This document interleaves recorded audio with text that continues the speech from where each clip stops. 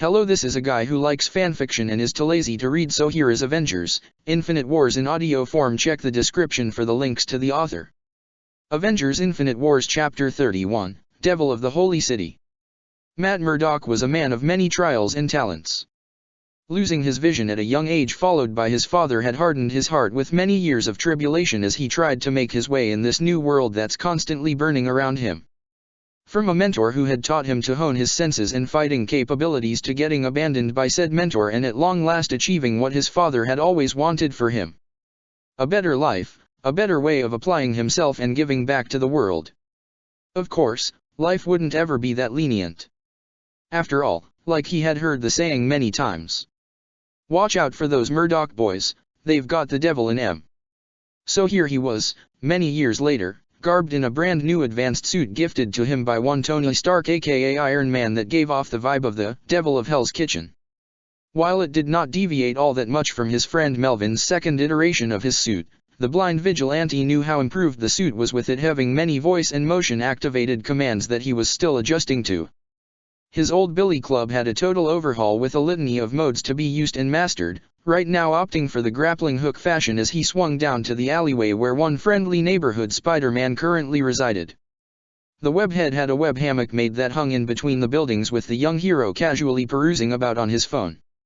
"I hope you managed to finish your homework assignment from school today," Daredevil remarked casually, gaining Spidey's attention. Spider-Man looked down to see Daredevil looking up at him with a patient look. Flipping around and hanging from his hammock with his feet, Peter casually threw his arms behind his back.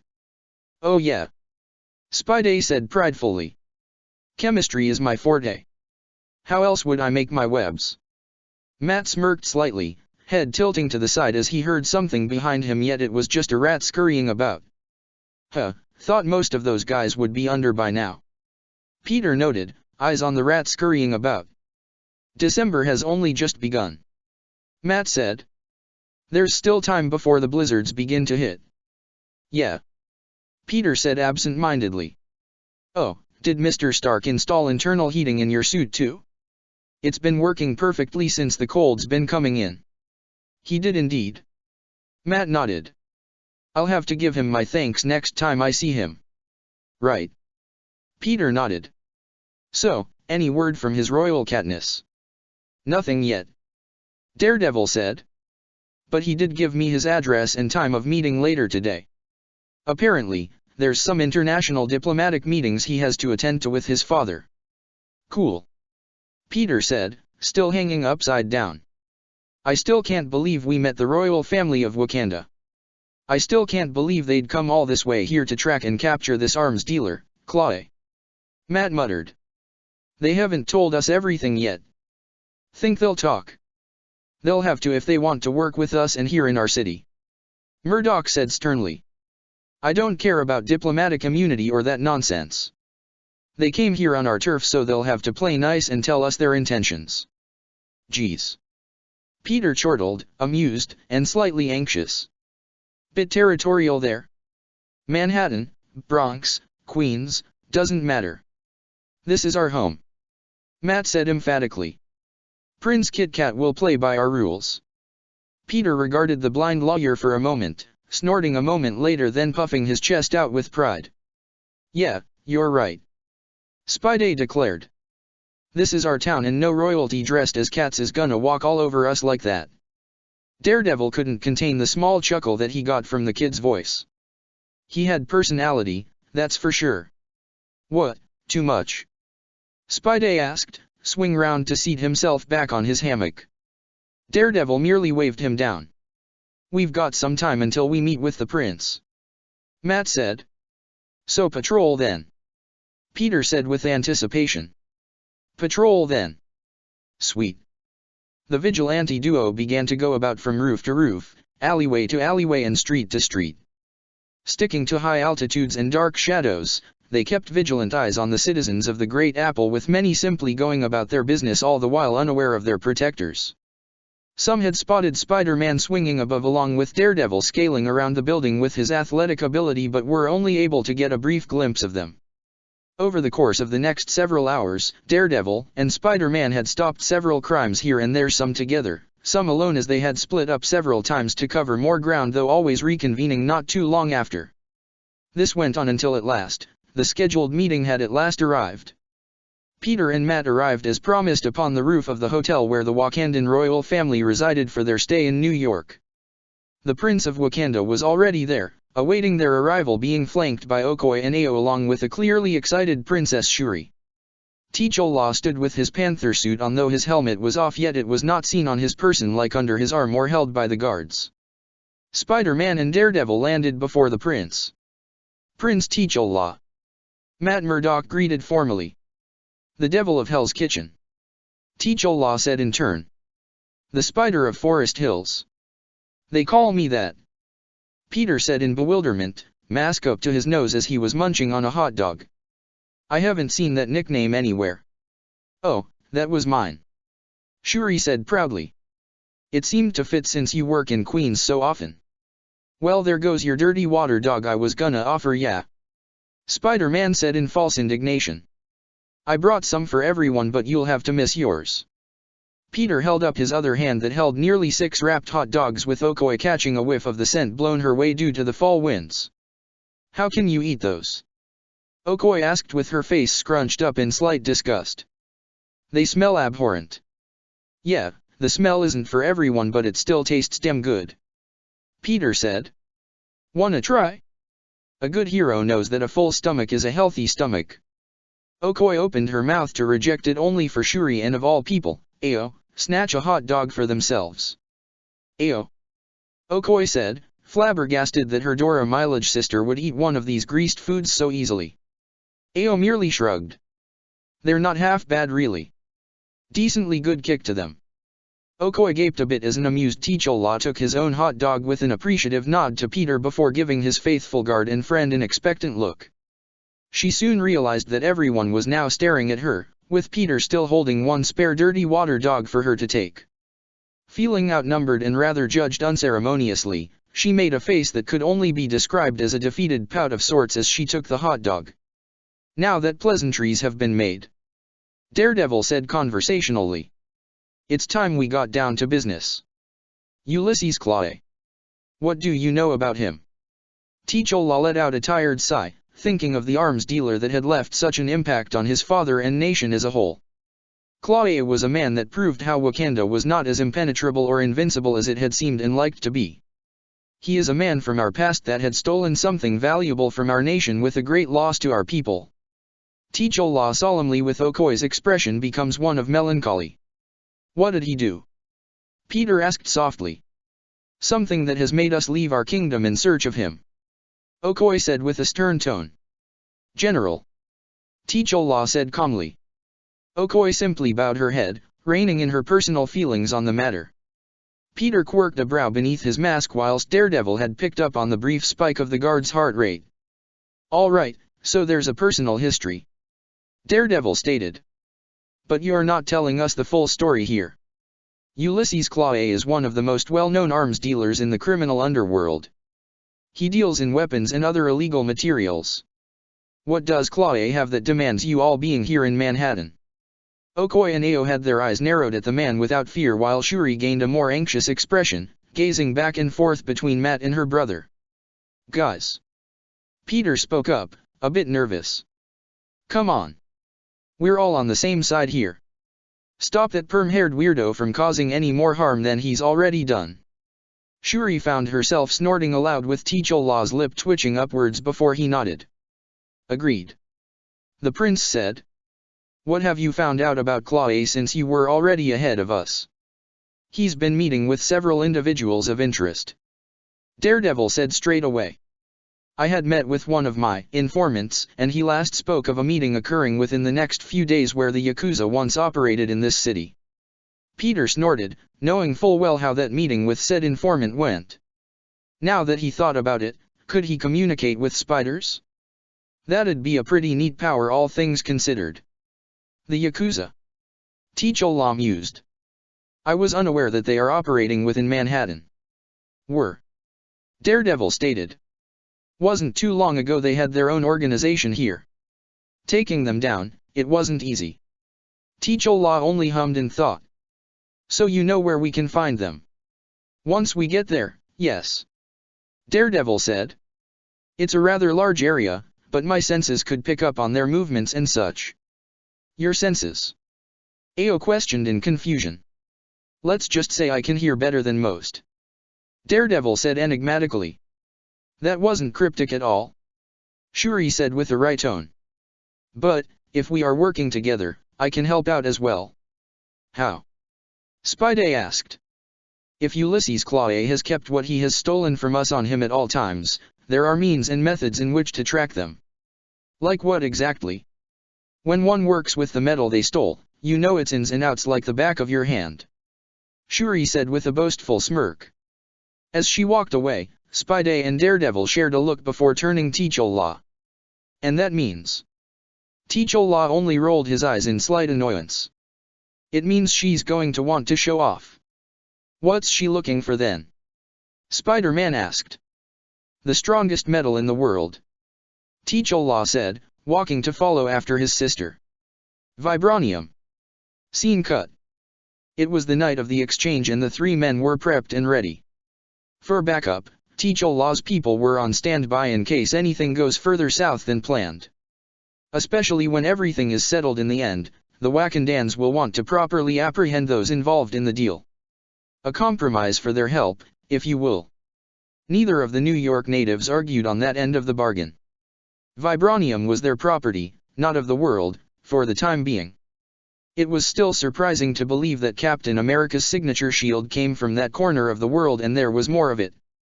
The two heroes asked how Howard Stark came across the amount he found back in WW2. The Wakandan royal siblings surmised the Stark founder merely came across shards of vibranium weapons scattered about Africa and melted them all down to form the infamous shield. It was any guess as any for them, leaving the matter dropped. Currently, the trio of enhanced individuals were situated upon separate warehouse rooftops, each covering a section in order to spot what they were looking for.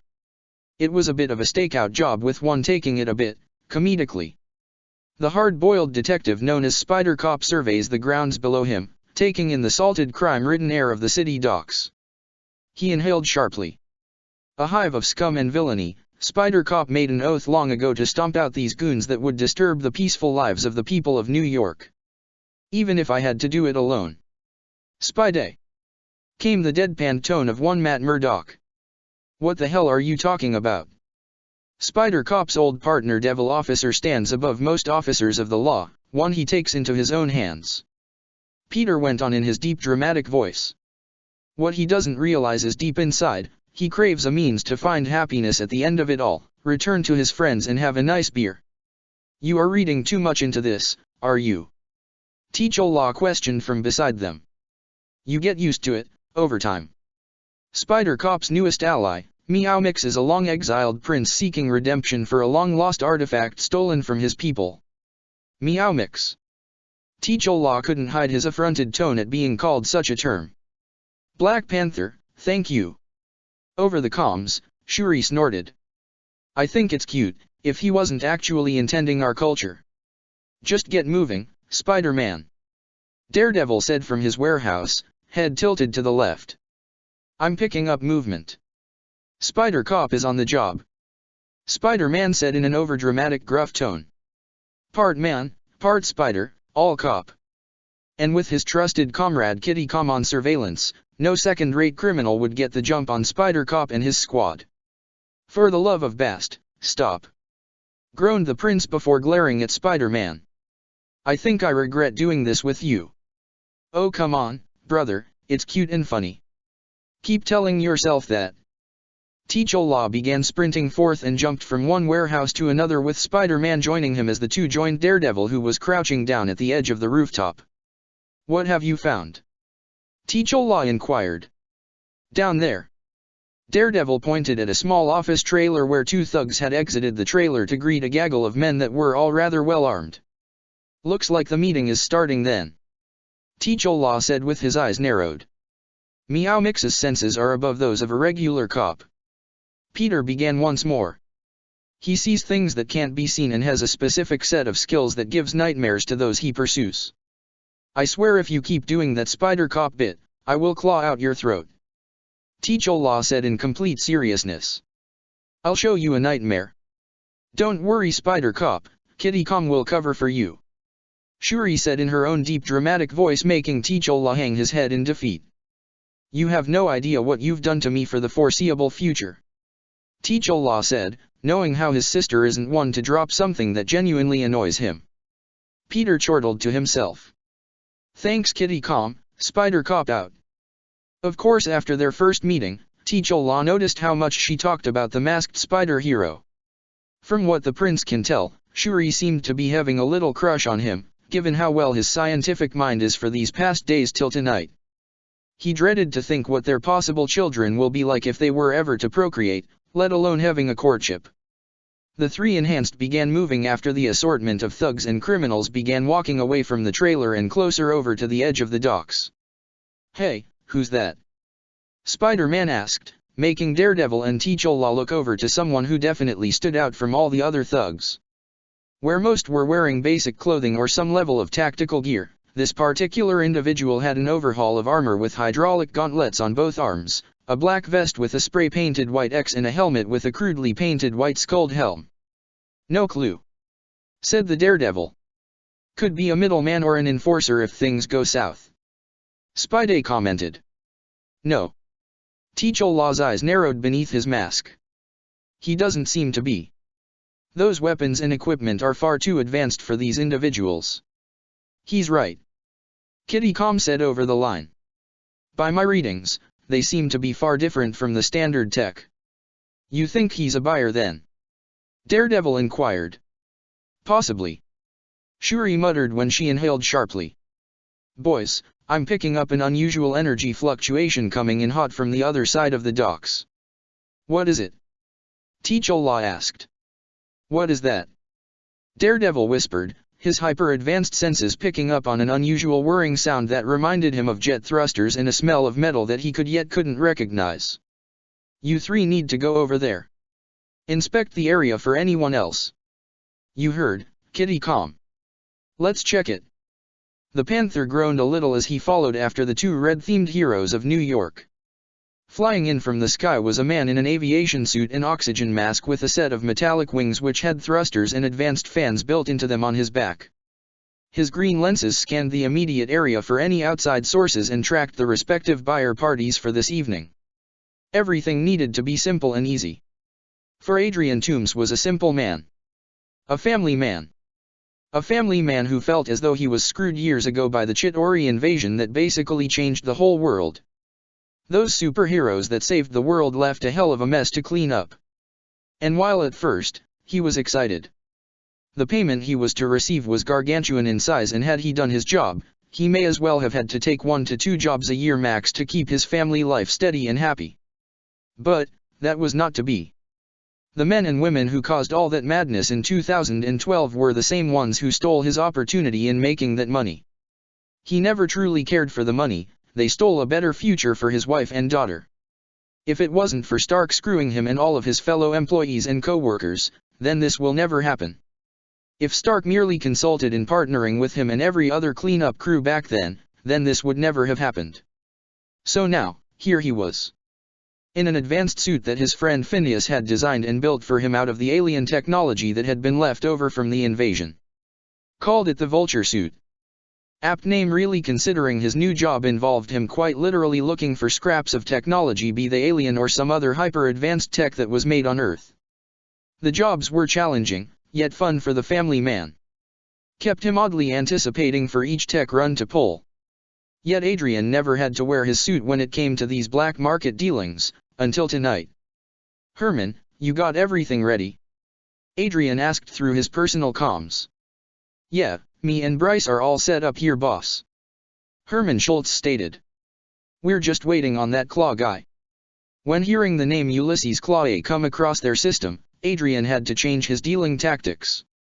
The man was very high up in the black market, and any dealing with him had to be kept on high alert. Rumor had it, ever since some deranged robot ripped off his arm prior to Sokovia being wrecked to all hell, the dealer became more dangerous than ever. Better be safe than sorry for tonight. He did want to get back home to his wife and daughter in one piece. And you are? Adrian regarded the strangely armored man. None of your damn business. So he's one of those guys. Oh? You do realize we're in a warehouse filled with people who have all sorts of weapons that isn't exactly available for the general market. The helmeted man turned to the Queen's native with a glare that did little in attempting to intimidate the man. So let's not be too rude here, huh? Adrian said amicably, though the underlying threat was not lost on the helmeted man. Rumlow. He said in a low voice. I know about you, Toombs. Adrian blinked, his expression changing sharply. And how the hell do you know about that? Brock Rumlow let out a dark chuckle. I have my ways. That didn't settle his nerves in the slightest. He wanted to get more answers right about now, yet that would have to wait. He had other more pressing matters to attend to. Boys. A gleeful voice echoed around the interior warehouse, with all heads turning to see the man of the hour being accompanied by a young man with dreads and glasses who looked bored being here. So glad of you all to get my invitation and show up. Ulysses Claude said in an eccentric grin. Hard to turn down the dealings of the infamous Claude when he wants to barter. Adrian stated. Oh, you make my heart burst with joy at such a statement, Toombs. Can we get this meeting over with or not? Rumlow groaned out. The German/South African dealer chuckled, ushering the two men to follow where their barter will be better suited. Far above them all in the rafters were the trio of heroes that had been watching the meeting take place. Geez, what is this, the Legion of Doom? Spidey asked, hanging upside down. Looks like they're all gearing up for the bad guy Olympics. I didn't think Claude would gather so many people here. T'Challa noted, crouched down on a metal beam with his black costume making him practically invisible in the shadows. Daredevil had extended his billy club into a tightrope wire, with it being attached on opposite ends of the ceiling and support beams with him standing atop it. There's a lot of guys down there. Peter said warily. How many? A couple dozen. Perhaps more. T'Challa said, leaning his head out to get a gauge of the numbers. And they look like they're packing some mean equipment. Especially that Falcon rip-off. They don't seem to be on high alert. T'Challa noted. That may seem that way. Daredevil said, with his nose picking up on every gun being loaded and ready. So what's the plan? Peter asked. Split up, most likely, to try and box them in. When we see the respective goods being bartered, we go in and take them out. Murdoch stated. Easier said than done, but best we can do. I can work with that. The trio of Enhanced had broken off as quietly as possible. Spider-Man opted to crawl along the ceiling and walls, with him taking extra care to avoid the lighting dangling from the ceiling. Black Panther was aware his suit reduced noise output in movement, but chose to stick to the rafters, lowering himself bit by bit until he was directly over the center of the gathering. Daredevil had managed to lower himself unseen and unheard to the floor, sticking to the shadows as he drew in closer. Normally he would take out the guards and other thugs as a means of reducing their numbers, but with so many being in close proximity to one another, it was too big of a risk. The assembled men were gathered around Claude, who stood at the center of them all, arms outstretched in a grandiose fashion, as he loved presentation above all else. He was a showman at heart. Right, gentlemen. Claude began. So glad of you to take time out of your extracurricular activities to speak with little old me. What is this about, Claude? Rumlow rumbled. So glad you asked, Crossbones. Claude cheekily said, earning an eye roll out of the ex-SHIELD operative. The arms dealer began to display a variety of arms and equipment that were simple guns to clearly enhanced and retrofitted technology that looked as though it was capable of eradicating anything in its path. Hell, one was some kind of weird robot head with glowing red eyes turned on for show. This went on for nearly an hour, after which point Peter was growing a bit anxious after seeing so many weapons. Can we go in now? Peter asked. I'm getting antsy here. I agree with Spider-Man. Kitty Com said over the line. I've got enough footage and data for our people to press charges and hold these people accountable. T'Challa was about to signal his two partners when he saw the German/South African dealer heading towards something not far away. A large cloth covered some sort of object, with the man seemingly excited to show it off. Hold a little longer, commanded the prince. To close off this little meeting of ours, I'd like to give to you an interesting item," Ulysses said, grabbing the cloth with both hands. "The piece de resistance to what I have to potentially offer." With a mighty heave, Chloe unveiled a large circular structure of some sort, with it having some sparks appear around the frame until the center empty hole lit up with a glowing blue swirl of unidentifiable energy. Something that certainly enraptured the attention of all in the warehouse. "Why do I get the Stargate feeling here?" "How so?" Matt inquired as he can't see the object in question. "Because I'm literally seeing something inspired by that film and TV series, that's why," Peter stated. "Crude in the framing but looks vaguely similar." Down below, several of the potential buyers rose a brow at what Chloe recently presented to them. "The fuck is that supposed to do?" Rumlow asked. "This, my friends, is a revolutionary new way of getting our product across the world without having to cross any more borders," Chloe said excitedly. "A little something Hydra whipped up not too long ago, and I happened to be its first buyer." "A teleporter?" Adrian said with a brow raised. "And a prototype? How in the hell do we know that this would even work?" "Trust me, we tested it several times with recent success." "Recent?"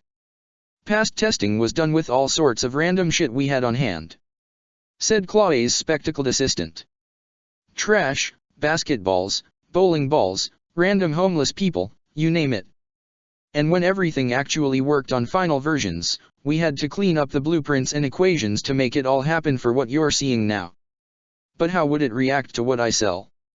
Adrian stated.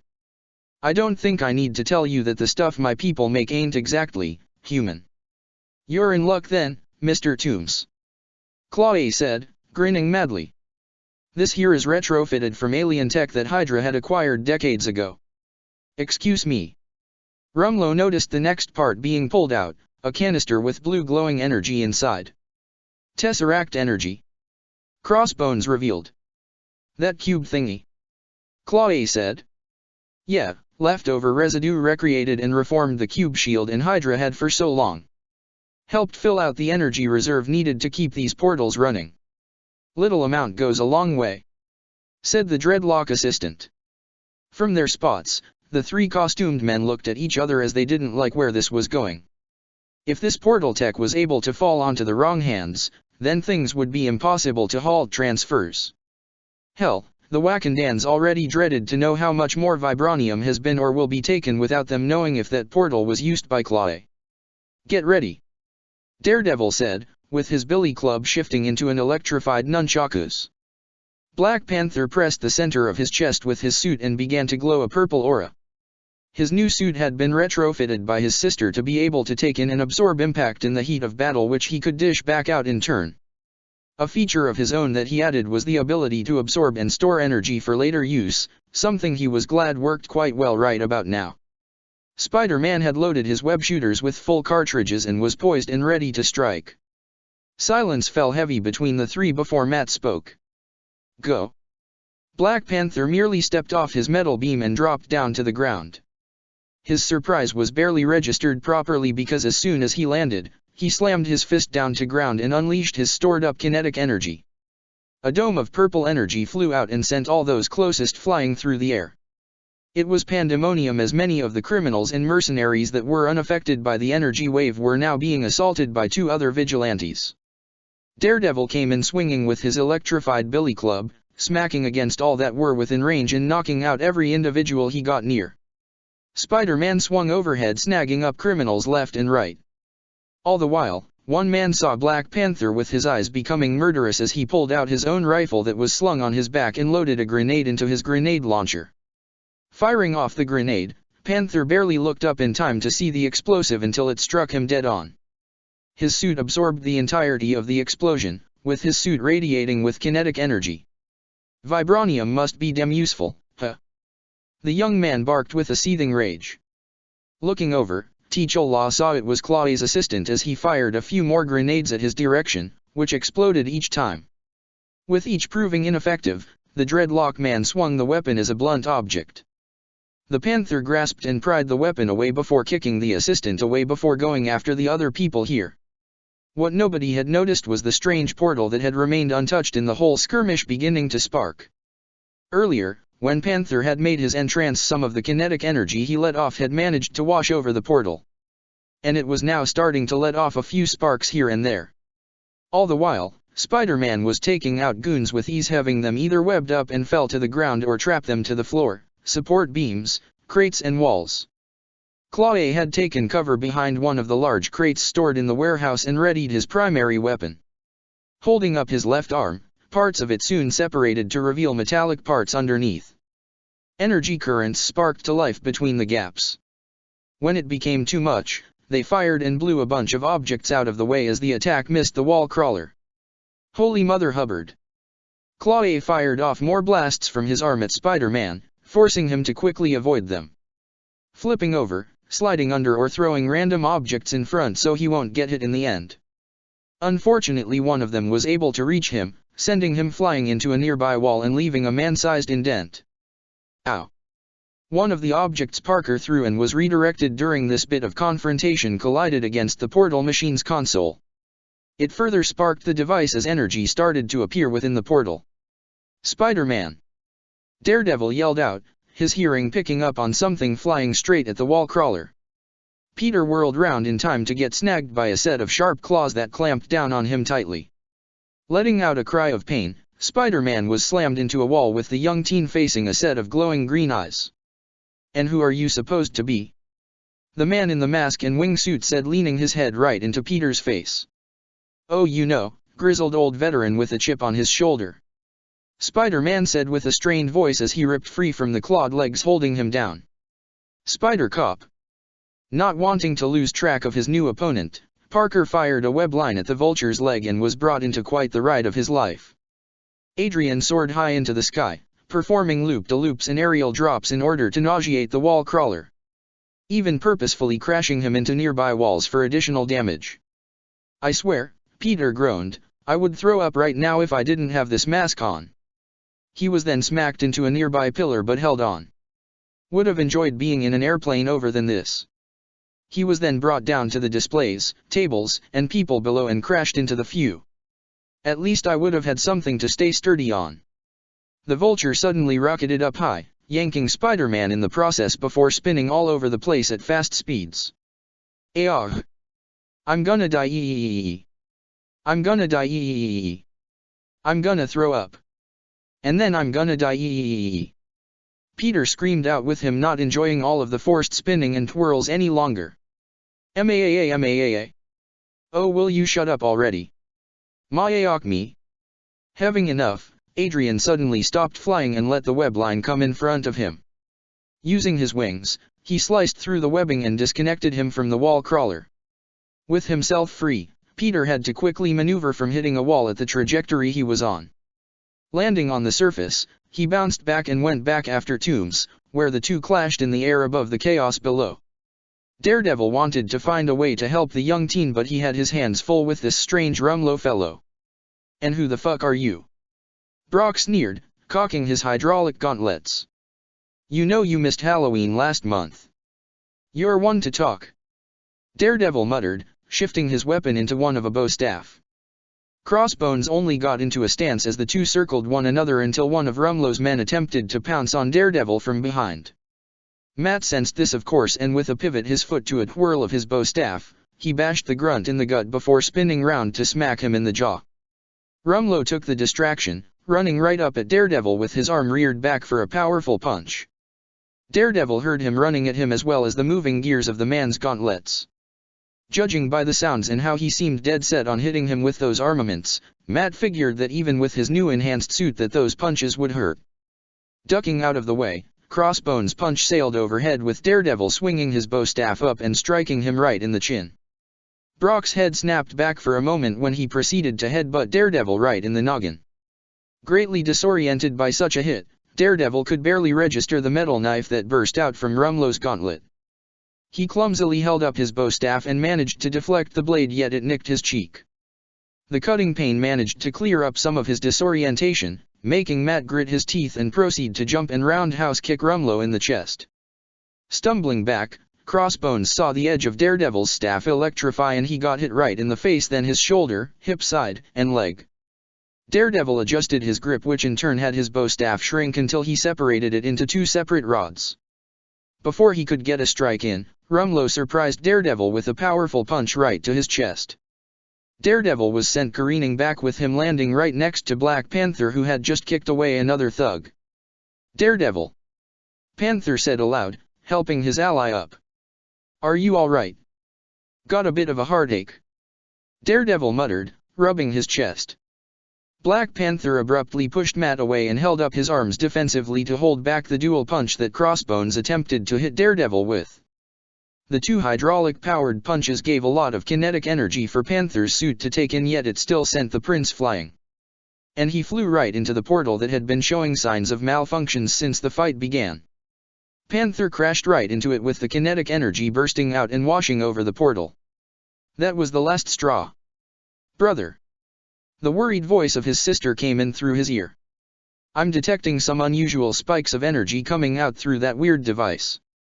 Chaotic blue, white and purple energy began to burst out from the portal, with many within the warehouse feeling some weird tugging sensation. "We gotta get out of here," the assistant in dreads yelled out to all those present. "Ah, shit, what happened?" Chloe roared out. Without warning, the portal unleashed an energy wave of its own, which then receded back into the swirling mass. Suddenly, air began to get sucked into the portal's center with a rather powerful pull that made many begin to panic. "Brother! Spider-Man! Daredevil! You need to get out of there!" Shuri yelled over the comms. "You don't have to tell us twice," Peter cried out. Spider-Man was ready to leave, yet out of the corner of his eyes he saw Panther and Daredevil were still pretty close to the portal. Adjusting in the air, Peter swung down, fired two web lines at them and snagged them both. "Hold on guys, we're getting out of here." Spidey began to pull when he felt a strange feeling in the back of his head.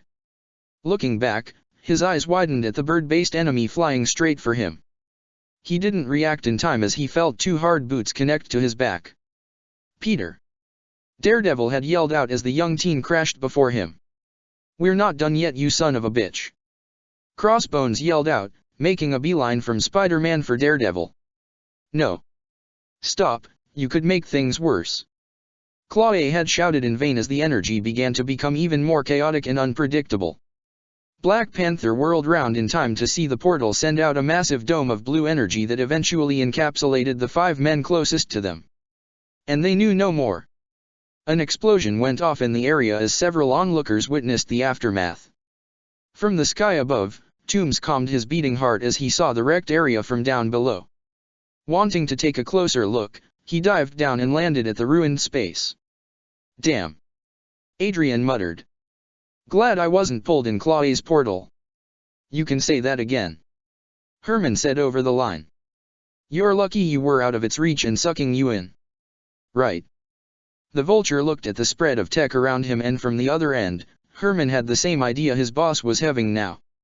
"Take what you can and bolt out of there," Herman stated. "Don't know how long the police will show up from that explosion. But you're on the clock now." "Will do." By the time Adrian got everything he needed, he flew out of the ruined battleground and flew back to base. Both he and his boys somewhat made out what they originally came here for, and then some. And they will be able to profit it all in the end once everything blows over.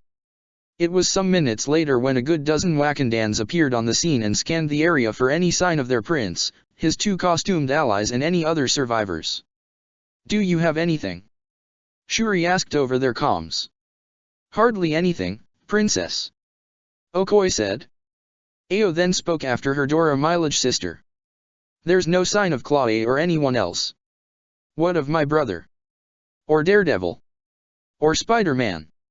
"Nothing," Okoye gritted out. "Mother and father are not going to like this," Shuri said with her voice breaking. I don't know how much this will hurt them."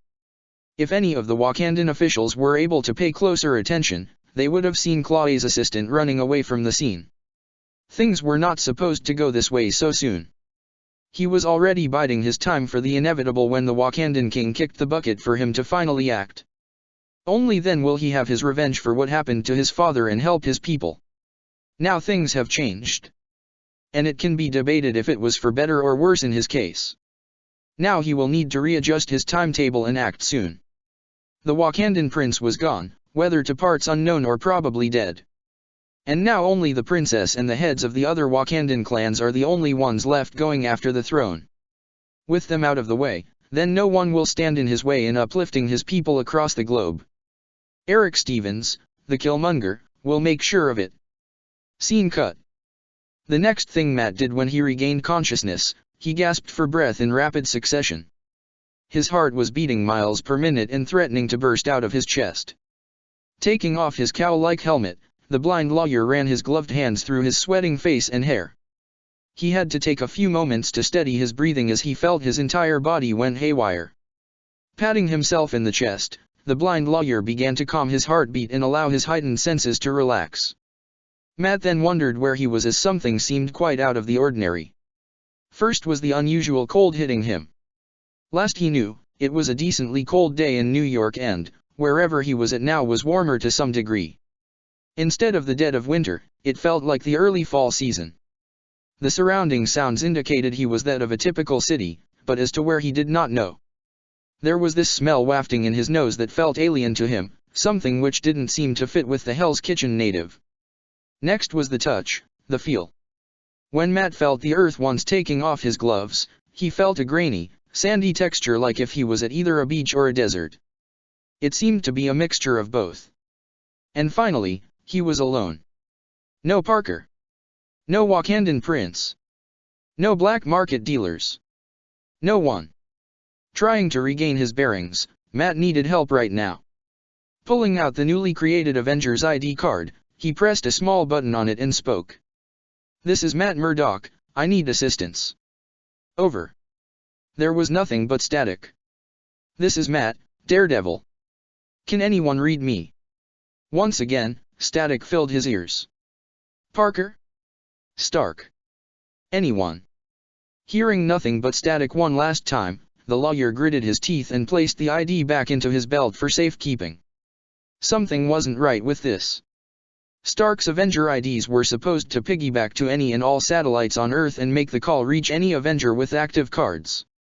So either he was in a place where he was in a literal dead zone, where no phone signal can reach, or he was being blocked, somehow. What Matt needed to do now was to find out where he was at now. If he did, then he could find the means to get back home. He can pay for a trip or have a means of reaching out to someone he was familiar with. He did carry some emergency money on him to pay for a taxi to even use a payphone, even with how rare those were these days. And he can ask nicely for someone to lend their phone to him for a brief time to at least make a small call or voice message. After all, it's hard to turn down a lost blind man. Then again, with the world he lived in, there are some who wouldn't give a rat's ass in helping a cripple like himself. Before anything, Matt needed to possibly find some clothes to change out of, or at least something practical to cover up his Daredevil attire in order to not draw him too much attention. While his helmet and certain parts of his new suit could retract, he still preferred other means of clothing. He was in an alleyway of sorts with nobody on either side, yet the bolstering sound of people were well and near. Cautiously, Matt approached the exit of the alley and felt himself freeze up. What were these people? He felt his senses being overwhelmed with all sorts of sounds and scents that he did not recognize. Everything around him felt completely and utterly alien. "What the fuck?" was the rather appropriate response from the blind hero. And speaking of blind, a man of Asian descent gave a smile to a weary traveler who had come to him for aid when he inhaled sharply. His walking stick next to him clattered to the floor as he rose to his feet only to stumble slightly. Chirrut. He felt the familiar arms of his best friend keep him from falling. "Thank you, Baze." Chirrut Imwe said as Baze lowered him to sit and catch his breath. "What's wrong?" Baze asked, grabbing Chirrut's walking stick and holding it out for him to take. "Sorry, Baze. Just felt an aftershock, that's all." "It must have been quite an aftershock," Baze muttered. "You looked as though you were about to pass out." "Just the second one in quite a while," Chirrut responded. "Now let's find the source of this aftershock." Having his walking stick out, he started his search for what needed to be done now.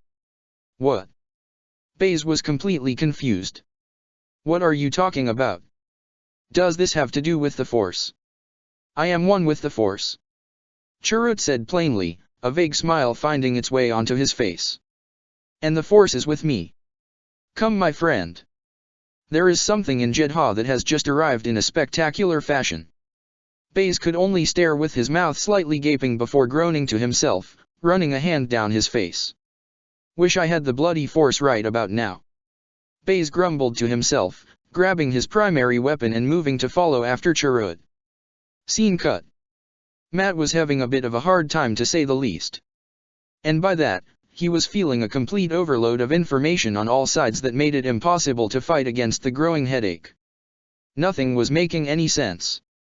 Many of the languages spoken were not known to Murdoch at all. And only the basic English language did, and when hearing from it, nothing he heard made heads or tails. He did not know where this Jedha was located. There was no payphone for him to use, only something called a holonet. Whatever the hell that was. And what money he had on him wouldn't cut it. So in essence, he was in a bit of a pickle. A really problematic, no means of figuring out on how to get out of this pickle. Now, being a man of faith, he'd think of having a prayer right about now or go to any church that he could find, but seeing as how he was in a city that had things that he could only describe as aliens, options were rather next to none right about now. Which, to put it plainly, kinda sucked right about now. I really wish this was a very bad dream. Murdoch muttered. Only then can I feel at peace once waking back up. Thinking about his situation now, he had to wonder just what these other humanoids and non-humanoids around him were. Some of them honestly looked as though they were human with unusual headpieces. Yet with the use of his senses, it was clear to Matt that they were actually a part of the head as a whole. So he had either discovered that this was a new set of humans or... Am I on an alien world? Daredevil muttered to himself. Did I seriously get sucked into something out of Star Trek? Now, though he was blind, that didn't mean Matt was unable to have an active enough imagination to know alien descriptions and such when reading books or listening to audio renditions of old space series on the radio and television. He was a bit of a Trekkie like his fellow vigilante from Queens. But Picard and Kirk can't exactly help me right about now. Matt muttered to himself as he had remained mostly out of sight by sticking to the back alleys of this alien city. Some that had seen him could only stare in slight bewilderment of his horned helm and red and black getup, but left him unbothered. Just as Matt was about to round about a corner, he stopped when he felt someone stop behind him, facing directly at him. You seem troubled. Matt whirled round to face this man, and he wasn't alone. There was another man standing next to the one that spoke first. This the guy, Chirrut? The companion of the identified Chirrut asked curiously. Strange outfit. Maybe. Chirrut said in a humored tone. If only I could see what he looks like, Baze. Matt took a moment to regard the two men, senses on high alert. They didn't appear to be a threat yet, that could change in an instant. There was something else about the two. The one with the stick in particular. Or really, his walking stick as a whole. He couldn't properly describe it, but there was a bit of a strange hum of some kind coming from the metallic edge of the walking stick. Who are you? Matt asked warily. Ah, very rude of us. My name is Chirrut Mwe. The fellow blind man said cheerfully. Baze Malbus. His friend said a moment later. I keep this one here out of trouble. Chirrut snorted from the comment before approaching the city's newcomer. I sense that you are lost, my friend. Chirrut began slowly, making Matt scoff to himself. That's putting it mildly. Don't worry, we don't mean any harm. Chirrut said calmly. Unless you try to make it. Baze. Chirrut said with an annoyed look. I'm just being forthright. Baze said. You know how the galaxy is right now. Chirrut let out a tired sigh, knowing his friend's words to be true. I can be on my way, if you want. Matt said, trying to walk away from the new arrivals. Yet Chirrut placed a hand on the man's shoulder in order to stop him. Still weary of what happened, Matt went into action, spinning around and threw a fist at the blind man beside him. Chirrut avoided the blow before grasping Murdoch's arm and throwing him to the ground. Matt instinctively kicked back up and attempted to beat him back, but he felt a bit off.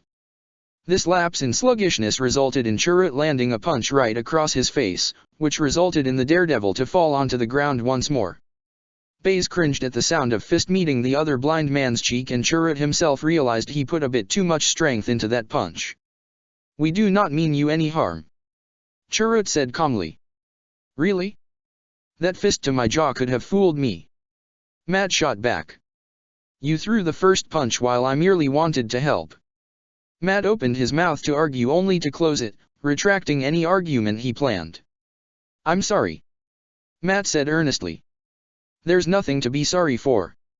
All is forgiven," Chirrut said with an offered hand. The lawyer grasped the offered appendage and was hoisted back up onto his feet. Matt sighed as he patted himself down, getting sand off of him. "Sorry if we came across a bit aggressive," Chirrut said when Baze coughed a bit too dramatically into his hand. "Okay, I came a bit aggressively," Chirrut admitted, garnering a slight smirk from Murdoch. "All is forgiven." The marksman chuckled at this. "Come." Chirrut gestured for the lawyer to follow. "As guardians of the wills, it is our duty to show hospitality to those lost and in need of guidance." Though he didn't say anything, Baze only nodded in agreement, already turning to walk back to where they lived. Seeing as they were going to be hospitable to him, Matt might as well follow after them. Scene cut. If you told him weeks ago that he would wind up in an alien galaxy shortly after becoming an Avenger, Matt Murdock would be laughing and scoffing at your face. That would not be the current case.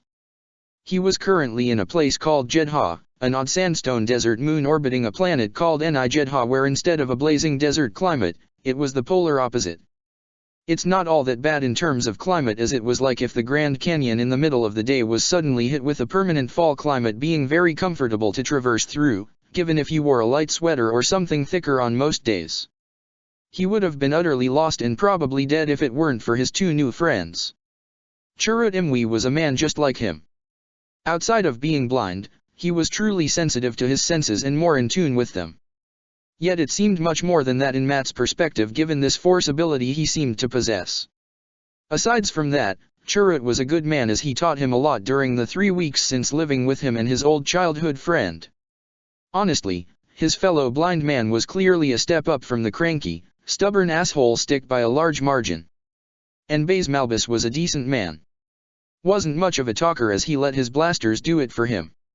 In the order both he and Chirrut were a part of, the Guardians of the Wills, he was considered to be like a part-time security guard for the Kyber temple nearby. He was a bit of a drunkard at times, but he knew when to do such activities or not. Matt learned a lot about the current galaxy he was in. From the Republic, the Separatists, the Clone War happening now, the Force, alien species, even if that last one will be difficult to some extent with him lacking normal sight. There were times his inner Trekkie from his childhood would be happy to bask in such sci-fi fantasy. Yet now he had to survive in this new environment, even if it's for the rest of his life. Yet one thing seemed to remain the same: laws and politics were always a hassle. More so now more than ever. In his time with the 2 Guardian members, Matt had to make himself useful or else he'd be stir-crazy. He wanted to keep up his law practices and keep himself at tip-top shape for any fights that may come his way. Chirrut said he can help on the latter, but the former will come at a later time. Matt didn't know why his fellow blind man said this, only stating the Force merely told him his time will come. Murdoch was able to train with Imwe almost daily, as they kept up with their hand-to-hand fighting. Other days they shared quite the amount of philosophical discussions which lasted for hours. Baze helped out every now and then, out of request or sheer boredom. But not as much as the blind monk. Matt didn't mind that at all. Thinking back on an earlier thought, it was strange how Matt was starting to find himself with more and more individuals with abilities that were far above the norm. Getting recruited into the Avengers and befriending Spider-Man was one thing. But now he was in an alien world speaking with one who is also blind, who uses his own enhanced senses and whatever this Force was to fight. Chirrut said everyone had the Force flowing through them, all except him apparently. Something about a void of some kind. Whatever that meant. Currently, Matt stood outside the Temple of the Wills, where he had been residing in courtesy of Chirrut and Baze. The place wasn't much, but a roof over his head was better than no roof at all. He was a bit restless right now. There were no means of communicating with the Avengers, or anyone from Earth for that matter. He was stuck on a planet that's probably billions if not trillions of light years away. When he was growing up in Hell's Kitchen, space wasn't exactly in the cards for a simple lawyer of Manhattan.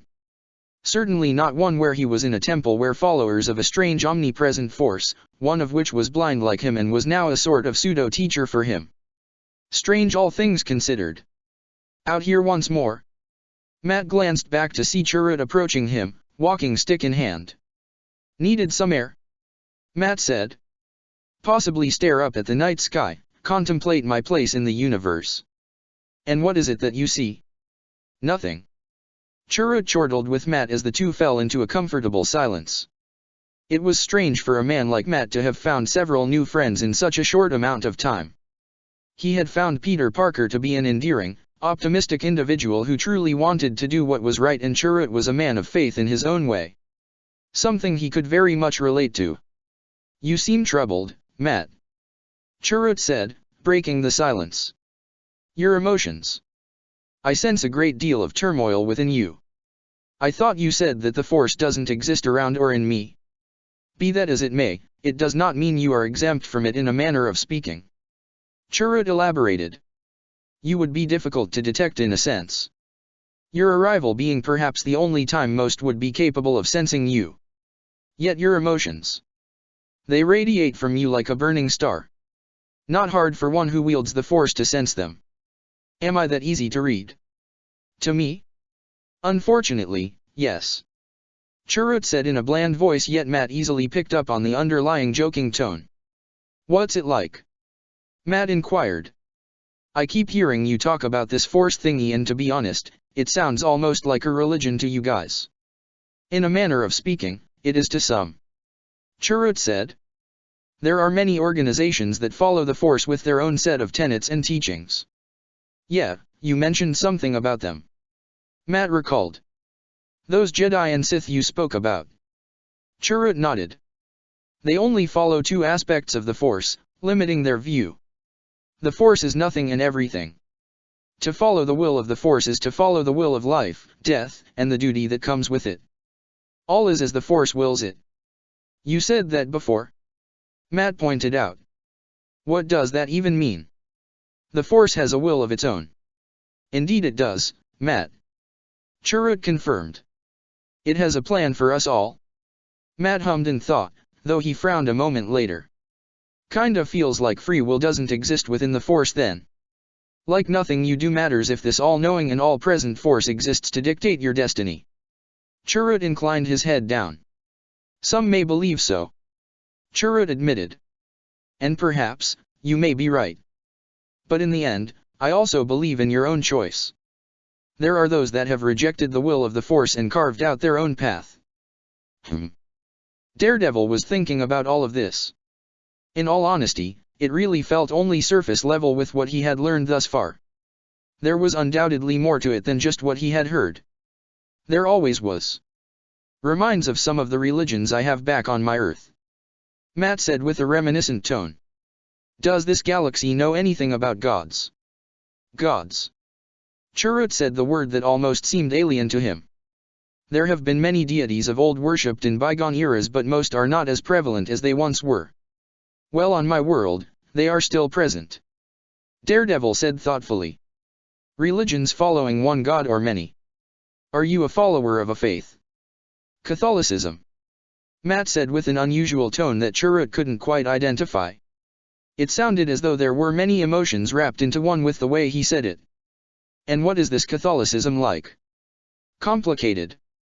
Daredevil said blandly, making Chirrut snort. So not as simple as you'd like, I take it. In a manner of speaking. Matt admitted. I never really saw it as a means of doing what I do. Just that it's an aspect of my life is all. It's something I use in a time of crisis or when I need guidance. Murdoch ran his hand through his hair as he looked up into the sky above. There were so many religions branching off from the original, which Catholicism is a part of.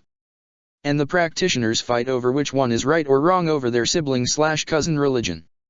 Sounds violent. Most everything usually is. Matt admitted. We're talking about ideologies here and beliefs. Unfortunately, human and clearly sentient nature in general is not one of peaceful coexistence. Not to mention the main one considered others outside of the family as paganism, nothing real at all. Yet they are in fact real with their gods actually existing. Matt let out a tired sigh. So much violence born from people not accepting the fact others want free will in what they want to believe in. Chirrut had regarded Matt with silence, allowing the man to let out all that currently plagued his mind. You carry a greater burden than I had first assumed, Murdoch. Chirrut said sympathetically. I sense you carry a cage within you wherever you go. Matt let out a mirthful chuckle. Watch out for them Murdoch boys. They've got the devil in them. What is this? Something that has been told of my family from my father, to myself. Chirrut thought these words over. Sounds appropriate, I believe. Yeah. We have all this uncontrollable rage and sadness bottled up inside us. We have our ways to release it. For my father, he was a fighter in the ring. And for you? Matt didn't answer, his ears starting to ring with memories of beatings and beatdowns he delivered. When his inner devil took over and he unleashed everything onto whatever poor victim just so happened to be the target of his rage. Chirrut patted his shoulder after a moment, seating himself down into a cross-legged position while removing the metal hilt of his walking stick. Placing it down before him, he inhaled and began meditating. Matt opted to simply sit down beside the blind monk, simply closing his eyes and allowing his senses to wander about. The rest of the evening was in silence between the two men. Sitting in peace and reflecting on their own lives.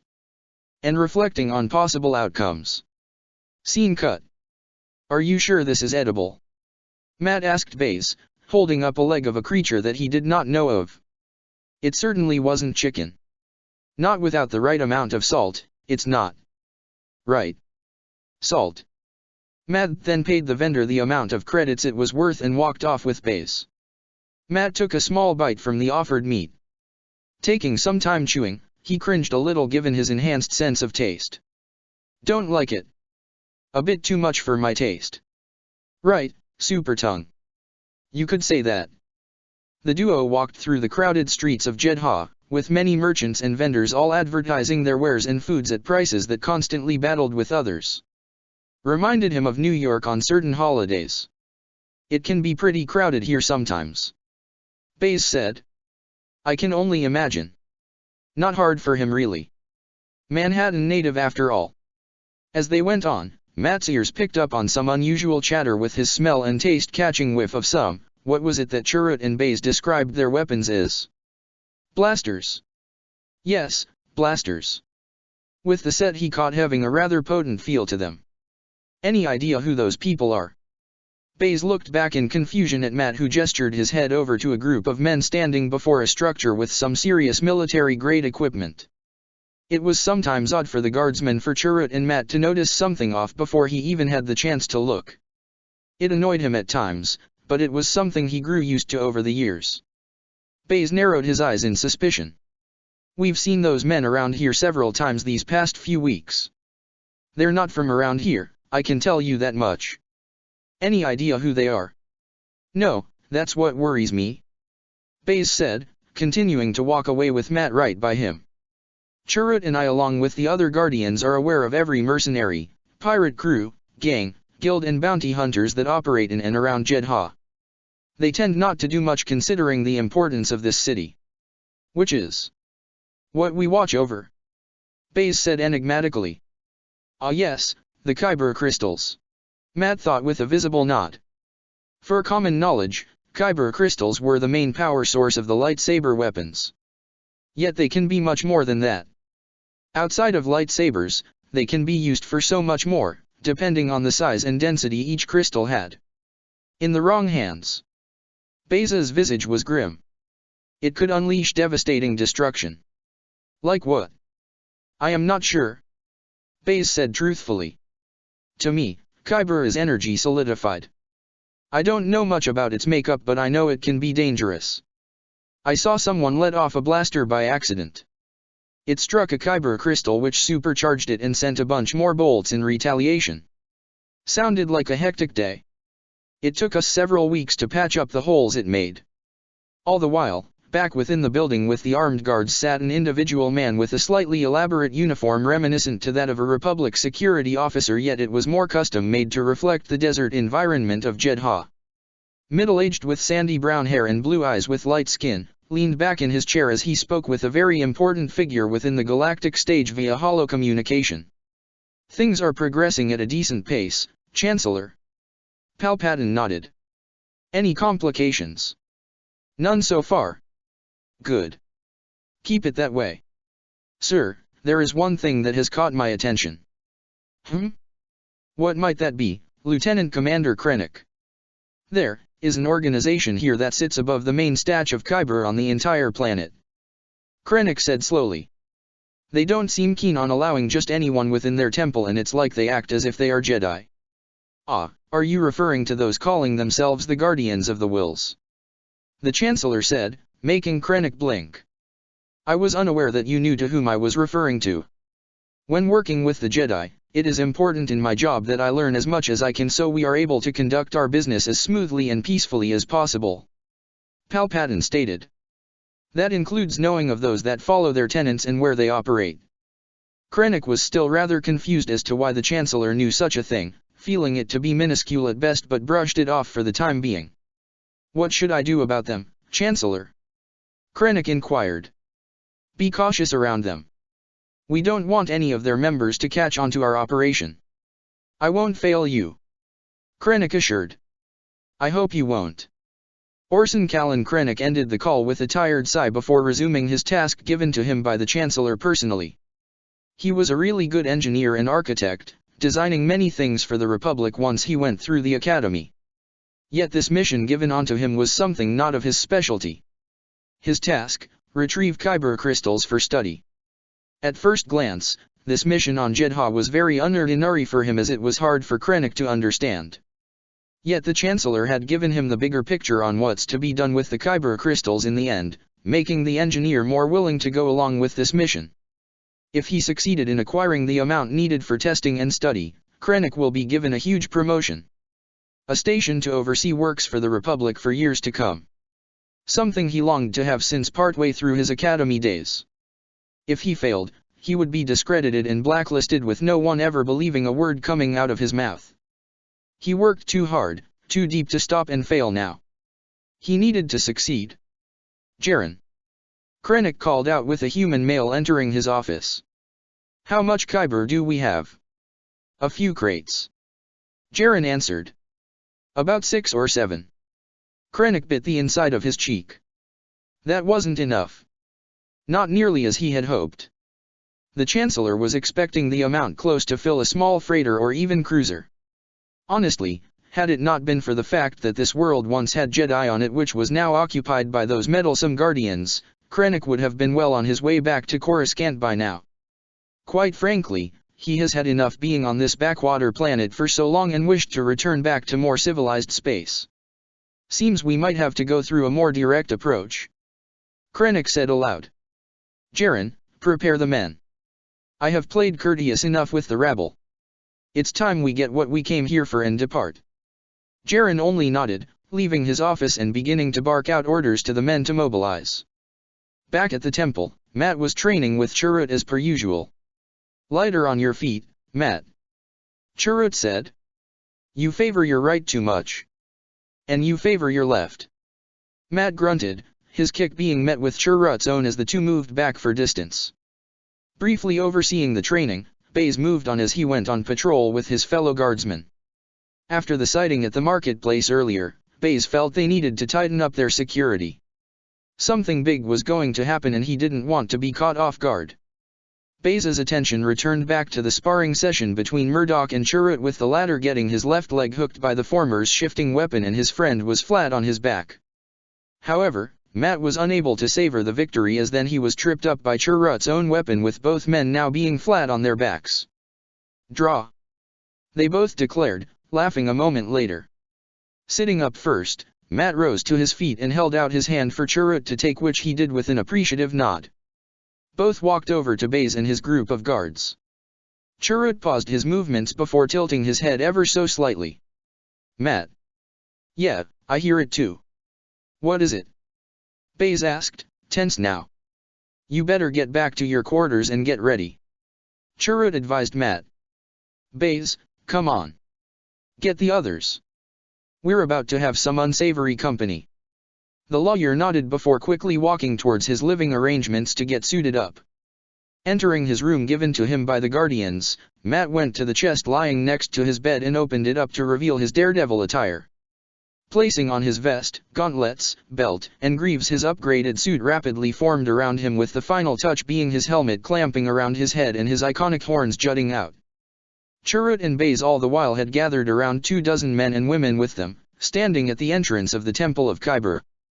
The air was tense and silent until all began to hear the telltale signs of trouble coming their way. All were tense and ready, with many gripping their weapons tightly, some being blasters while others were melee weapons. Baze soon spotted a man leading a large group that may as well be considered a battalion marching straight towards them. They eventually reached the front, standing no less than several yards away from the temple. Greetings to you, Chirrut said in a cordial manner. What can we do for you today? Krennic stepped forward. Well, my good sir, to put it plainly, you have something we desperately need. And what would that be?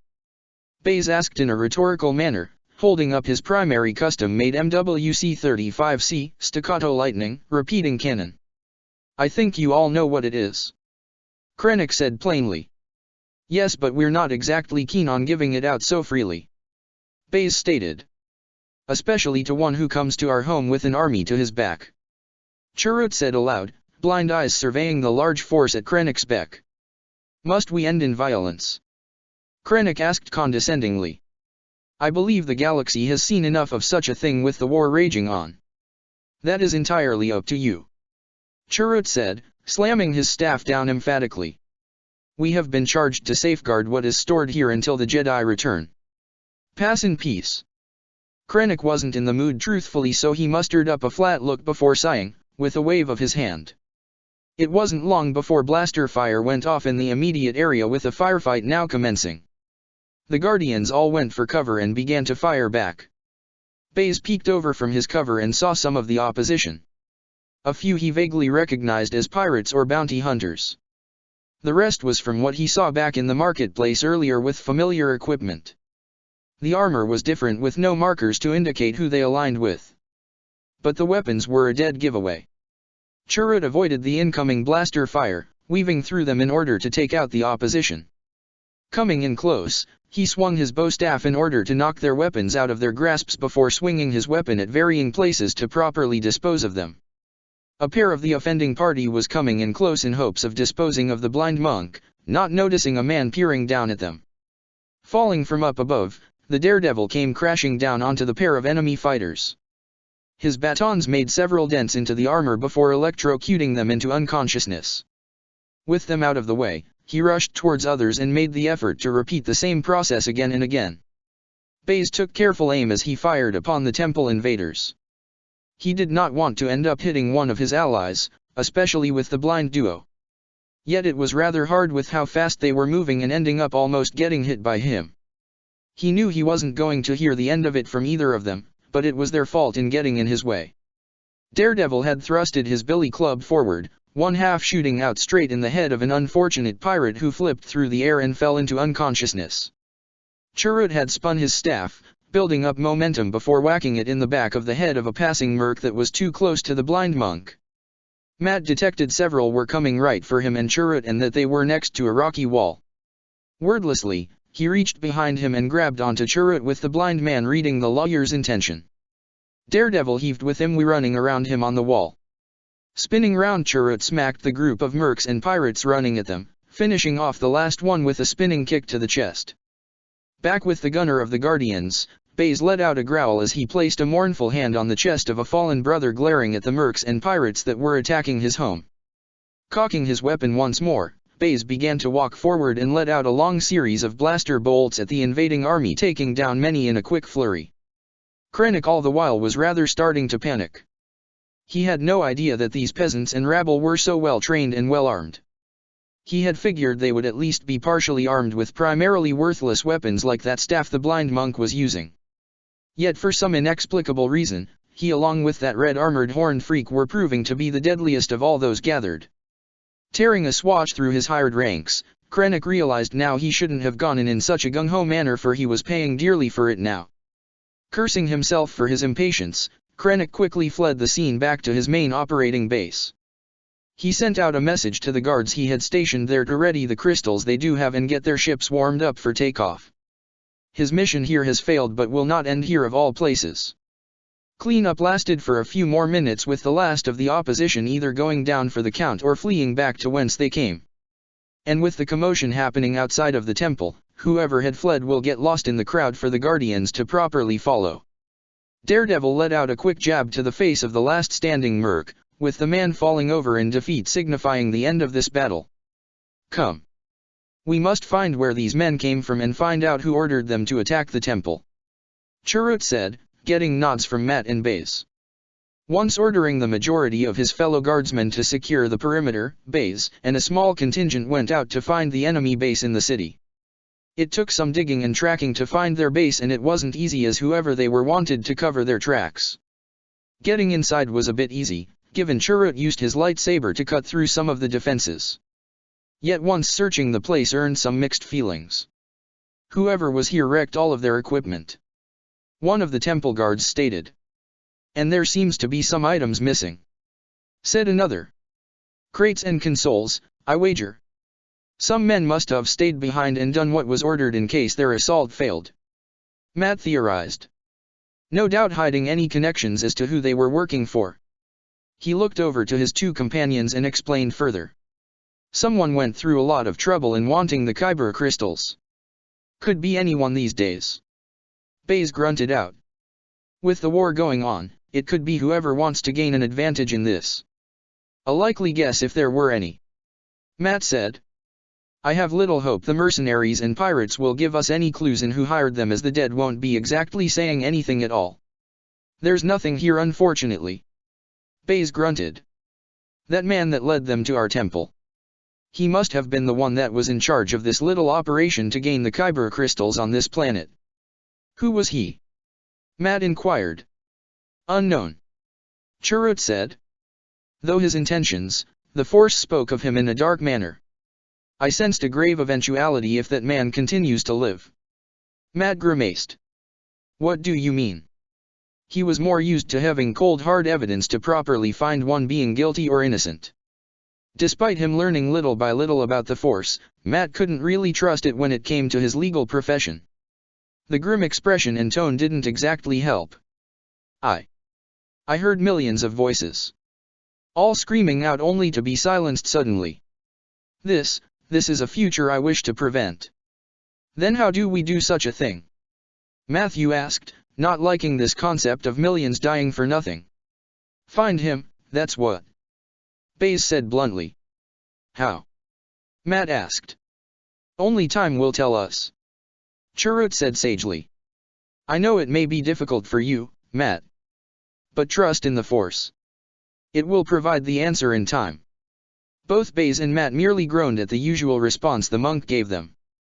Chirrut gave them both an amused smile. Yes, I know it can be like that at times. Forget it. Baze waved down. Come on, there's still injured back at the temple and we must prepare our respects for those who have fallen. Yes, we must. Chirrut agreed solemnly, walking out with Matt standing there in silence. How in God's name had this happened to him in such a short amount of time? Wasn't he dealing with court cases a month ago with Foggy and Karen? How did he wind up in a galaxy far far away without knowing if Spider-Man or Black Panther were alright? His life wasn't really meant to go in such a route. Matt. Baze called out to him. Come on, let's not keep the others waiting. Matt nodded, walking out from the office and back to the Kyber temple. Back to his new crazy space adventuring life. It wouldn't be days later when Matt's life would change even further. Reunions with a familiar voice and familiar names with their allies in the galaxy he currently resided in. At least he wasn't as alone as he thought he'd be. Avengers Infinite Wars Chapter 32, D-Day.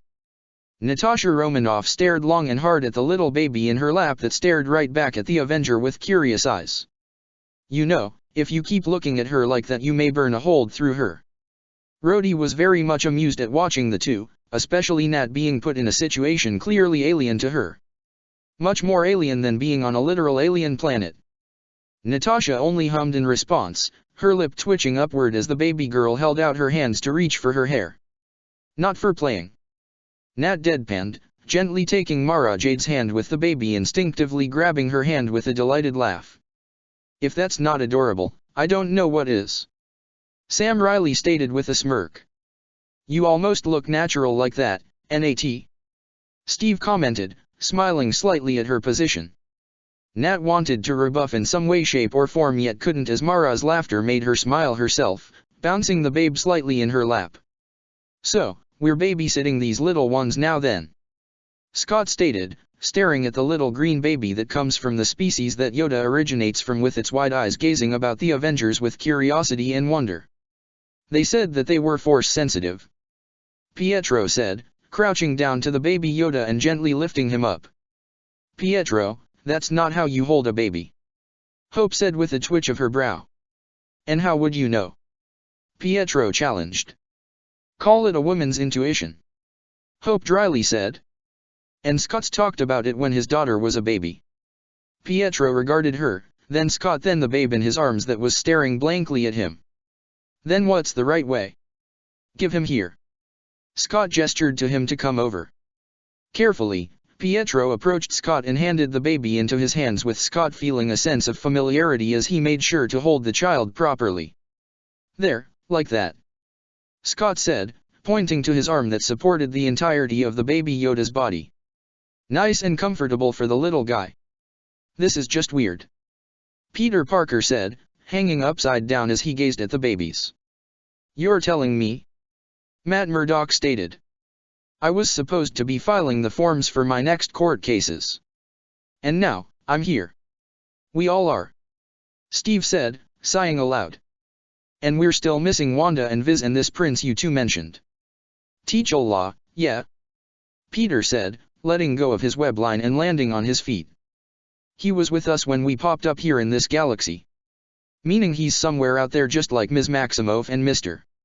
Vision. Matt said. We've gotten lucky so far.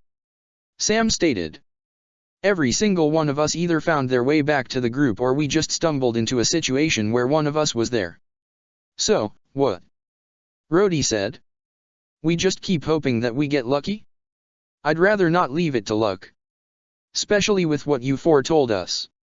Nat said, looking to the three New Yorkers and bird-based Avenger. There's the chance that there are other enemies that have arrived in this galaxy. Also leading to possibly more coming in. Pietro said with a grave tone. Well, Scott let out a sigh. Doesn't exactly fill me with confidence. Preaching to the choir. Sam said. So then, what's our play cap? We've helped out with the Jedi and the Republic with these past few weeks. They've provided us a place to stay but honestly, not really keen on staying here much longer. Agreed. Pietro said, playing a little with the baby Yoda in his arms. I'm fine with staying at the temple and all but would like my own place at some point. What about the kids? Peter asked, now walking over to Nat with Mara Jade who gazed up at Peter curiously. Can we take them? Are we even allowed to? Qualified even. Aside from Scott and Hope, not so much.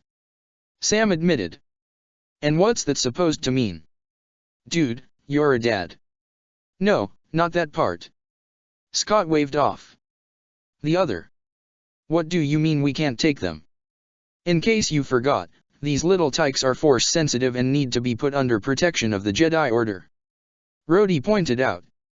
And make them into emotionless drones for the Republic that's clearly a lot more corrupt than they let on.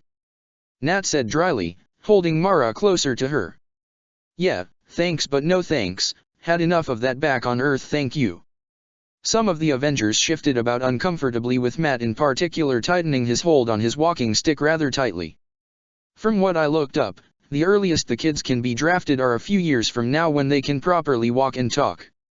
Steve said. And what about this little guy? Pietro gestured to the baby Yoda. He is up to debate. Rhodey said plainly. Why? Hope asked. Apparently, since he comes from Yoda's species, they age rather differently compared to all of us.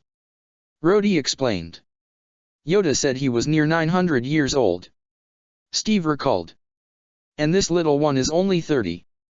So. What? We gotta wait 100 years for him to hit puberty? Sam asked rhetorically. Cap, not try to say anything here, but I'm pretty sure the only one of us who might make it past those 100 years is you. Scott said sheepishly. And that means your stubbornness will outlive us all? Nat dryly said, making Steve snort. Thanks for the vote of confidence. Think we should give this little guy a name? Scott asked, holding the baby Yoda up slightly. Gonna get tired of calling him the child or baby Yoda all the time. Some of the Avengers looked at the baby Yoda with the child staring back at them with its large black innocent eyes. How about Kevin? Peter asked. Nat said with a dry look.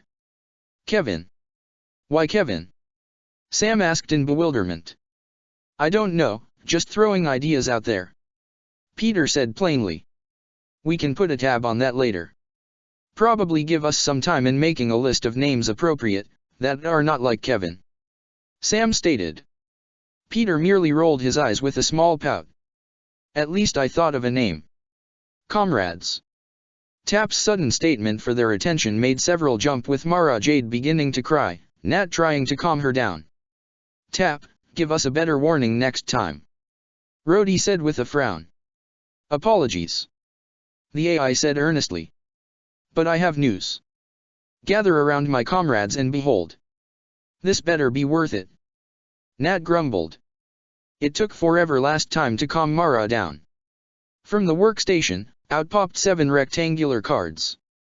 Thanks to comrades Matthew and Peter's timely arrival, I have at long last completed the completion of Mr. Stark's secondary project for new Avengers team. Tap said happily. Your Avengers ID cards, my comrades. The Avengers, save for Scott and Nat, each came up to take their new ID cards, with Steve handing Nat hers and Hope for Scott. So how do these work exactly? Steve inquired. Retrofitted with best communications capabilities. Tap boasted proudly. Difficult to jam, able to interface with any comms channels. How's the distance between them? Scott questioned. Since there are no satellites to originally work off with, what is the reach? With the network processing needed within this galaxy, several systems over. Tap said. I've had to utilize and optimize the use of the Republic communications systems across their controlled space. Wait, so we can communicate with one another on separate planets? Pietro asked excitedly. Should probably test them out in the field at some point just to be sure. Rhodey said, with many nodding in agreement. All the while, the Jedi Council with several other members were conducting a meeting of their own. The majority of the council was present, with a select other Jedi members, Jedi being those that have worked constantly or at one point with the Avengers. Geonosis has been retaken by the Separatists. Winda said in grim countenance as the assembled Jedi stood around the projected planet of interest. And their factories have been started back up, including Dash. A section of the planet was highlighted with a separate display of a particularly large set of stone structures. The largest known droid factory to date. From the data file that Senator Amidala has retrieved for us from Cato Neimoidia, this droid factory is not only one that produces battle droids but a new kind of tank that may prove to be devastating to our war efforts overall. Kenobi added. What is to be done then? Ki-Adi Mundi inquired. Attacking the main factory will accomplish nothing. Anakin stated, stepping forward. This factory has been heavily reinforced with multiple anti-aircraft and vehicle guns, as well as a personalized ray shield from the inside. It means we are looking at a more brutal, ground-based assault. Ayla added. We will need to secure landing zones if we are to take out this factory and retake Geonosis. And it's not gonna be easy. Anakin said, moving the map over to another portion of the Geonosis a distance away from the main factory. After consulting with Admiral Yularen and several other officers, we've all agreed that these trio of factories and bases to be our best bet for gaining a foothold and staging area on retaking Geonosis. They appear to be the least defended of the factories on Geonosis, though that's not saying much. Kenobi said with a frown. We're gonna be in for a fight, no matter how many different ways we look at it. Anakin said grimly. What of these Sith acolytes that some of us have been encountering these past few weeks? Jedi Master Iamagundi asked aloud. I have noticed that several of us have been encountering a disturbingly high number of these acolytes of Dooku. Couldn't help but agree with you on that. Anakin grumbled, thinking back to Mustafar. A greater disturbance, there is. Yoda spoke up for the first time since calling for this meeting. Learned of a greater betrayal, unfortunately I have. Walking slowly forward, the Geonosis layout was shrunken down to be replaced by security footage of the Jedi Temple holding cells. Tampered with, this was. Yoda said, giving clarification as to why he was showing this. But after extensive reconstruction, answers to forgotten questions we have. The holo video displayed a Jedi in a holding cell. A Jedi Master by the name of Prosit Dibs. With him being released by one Master Bulk. Winda spoke up in both surprise but also, disappointment and even slight heartbreak. Another Master it seems, fallen to the sway of the dark side, has Master Sora Bulk. Yoda said with a grim tone that made Winda lower his head. This war is proving to be more disastrous than it first started. Kenobi said soberly at the loss of yet another Jedi. Enough we're dying as is, but more and more it seems we're turning on the Order, on the Force itself. As much as I understand this matter to be grave, Plo Koon spoke up now, briefly glancing over to a stoic Windu. There is still the matter at hand with Geonosis. Master Plo is right.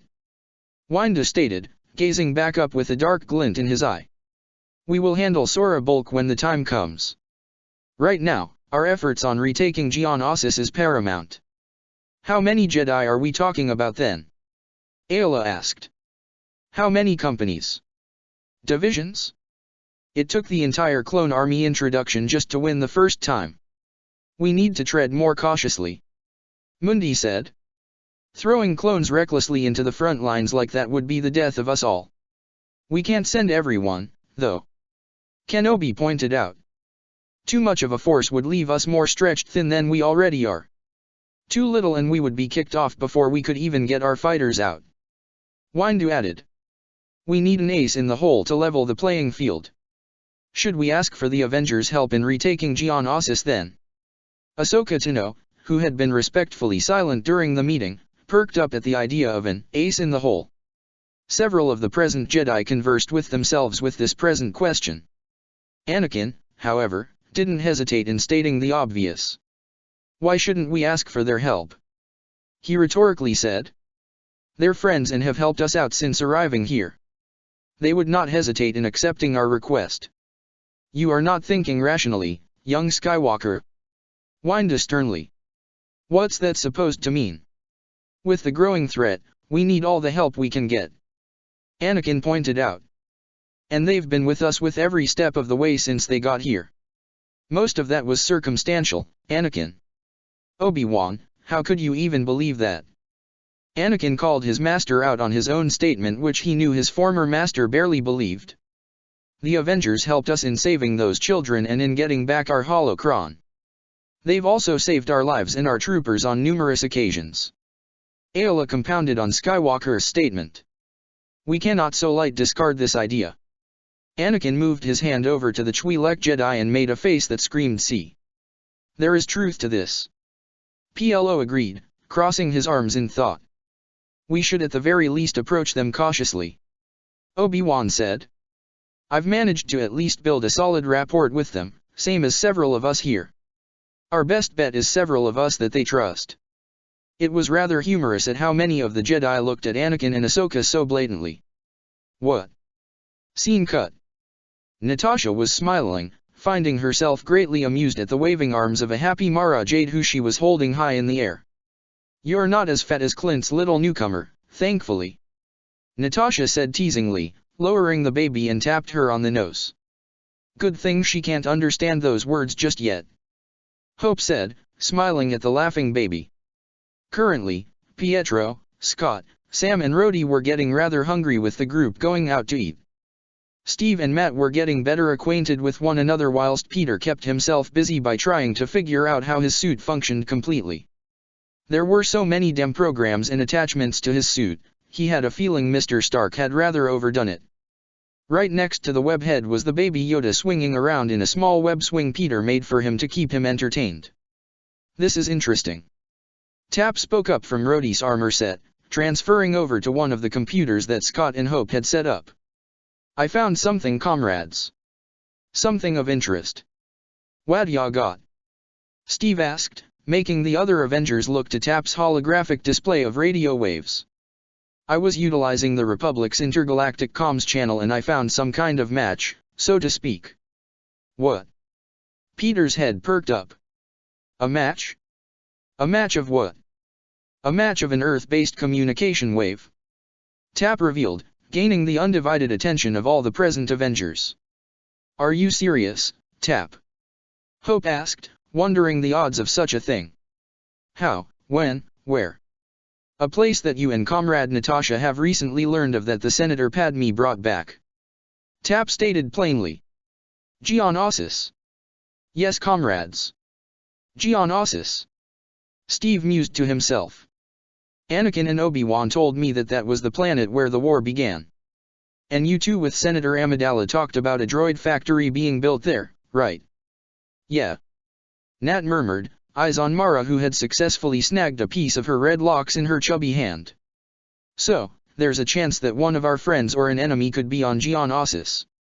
Wait, how do we know that it's one of ours? Hope asked. Or even if it is recent. This could be weeks old for all we know. Is it? It is very recent, Comrade Hope. Tap stated. Measuring how long the message was sent out and received into the Republic communications system, the communication relay is only a week old. Well, that solves everything. Matt said sarcastically. What do we do then? Peter hummed aloud. Well, aside from that Rumlow guy who was with us in that warehouse when we got sent here, the only other guy that was there was Claude aside from the Prince of Wakanda. And there's still Ms. Maximoff and Mr. Vision out there. So a 1 out of 4 chance of finding a pain in the ass dash. Hope held out one hand with her index finger up. And a 3 out of 4 chance of finding one of our lost heroes. She held out her other hand with 3 fingers up. 25% is still a big chance out of 4. Nat murmured. What do you think, Captain? Matt asked respectfully. Steve regarded the blind lawyer with a bemused smile, expression changing a moment after into deep contemplation. Before I try to make any final decisions, we do need to talk with the Jedi. Why? Need to be sure we could try and get over there. From what Nat and Hope discovered, it's a separatist territory once more and that means we could be walking into a trap. As if by chance or fate itself, the door to their room opened and in walked Ahsoka, Anakin, and Obi-Wan Kenobi. Speak of the devil. Peter said, shooting Matt a knowing look which he knew the blind lawyer could detect with his other senses. Matt only deadpanned at the young teen. Anakin. Steve greeted. Obi-Wan, Ahsoka, what can we do for you guys? Is it too much to just check up on friends? Ahsoka said cheekily, looking on in amusement at the baby Yoda still swinging on his web swing happily. If only it would be such an occasion. Obi-Wan bluntly said. I'm afraid we come here with a very serious request. Which is? Geonosis. The Avengers looked at each other for the briefest of moments with varying expressions crossing their faces. Nice timing, I guess. Peter said, rubbing the back of his head. Ahsoka quirked a brow. What's that mean? Let's just say we've discovered something recently from our helper, Tap, that correlates with your request about said planet. Matt stated vaguely. Something that may involve one of our lost comrades. Hope said. Or, an enemy. Now it was the Jedi that exchanged looks with one another. Perhaps we should discuss things with the others. Scene cut. Captain Steve Rogers stood with Colonel James Rhodes, Lieutenant Sam Wilson and Special Agent Natasha Romanoff around a hollow table within the flagship of Anakin Skywalker's fleet, the Resolute. Spider-Man hung upside down, gazing at the bridge they all resided in. Around the table was Anakin, Ayla and Ahsoka in person with Captain Rex and Commander Bly. There was also the holo transmissions of Jedi's Obi-Wan, Mundi, Luminara, Barriss, Iamagundi, Windu, and Yoda. Their respective commanders and captains were with their assigned Jedi generals: Cody, Kree, Bakara, Jet, Keeley, Pons, and Thyre. And last but not least was Chancellor Palpatine, who was a part of this large assemblage of individuals. The Avengers were also present upon separate ships throughout this conference call, all linked from the massive fleet that had been brought together and was nearing the planet of its destination. Geonosis. This is it, everyone. Anakin said aloud with a gleam in his eyes. Let's go over Cap's plan carefully now. After meeting with the Avengers back on Coruscant with the matter of Geonosis as well as the situation they are facing, Sam Wilson and James Rhodes immediately made a joke of some kind. They said something about D-Day, with Steve holding an intense look in his eyes at the mention of this D-Day. Steve was given an overview of the layout of the targeted factories, their defenses, and after careful deliberation formulated a plan of action. And now was the time to put said plan into motion. To think we would be back here again. Mundi muttered as they gazed out onto the barren world where the war had started. What I worry about is the way this war seems to be drawing out with no end in sight, commented Kenobi, earning stern nods from the others. Which is why our invasion on Geonosis meets with success. Agreed. Our ships are in position, and we are ready to begin our campaign against the Genosians. And what about Poggle? Windu inquired. Any report on his location? Obi-Wan had a display ready for them with the droid factory schematics Senator Amidala retrieved for them prior to this invasion. It seems he's holed up at the primary droid foundry here. It's protected by a shield generator. And it's heavily protected. Some displays appeared with a coordinated strategy highlighted. Teams with the following: Anakin and Aayla, Ki-Adi and Iam-Agundi, and Luminara, and I shall attempt a three-pronged attack through their defense lines to a staging area just short of the shields. Once we have landed, we shall knock out the shield generator, which is our primary target. Isn't it risky committing 6 Jedi generals to one area of the attack? Palpatine questioned. If something went wrong, we could be dealt a serious blow. To prevent the rise of the Genosians, capture Poggle we must. Yoda stated. Be that as it may, Master Yoda. Palpatine said with a concerned frown. This does not assuage my worries. That's what we're here for, Chancellor. Rhodey stated confidently.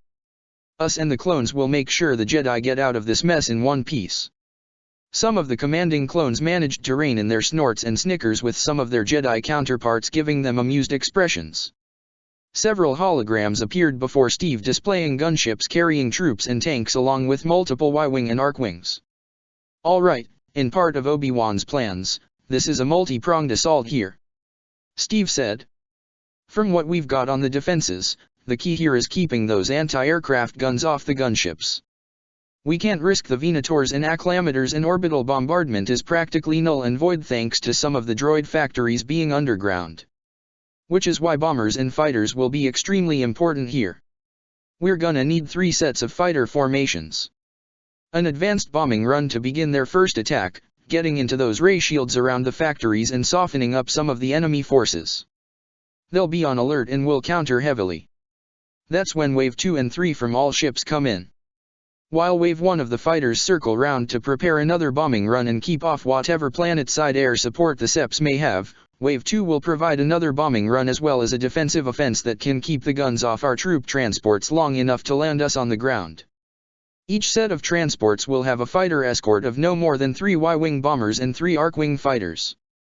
We need to make sure that we keep the fighters rotating to keep the Genosians and droids disorganized and from being able to hit the gunships.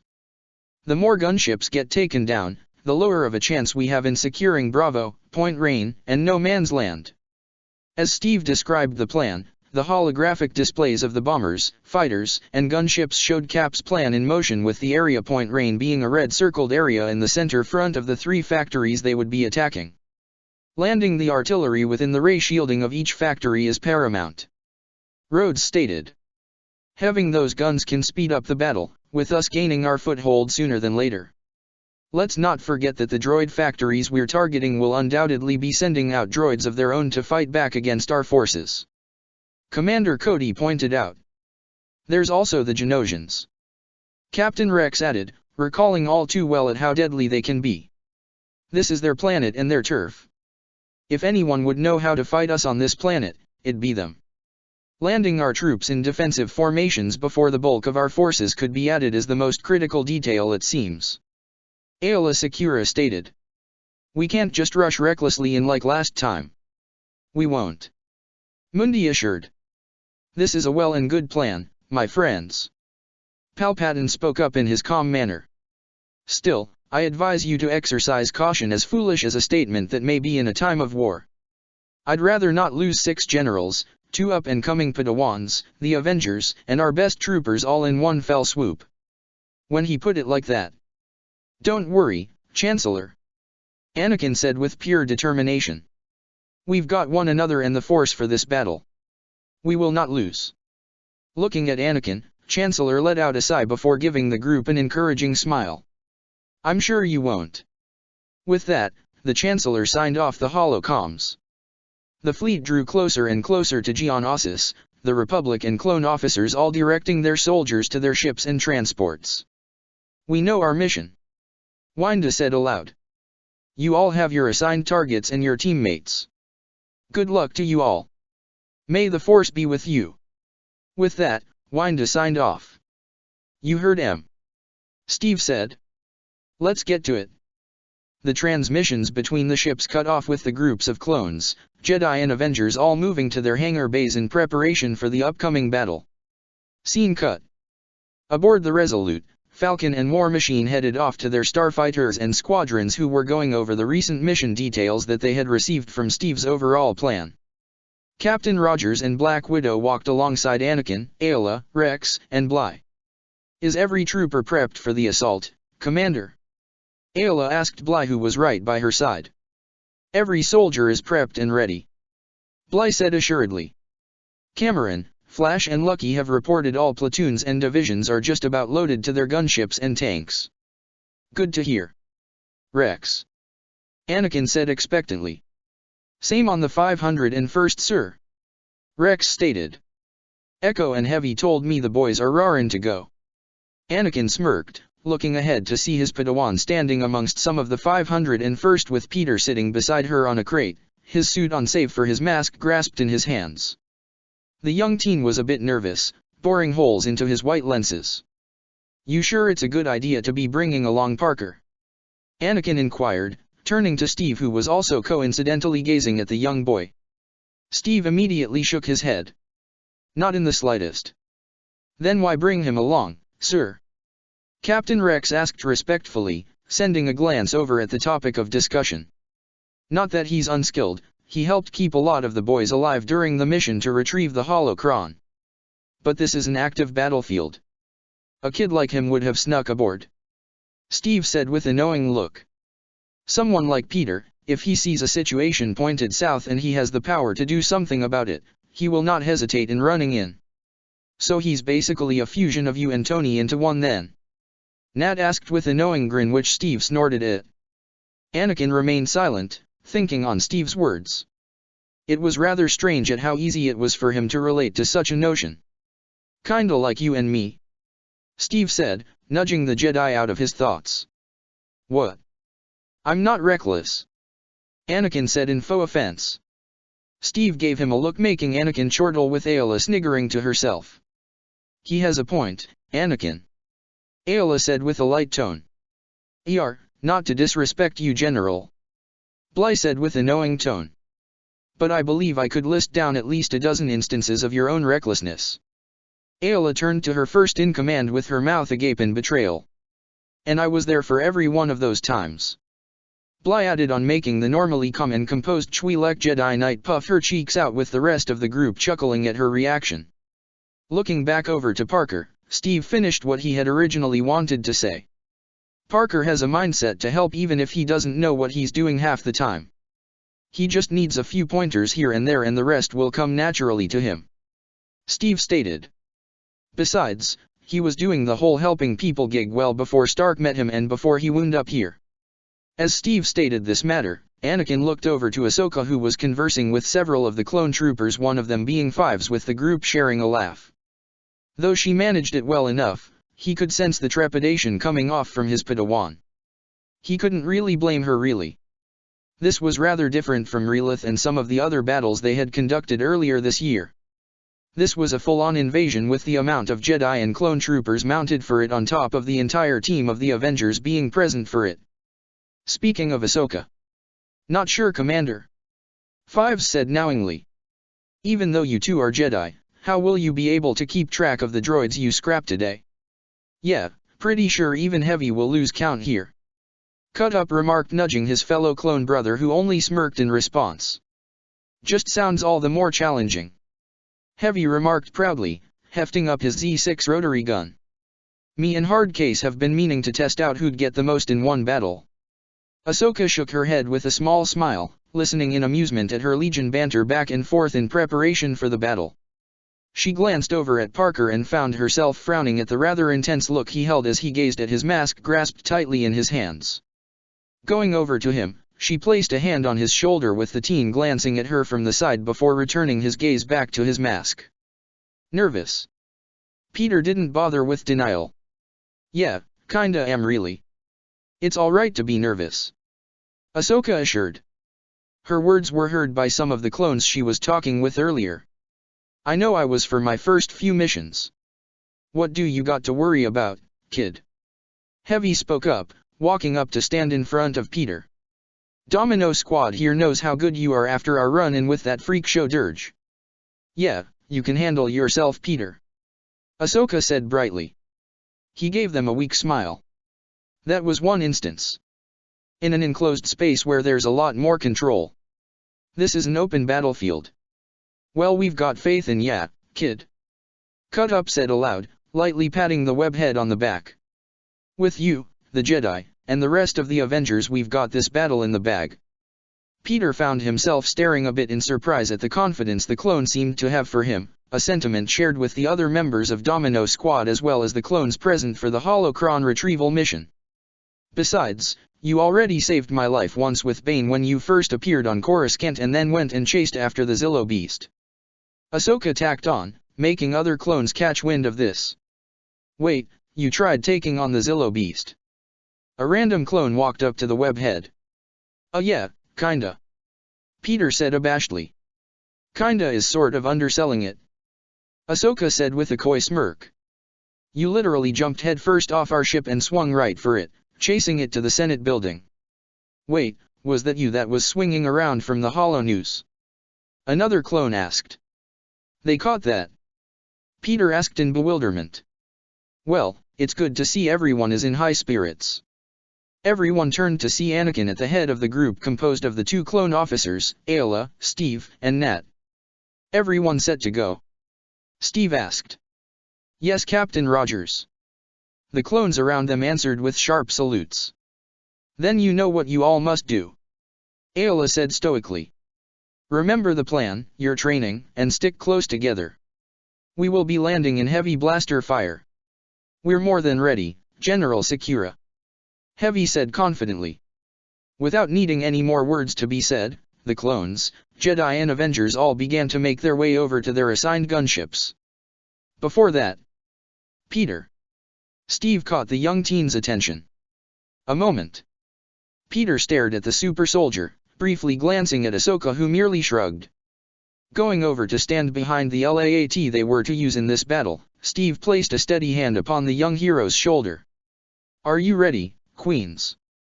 It was a bit astonishing how the mention of home was all Peter needed to hear to feel everything really hit him now. Here he was, out in a galactic conflict, about to step forth on a real battlefield for the first time in his life. He was not ready. Peter only sighed, slipping on his mask. Ready as I'll ever be, Cap. Peter said warily. Steve only gave him a hard stare, letting out his own tired sigh.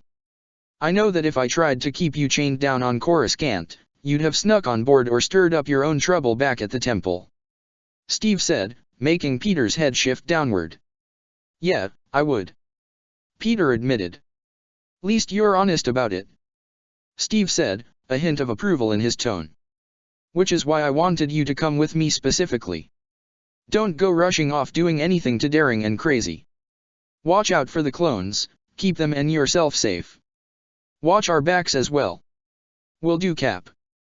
Peter put on a more determined expression under his mask, with Steve patting him approvingly on the shoulder one more time before the two entered their gunship. The side doors sealed shut before them and they felt the motion of the gunship raising itself up off the ground and flew out into the skies of Geonosis.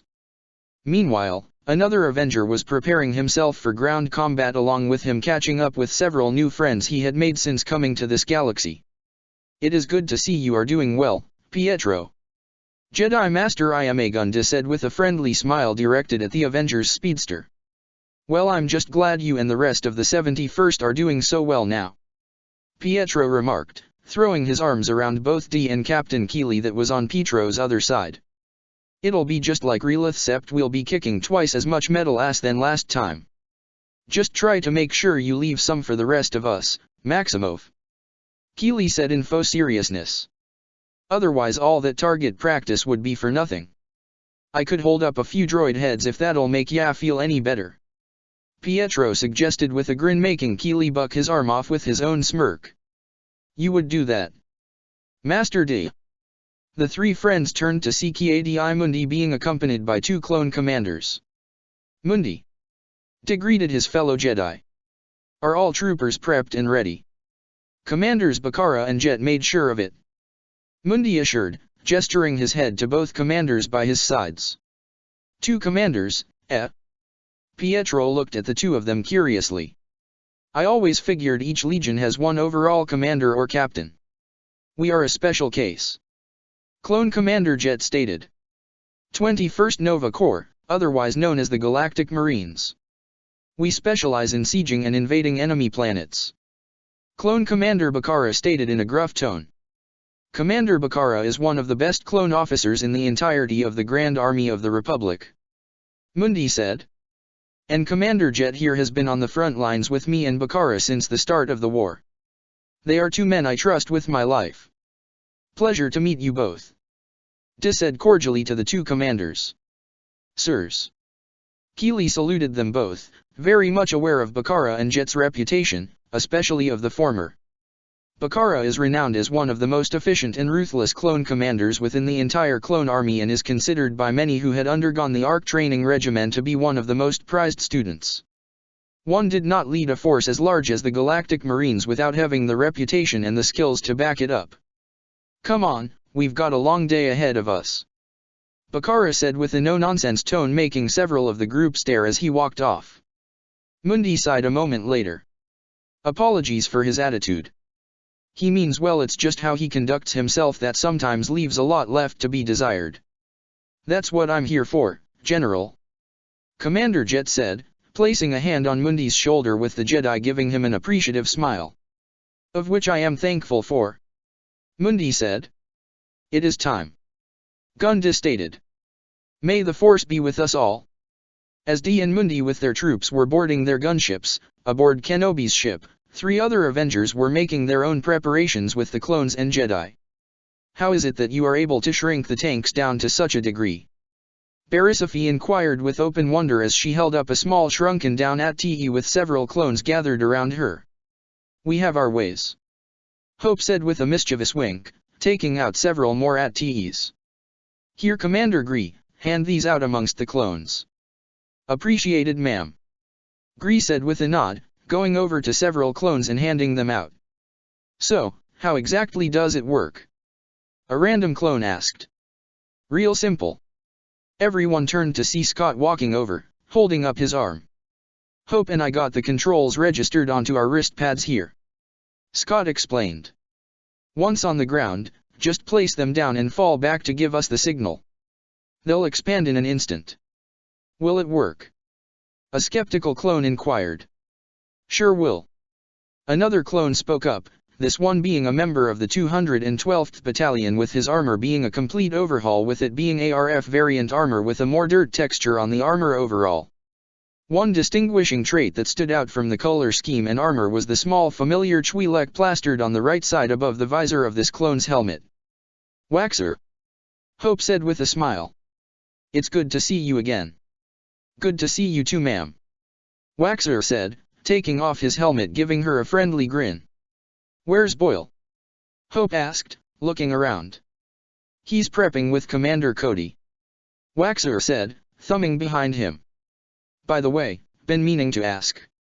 What is it? Hope said. Is that guy with the horned helmet another of you Avengers? Matt. Scott said. Yeah, he's one of our newer members from back home that wound up here somehow. So we've got another boost in numbers. How many of you Avengers are there? Another clone asked. Scott hummed and thought. Right now, with us on hand we have 9. But there's still 3 others out there lost in the galaxy, 2 back home on Earth and 2 more. Well, God knows where those 2 guys are. The clone stared blankly with Berisophy frowning momentarily in thought as she did the math in her head. So there's 17 of you in total. Beris stated. For now. Scott said with a shrug. When it's needed, there's always more we can recruit. We're not all that picky really. Hope said. Yeah, if a guy like me could get in, I'd say anyone is eligible.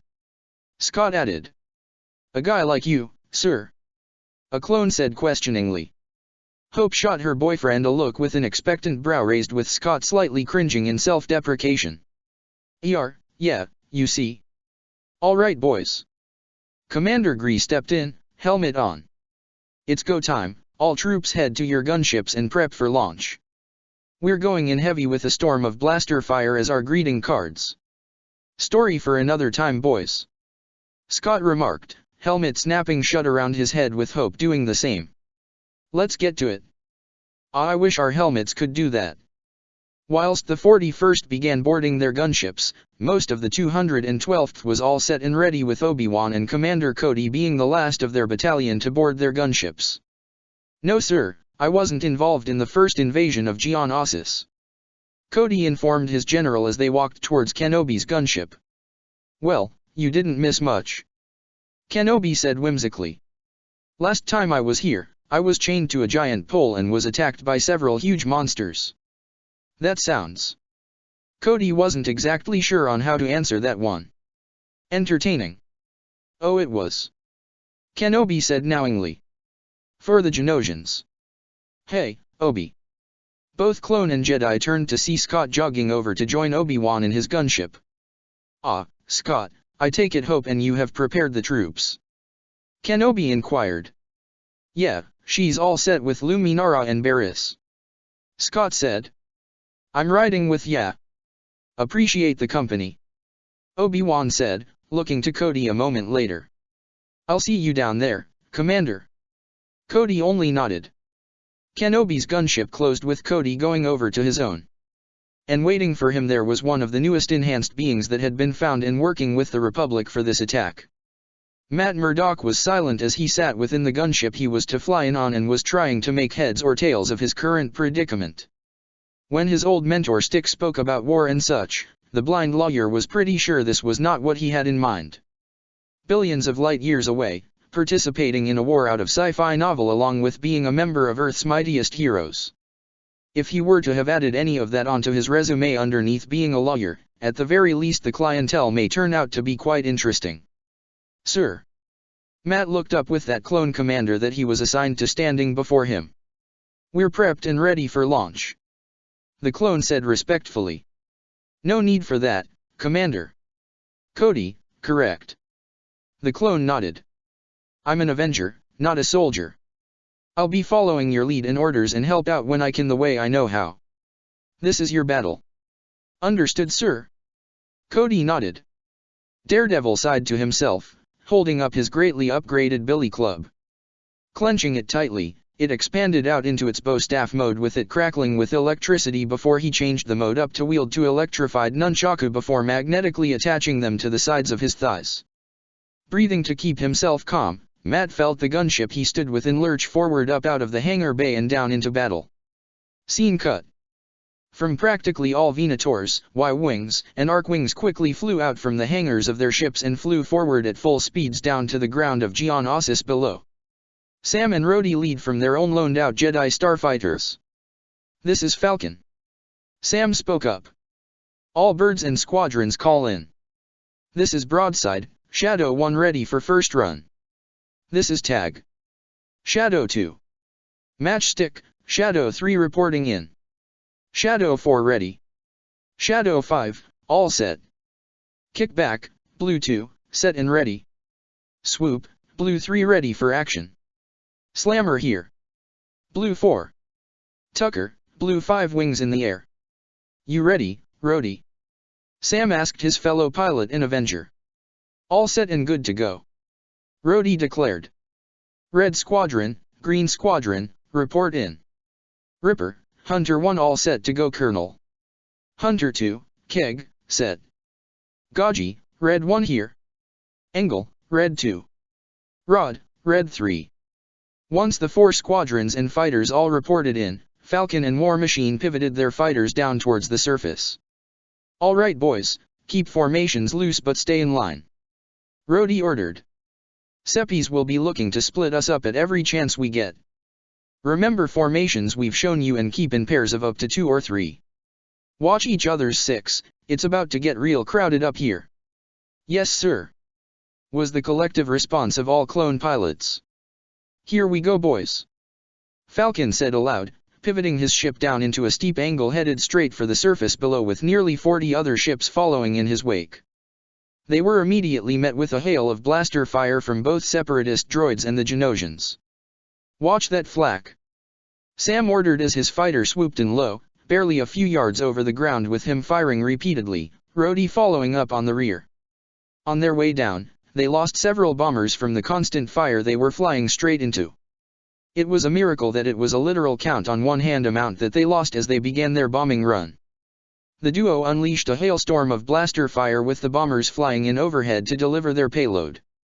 This is Colonel Rhodes. First wave effective and begin our next attack sequence. Wave 2, Wave 3, you guys are up. Copy that Colonel. A clone pilot said. Alright here we go boys. This is Hawk, Torrent 1 all fighters form up behind me. This is Sideswipe, Silver 1, all fighters ready to go. 24 more Y-wing bombers flew down and right behind them were the multitude of gunships and tank carriers that had their sets of Arkwings and Z-95 starfighters escorts. The second wave of fighters flew ahead with them now being bombarded by anti-aircraft shells and Genosian sonic cannons. They also were now engaging enemy starfighters, specifically the Genosian Nantex-class territorial defense starfighters. Enemy bogies incoming. Hawk said aloud. Keep on your trajectory, Hawk. Rhodey chimed in. We're coming back around. No sooner had Rhodey said this, several dozen Y-wings and Arkwings swooped by right in front of Hawk's group of starfighters. It was a pincer maneuver led by Sam and Rhodey on separate sides with the two blasting away at the Genosian starfighters, their own squadrons following suit. A dogfight erupted with the second and third wave slipping through. This is Lieutenant Hawk, prepping bombing run. The clone LT said. Cap, do you read me? Sam called in. With Anakin and Aayla as gunships, Steve stood with the two generals, Ahsoka, Spider-Man, Bly, Rex, Domino and Beta Squad. I read you Sam, how's the situation in the air? Got a bit of resistance but Blue Squadron can take care of it for the time being. Sam said with a grunt, an explosion going off beside him. Shadow Squadron and I are gonna form up, add some extra protection. Your ground target area is clear but not for long. If you guys wanna get that factory and bring it down, you're gonna need to hit hard and fast. Copy that, Sam. Anakin said, grateful for Sam's added squadrons. Thanks for the assist. The skies of Geonosis were filled with explosive airborne shells, bombarding the oncoming wave of Republic starfighters and gunships with some getting shot down. Yet the Republic pressed on with their attack. Down below, standing before the factory that was to be the 501st and 327th target stood a single individual in pitch-black robes surrounded by several Genosians and droids. This individual was thin in build yet one who held a very athletic body. A contrast to the bulky and stockier robed figure that joined her upon the plains of the arid planet. Toll. The smaller of the two regarded her larger companion. Say. The larger Force user responded in kind. It appears our fellow acolytes' warnings were apt. Cadrian Say said with anticipation as her eyes drifted up to the oncoming swarm of Republic gunships. Yes, our master was wise in having us stationed here. Tolsker said, glaring at the army he once served under for a brief time. "We shall not allow Geonosis to fall to those Jedi scum." "Indeed." Cadrian agreed with a sinister glint in her eyes. TD 749, concentrate all fire on Sector 2. Focus on the gunships. "Yes, mistress." The tactical droid that stood beside her nodded, walking off to begin giving off instructions. Genosian cannons with J-1 semi-autonomous proton spider cannon droids all adjusted their aim and fired upon their new designated targets. Within the interior of one gunship, Steve, Anakin, Ahsoka, and Peter stood with Captain Rex and most of Torrent Ground Company with Domino Squad. The gunship began shaking about violently, the sounds of artillery fire going off all around them. "Here we go, boys!" Anakin shouted out, everyone tightening their hands on their weapons and hanging grips for them to hold onto as their gunship shook about. "Hold tight, Cap." Sam chimed in on comms. "Beginning our next bombing run. Shadow form up behind me, Beta stay in formation around the gunships. We need to keep the flak off M." Sam got multiple yes sirs from the clones as he accelerated forward with about a dozen Y-wings on his tail. They were met with heavy fire, with one getting shot down, yet they pressed forward with the gunners of the bombers firing at the Seppi cannons ahead. Falcon's goggles suddenly zoomed in on two figures ahead that were both standing tall before a large battalion of Genosians and droids, with ignited red lightsabers. "Ah shit." Sam grunted. "Hey Anakin, Ayla. We've got a couple of those acolytes you mentioned on the ground." "Are you certain?" Ayla inquired in complete seriousness. "Oh yeah, they got M on the ground," Sam said as his squadron was only a few yards out. "Pull up and drop the payload, boys." The Y-wings and lone Jedi starfighter all angled upwards with the bombers dropping proton bombs. Tolsker and Cadrian Say held up their hands together, knowing that while they couldn't get them all, the least they could do is utilize the Force to urge the proton bombs away from their trajectory. The rest of the bombs bombarded the area around them with smoke kicking up into the air. "Back with the 501st and 327th. "All right, that's our cue," Anakin said, holding up his wrist. "COMM. Ayla, begin the landing sequence. Get the troops and tanks ground side." As soon as Anakin finished conveying his order, their gunship got one of its wings clipped and immediately began sailing downward. "Anakin, do you copy?" Ayla's voice was heard through the comms. "We've been hit, Ayla," Steve managed to call out. "Going down. Get the troops and tanks on the ground now," Anakin stated. "Brace for impact," Captain Rex called out. The gunship violently crashed down to desert plains of Geonosis. Captain Rogers groaned, with him using his shield in his own unique way of weathering the landing better than most. "Everyone all right?" Cap called out with multiple groans and moans of rattled Jedi, clones and one New Yorker for confirmation of being painfully alive. "Come on," Anakin said aloud, force pushing their gunship doors open. "Get up. We stay here, we're bantha fodder for the droids." Lightsaber ignited, Anakin jumped out with Steve right by him as the two surveyed the area whilst the rest of the gunship's occupants piled out of their crashed ship. A few miles ahead, they saw their targeted droid factory with the other gunships dropping off the rest of their troops with the tanks falling in to back them up. "There they are." Ahsoka came up to Anakin's side, pointing off into the distance with the faint figure of Ayla Secura with Black Widow moving to engage the Genosians and droids. "We've got some ground to cover, boys," Anakin said aloud. "And bugs to shoot," Fives yelled out, holding his rifle up into the sky and firing at a swarm of incoming Genosians. "Wah!" Spider-Man cried out, instinctively throwing up his hands and firing his webbing rapidly and snaring multiple Genosians who fell to the ground. "Whoa! Nice one, kid," Heavy said approvingly, with a nudge to the young hero. Steve threw his shield out, the vibranium disc bashing aside a cluster of Genosians before returning to his hand in time for him to spin round and decked a Genosian in its neck that landed too close to him. "Where the hell are all these bugs coming from?" Echo called out, firing in every direction as the Genosians fired their own specialized weapons while some just went and tried grabbing at them. "This entire planet has hives of Genosians all over the place," Anakin stated, slicing through one. "We could be standing above a nest for all we know." We can't stay here then, Rex said, DC-17 pistols in hand as he blasted away at the flying bugs. We're easy pickings for these bugs. Yeah, come on, let's go. Ahsoka yelled out. All right men, we're moving, Anakin said, beginning to sprint forward with the rest of the group quickly following after him. We make for the front line, link up with Sakura and the rest of our men.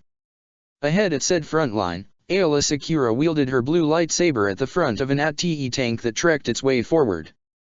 In between the legs was Commander Bly Lightning Squad, Cameron, Flash, Lucky and 2 other clones. Most of the tanks managed to get to their landing zone, designated No Man's Land. This was the factory with the most open and flattest terrain and fewest possible means of cover, meaning that dropping off the tanks was the most important first step in their attack. The 2 acolytes were marching forward, lightsabers deflecting Republic fire as they marched forward. Droids and Genosians were running straight for them with AAT and Spider Walkers in tow.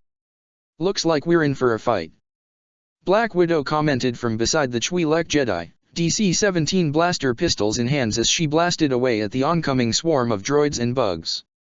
Let us hope we will still be here when Anakin and Steve arrive, Aayla said, swatting a bolt back towards the droid that shot it at her. By now, nearly 24 tanks had been deployed around them, with one already being destroyed from a set of missiles from a droid tank.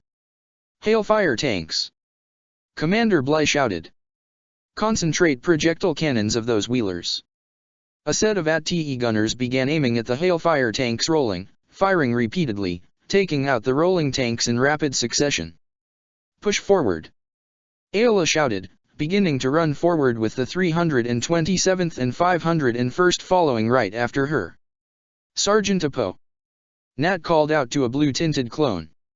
Get those AT-RTs out now. Copy that, ma'am. Apo nodded, hand up to his helmet earpiece. We need walkers out here now, get to the front and back up the charge.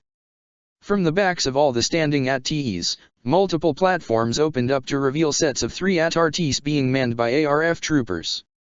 Rising up to their full heights, the ARF troopers directed their walkers towards their brothers running forwards to meet the droids and Genosians head-on. They sprinted at full speed and in a matter of seconds were running past their boots-on-the-ground brothers, firing at every droid and bug in their sights. The clones all cheered at their momentary reprieve, giving them a moment to better reform into a tighter wall as they continued firing at the Seps. Yet right behind this wave of droids that were taken out, it was soon to be replaced with another battalion that was being deployed from the base the 501st and 327th were meant to destroy. We can get all the help that we can, but if we don't secure that factory and bring it down. Nat wasn't able to finish her statement as she ducked under several blaster bolts directed at her. But her unfinished statement was all that was needed to be said by those nearby, making them increase in their pace as they met the next set of droids and Genosians head-on. All the while, Rhodey flew ahead of Kenobi and Luminara's set of gunships, finding it more difficult than he had initially anticipated in terms of anti-aircraft fire from the Genosians. Turns out the designated landing zone of the 212th and 41st wasn't called Point Rain for nothing. It is a literal rainstorm of blaster fire with half a dozen gunships already getting taken down. Kenobi, Luminara, come in. Rhodey called through the comms, wincing as he flew through an explosion that went off in front of his ship. You guys need to start your landing sequences now. The flak up here is too heavy. The landing zone isn't any better, Colonel. Obi-Wan said warily, though he couldn't deny the aviator's words. Be that as it may, I have to agree with Colonel Rhodes. Luminara said. Commander Gree, begin ZHZH. General. Rhodey called out in worry. Luminara? Barriss. Their gunship went down. Obi-Wan said. Hope? Hope. Rhodey frantically called out whilst performing a set of aerial rolls around a set of Genosian defense fighters. He heard a haggard coughing from the comms. I'm here, Rhodey. Luminara is alright, so is Barriss and some of the clones. Don't know who else survived so far. This resistance is beyond what we were expecting. Kenobi noted. And more coordinated than anticipated. Cody said with a frown under his helmet. What's that mean? Scott asked. Clankers aren't all that smart, even their tactical droids are overrated. Cody quickly explained as the gunship began going down to the ground. Even Genosians aren't all that clever with how they fight. Meaning, someone else is coordinating this defensive fire. Kenobi muttered in a low tone. True to Kenobi and Cody's assumptions, there was indeed one who dictated the battle. Either it was a tactical droid, a really good one at that, or perhaps the acolytes. Down on the ground, 2 Sith acolytes were directing droids and Genosians to their positions with multiple Hailfire tanks rolling out. Sith acolyte Shezo Niva stared ahead at several gunships that had been shot down in the distance whilst her fellow Darksider continued giving out orders. And she was certainly a unique Darkside user among Dooku's acolytes. Deep blue skin with pupilless blood-red eyes, Severance Tan was certainly a unique individual that Shezo had been paired up with in the defense of Geonosis. Severance Tan was a rare species in public galactic space. She was what her species was called, a chiss from parts that the acolyte wouldn't discern. Shezo stood along with Tan, watching multiple AT-TE tanks get deployed in a square-like formation in order to establish a landing zone for the troops. Then came the truly jarring and slightly shocking turn of events. AT-TE tanks literally appeared from nowhere, as if sprouting from the ground itself. What in the Force's name was that? Shezo asked in astonishment. Severance narrowed her eyes. If I were to hazard a guess, the Republic's newest allies. Tan stated. The Avengers. Shezo said with a spiteful glare. Concentrate all fire and forces at the northwest sector of the area. Tan ordered a nearby Genosian who nodded. Far behind the established perimeter of Point Rain, Hope was helping Luminara to her feet with Barriss doing what she could with the wounded clone troopers. She had meditated a great deal prior to the battle for the use of force healing, but she knew that there was so much that she could do. Commander Gree, what's the status of our position? Luminara questioned through a strained breath. Not far, General. Gree said, pointing ahead. I guess you could say we're lucky to have crashed only several hundred yards away from Point Rain. Barriss, are you well? Luminara called out to her Padawan, who was busy applying a stim to the neck of a trooper. I can move just fine, Master. The Mirialan Master turned to Hope. Good to go here. The Avengers answered the unspoken question. Then let us make for the perimeter. Luminara said, holding up her wrist comms. Commander Cody, Master Kenobi, can you hear me? Luminara, are you all right? Kenobi inquired. We're still standing. Luminara said, getting a steadier breath. We've lost half our men from the gunship, but the rest are landing at Point Rain. We'll send out some reinforcements to help escort you into the perimeter, General. Cody assured. We're facing some heavy fire around here and the zone is hot. Suddenly, a loud explosion was heard from Obi-Wan's end on the comms. We're hit. Kenobi yelled out. We're going down. Scott. Hope cried out. Far ahead in the sky, the group saw Obi-Wan and Scott's gunship crash down ahead of the perimeter of AT-TEs and gunships. We need to get up there to help now. Barriss said, supporting a clone over her shoulder. Come, we must move quickly. Scene cut. General Mundi grasped onto his harness as the gunships were buffeted with anti-aircraft shells. Commanders Bakara and Jet stood with him along with a dozen other clones as they made their way to landing site Bravo. This was in front of the largest of the 3 targeted droid factories/bases with the largest force assembled. The Galactic Marines led by Mundi, Jet, and Bakara were made for this specialty, with D, the 71st and Quicksilver being added on for a sense of overwhelming the droids. They were met with heavy artillery as they began their descent, having Falcon and Hawk lead in their Starfighter and Y-Wing squadrons to help soften up the landing zone. We stay in the air, sir, we'll be picked off one by one. Commander Jet advised. But we're not even close to the landing zone. Mundi argued back. Right now, the only thing we can do is land in force and double time it. Atartes move ahead first with us right behind them. Bakara said gruffly. I could help with that. Quicksilver chimed in from his gunship with D, Captain Keeley, and Sergeant Grit. Let's get down there now, otherwise we'll all just get blown out of the sky. We will get better footing on the ground, Mundi. D added, making the Syrian Jedi Knight acquiesce, calling for the start of the landing sequence. Soon, nearly several dozen gunships touched down onto the Geonosis surface with hundreds of clones exiting along with AT-RTs from the back as well as AT-TEs being dropped off. Bakara began divvying up the 21st with 71st along with Keeley whilst Commander Jet, and Mundi met together to overlook their targeted base. The Genosians set up fortifications here and here. Jet pointed to several ridges which had hollowed out caves with the target factory just beyond the two rock formations in the center. We can go in between the ridges but they'll undoubtedly have a bunch of bugs swarming at us. My legion and I will handle those ridges. Stated. Master Mundi, you and the 21st will take care of the main assault upon the factory. Agreed, let's get moving. While the 21st and 71st began their march towards their intended droid factory, Anakin, Steve, Ahsoka, and Peter were running across the barren wasteland of Geonosis being constantly harassed by the Genosians. They were around a more hill-like area with deep craters the clones used as cover. We're trying here, Bly. Rex said through his comms.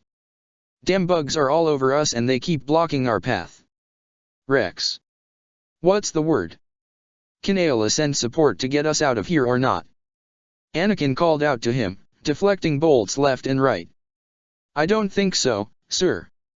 Bly says they're fully engaging the enemy with the AT-RT units leading the assault. Rex informed regretfully. Great. Looks like we're gonna need to play catch up the hard way. Steve grunted, grabbing a Genosian by its leg before throwing it full force into another flying bug in the sky. Peter was using the flying bugs as his means of swinging around though at minimal success as he had to make sure he was secure to swing around the battlefield. This is getting ridiculous. Ahsoka grunted, blocking more blaster fire. At this rate, we'll never catch up to Ayla and the rest of the boys. No time for that kind of talk. Rex, Steve, we need to mobilize. Now. Get the men together. We're gonna rush the turret setup and make a break for the front line. Yes, sir. Right. Peter, Ahsoka, stick behind us and help keep the boys safe. We don't want to lose anyone out here when making that run. You go it, Cap. Peter said determinedly. He looked over to Ahsoka who gave him her own look of determination with the two nodding at each other. Troops are ready, sirs. Rex called out. Now. Go, go, go. Anakin and Steve sprinted forward, Cap first throwing his shield before getting behind Anakin who blocked multiple bolts. Peter thought instinctively, webbing a boulder that was about half his size and with a mighty swing sent it straight at a cluster of Genosians. The clone troopers all cheered at the display, picking up the pace as they ran at the bugs with guns blazing. Far ahead of them was the rest of the 501st and 327th, getting deeper into the rocky formations of the droid base they were assaulting. Black Widow was ducking behind a rock with clone troopers Jesse, Kix, Flash and dozen others while Ayla was leading at the front with Commander Bly by her side. Ayla cut through several B-1 droids with Bly shooting down 2 by to her left. We're gaining ground on them, General. Bly informed. Yes, but Skywalker and Rogers are still not here. Ayla grunted. And we're losing too many men on the ground in our push? Maybe Sam or Rhodey can spare us a flyby. Nat called out to Ayla from her cover, firing at a small cluster of droids. Maybe. Ayla quickly contacted the two. Colonel Rhodes, Lieutenant Wilson, do you copy? We could use a little bit of a bombing run around here. We're a bit busy right now. Rhodey said with a grunt from his starfighter. He was currently pursuing a set of Genosian fighters who were attacking one of the Venators. Flying over the hangar bay of the Venator, Rhodey waited until they angled upwards before firing and shooting 2 down with him zeroing in on the last one he had in his sights. Colonel Rhodes.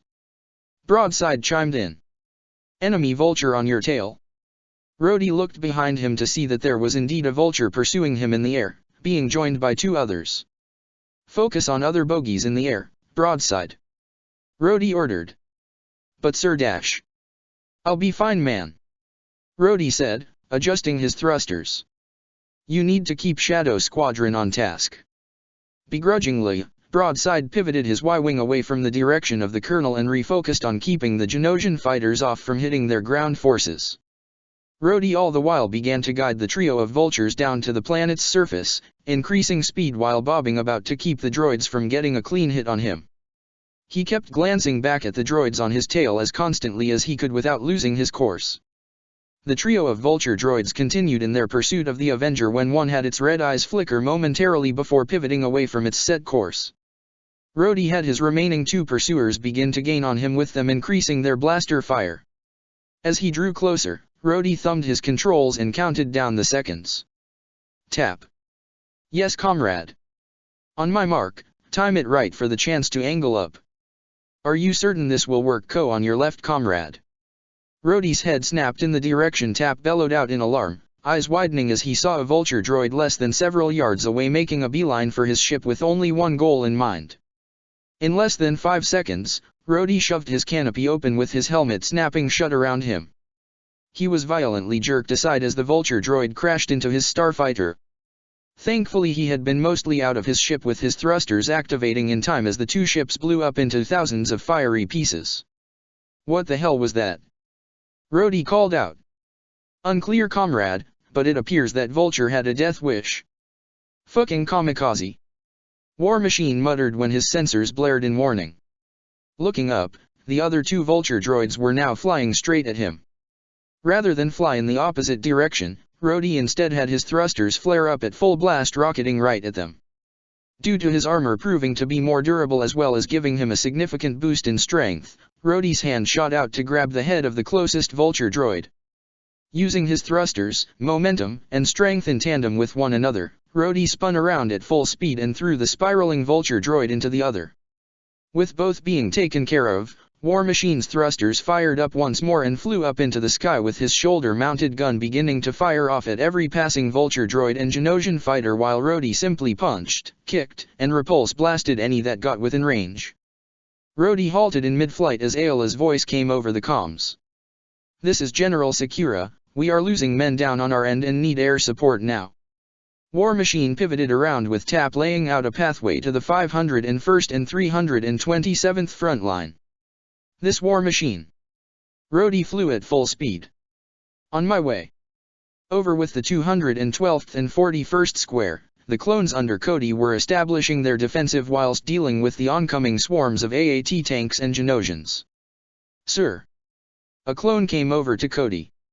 Our factory has established a shield generator and we can't send in an air strike to soften the blow.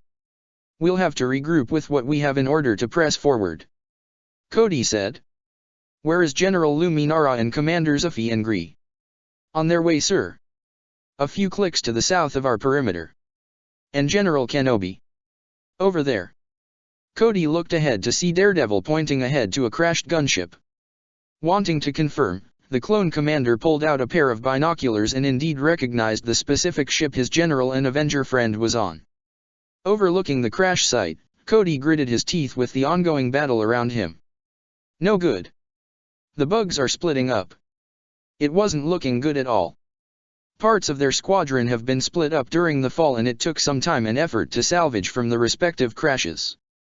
It wasn't long before a pair of troopers came up beside Cody and Daredevil. Boyle reporting as ordered, sir.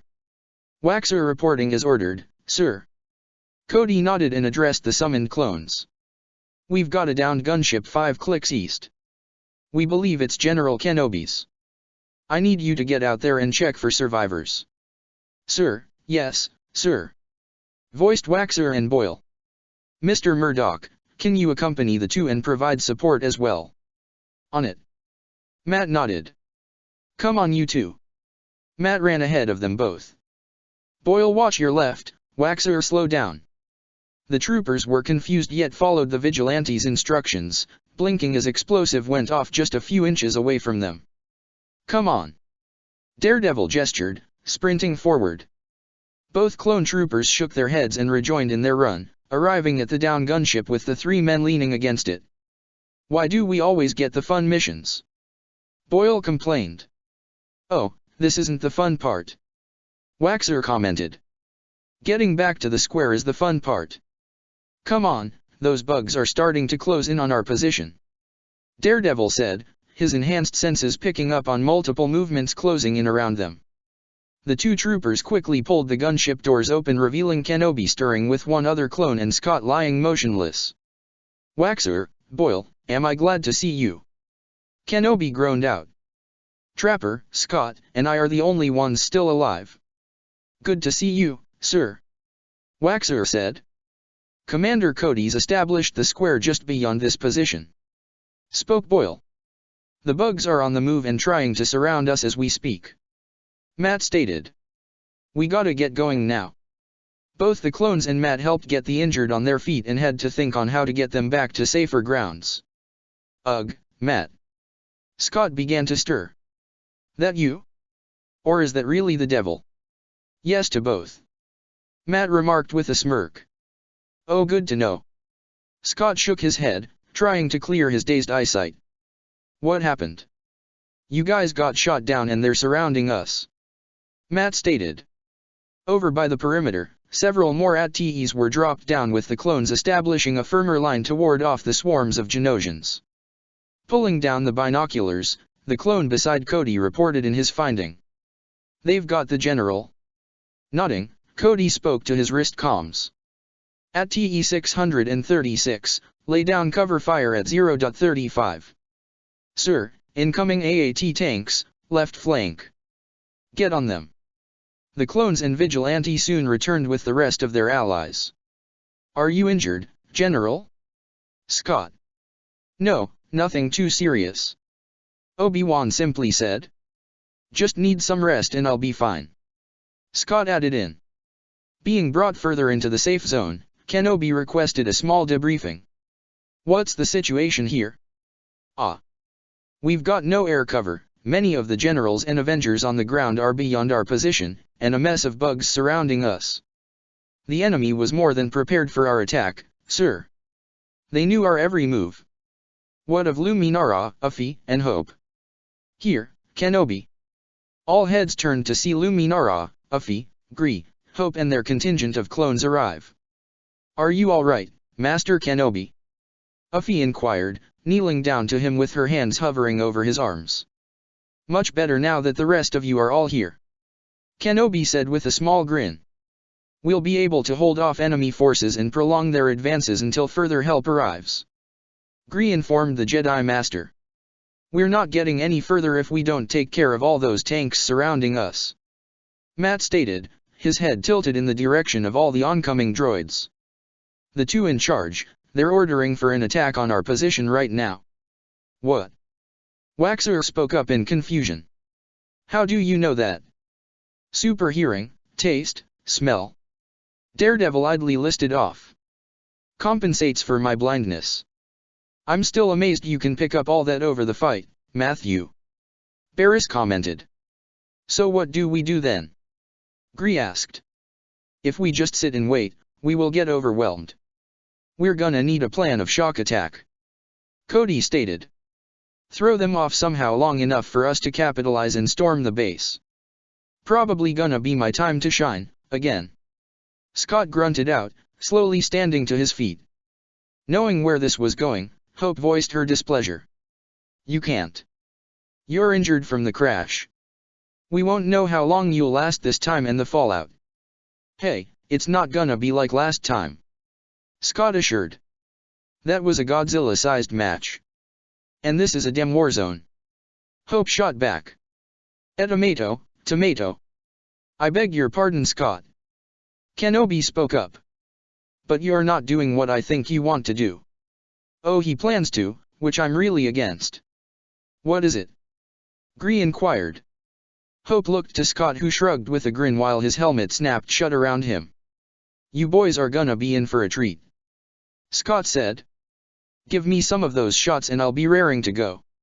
A few clones were a little hesitant in giving Ant-Man the medical shots to relieve some of the pain. It wasn't out of necessary training, but the glare Hope was giving them. Just don't become a junkie after this. Hope told him. Don't want to deal with that. Trust me, that's the last thing I wanna become. Just give me some cover for now. After being administered his shots, Scott did a few small stretches before getting to work. He began to run forward, aiming for the gunship he was shot down in. It was still relatively intact, so he wound up his leg and raised his left hand. Once he had his leg all the way back, he pressed down and his entire world view changed in height and perspective. Giant Man was back and came in swinging, punting the gunship in front of him into an AAT tank which erupted into a fiery display of fire and metal. Many of the clones stopped firing and had their jaws drop in complete shock. Some even took their helmets in order to confirm that what they were seeing wasn't a trick of the light. Even the Genosians flying around the battlefield gaped at what they were seeing. Time to go all rampage on their asses. Scott bellowed out, grasping a Genosian ship and throwing it like a football into another. Far off at the front of the factory, Shezo and Tan froze staring in wide-eyed disbelief at what they were witnessing. What the hell? I was aware of this ability. Tan muttered, eyes nearly the size of dinner plates. Master Dooku spoke of it. But actually seeing it. Scott ran forward, nearly 70 feet tall, and scooped up an AAT tank before tossing it like it was a baseball at another tank. Cody was one of the first to snap out of his shock, quickly taking command of the situation. We have our opening, grunts. Cody began barking out. Get the tanks and yourselves in formations and push forward. With that front now on the offensive, the 71st and 21st were just getting to theirs with the troops assembling in full force to charge forward. Before that, Commander Jet had called up Admiral Yularen in hopes of getting some form of an airstrike to help soften the playing field for their assault. Negative, Commander. We will be unable to provide any air support at this time. Yularen stated. Lieutenants Wilson and Hawk are barely holding back the Separatist and Genosian starfighters as is from the rest of the invading forces. I understand that, sir. Jet said. But we're dealing with serious fortifications and we could get blasted to smithereens. This is a planetary-wide invasion, Commander. Yularen reminded. I can't divert any forces in the sky without risking getting overwhelmed. All I can tell you is what I can try at this moment. I'll take it, Admiral. Jet said, ending the transmission. Generals, we've got no air support right now. Then we're doing this the old-fashioned way. Bakara declared. Jet, get the AT-RTs ready for a head-on assault, we'll be covering you with artillery fire while you head up the middle. Keeley, get ready the flamethrowers. Those ridges will be swarming with Genosians. Why not just bring the caves down? Pietro asked. It would take too long and we're on a time crunch, unfortunately. Mundi stated. Pietro only grinned roguishly. Well, we can cut that down. I am here after all. Do what you must. De said, patting his friend back with Pietro nodding. Hey Keeley, did you tell the rest of the boys? Pietro asked an unspoken question. Yes sir, they'll know what to expect with you running around. Keeley assured with a right tone. Excellent. Pietro clapped. Then gentlemen, do try to keep up. With that, Quicksilver dashed off towards their targeted droid base with a wake of dust left in his run. I hate it when he does that. Keeley said, waving the dust away from around him. Come on men.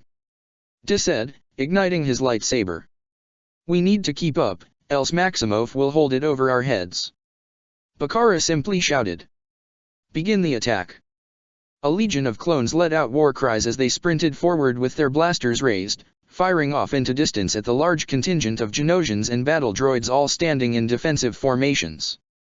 Up on the two separate ridges before the droid base, Genosians flew out in droves and descended down upon the oncoming clones. De led Keeley to one of the ledges with a large contingent of clones, the squadrons deploying hooks to quickly scale up the rocky walls. While the Separatists were already firing back, confusion began to arise with the droids suddenly being shattered at random with Genosians being bashed away by an unseen blur. Sure am glad we got someone like him on our side. Bakara admitted, nodding in an impressed manner at the literal speed of which the droids were being disposed of. Indeed. Mundi agreed, his eyes barely being able to catch glimpses of Quicksilver who was moving through the Separatist forces. Seeing the dense numbers of the planet's natives, he spoke towards the troopers. Bring in the flamethrowers. A number of clones soon came out from the back with flamethrowers equipped. Once ready, they started burning the enemy and giving Pietro some breathing room. Thanks for the assist. Pietro soon patted his shoulder. Do try to be careful where you are aiming those next time. Elsewhere, Ayla and Nat had set up a stagnant line upon the droid base they were assaulting. Nat. Ayla. Both girls looked behind them to see Captain Rogers, Anakin, Ahsoka, Rex, Parker, and Domino Squad at long last make it to their front line. It's about damn time. Nat joked. What took you so long, Cap? Old legs can't handle the desert plains. Hilarious.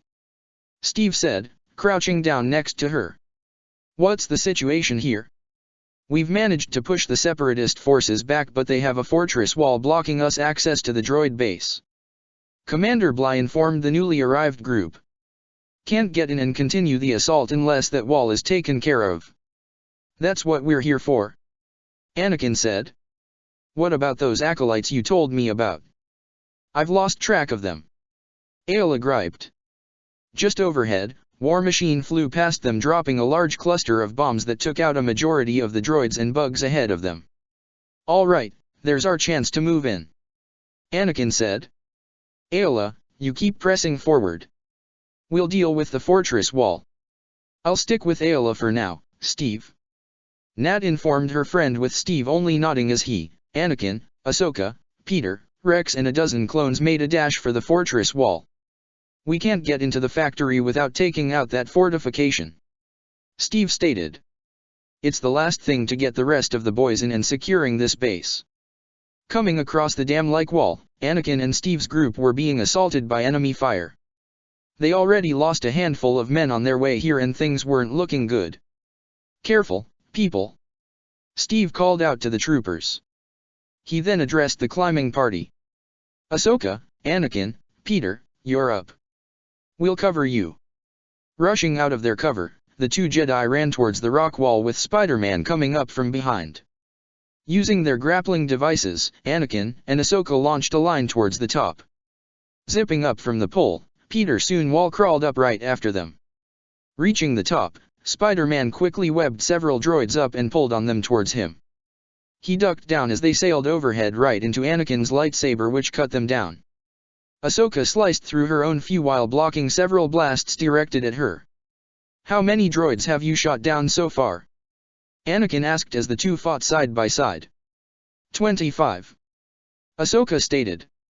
Ah, you're falling behind. Anakin teased. Spider-Man webbed up several droids before flinging them over and down the fortress wall. I think that makes 33. Peter quipped. Pretty sure I'm ahead of both of you. That only counts as one. Anakin stated. What? Don't you dare pull a Gimli on me. Gimli. Peter groaned. I'll show you the movie after all of this is over. You better. Ahsoka jibbed in. I'm getting lost on all these Earth references you guys keep spouting. Movie night it is once off this rock. Down below, a good battalion of droids were assaulting the Republic forces and were breaking through the line. Steve bashed a B-1 down, with the droid shattering into pieces, yet the top half of it remained. Cap turned away to continue fighting elsewhere when... No, strings, on, me. A cold shiver ran down the good captain's spine, snapping around to see the B-1 he had just destroyed slump down. A small feeling of dread came over him, yet he had to focus on the fight before him. Suddenly, he felt himself get flung forward by an unseen force from behind. Crashing down to the ground, Steve quickly whirled about onto his back as he saw a blond man wielding a red blade sailing at him overhead. He raised his shield in time to deflect the lightsaber that bounced off his shield. With a quick reflexive kick, Steve planted his boot upon the acolyte's chest, making him fly back. The acolyte landed on his feet, rubbing his chest as he felt it burn with pain. He was suddenly assaulted by clones and blaster fire. No, stay back. Steve called out to the clones, yet it was only in vain. The large blonde acolyte blocked the bolts before cutting down the clones closest to him. In response, Steve flung his shield at the acolyte, who ducked beneath the vibranium which bounced along the rocky growths before returning to Steve's hand. So you must be the fabled Captain Rogers. The large acolyte sneered. You know who I am. Steve stated, not questioned. My Lord Dooku has made sure to keep those who follow him informed of your presences across the galaxy. Your arrival was a shockwave that has left the Force in an erratic phase that must be taken care of. And you are the man to do that. Steve asked in a steady tone. The blonde acolyte got into a stance with his lightsaber raised up to his shoulders. Tolsker, slayer of the Avengers leader. Perhaps Duca will reward me greatly if I were to accomplish such a feat. Steve was only silent as he kept his gaze focused on the acolyte who made the first move. Tol jumped forward with Steve stepping back, shield raised as he braced his attack. The lightsaber clashed against his shield, yet Sker quickly went for another series of strikes with Steve blocking every strike. On top of the wall, the droid fighters were already taken care of, giving the 3 Republic fighters a momentary pause of rest. "Look for a hatch," Anakin ordered. "We need to put the explosives inside the wall." It didn't take Ahsoka long to find one, yet a droideka rolled on out and activated its shield. "Found one."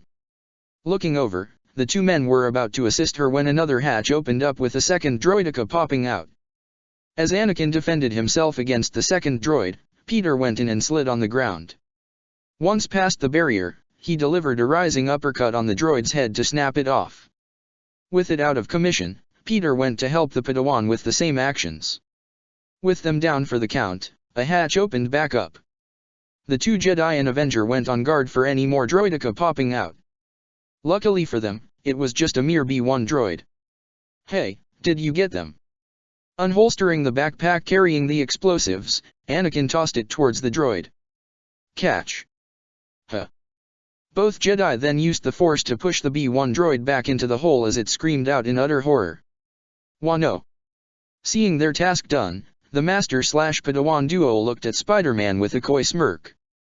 "Come on, Peter. Up and away." "Whoa. Wait." Peter cried out as he was flung off the wall via Force push. "I could have just jumped." Not long after their shared act on the Teen Earther, they both leaped off and dived towards the fight below just as the wall exploded from the inside out. As he fell, Peter fired off a web line to the nearby rock wall in order to help him with the landing. And once coming into a recovery roll, the wall crawler glared at the 2 Force sensitives as the wall came tumbling down. "Next time, just tell me to jump." "Now where's the fun in that?" Anakin joked. "Come on, we can't keep Ayla waiting." "Cap!" Peter cried out, spotting Steve clashing with an acolyte. "Tolsker," Anakin said with a glare. "The acolyte who you encountered on Mustafar," Ahsoka said in worry. "Ahsoka, Peter, go catch up and assist Ayla with the others," Anakin ordered.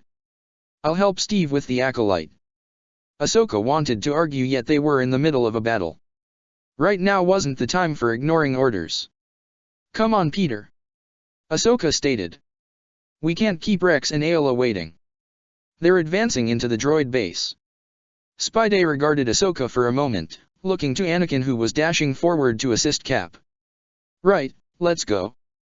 The 2 broke off to run towards the front of their droid base. And at the front fortifications and trenches of the base was Ayla Secura locked in a heated duel with one Cadrian Say.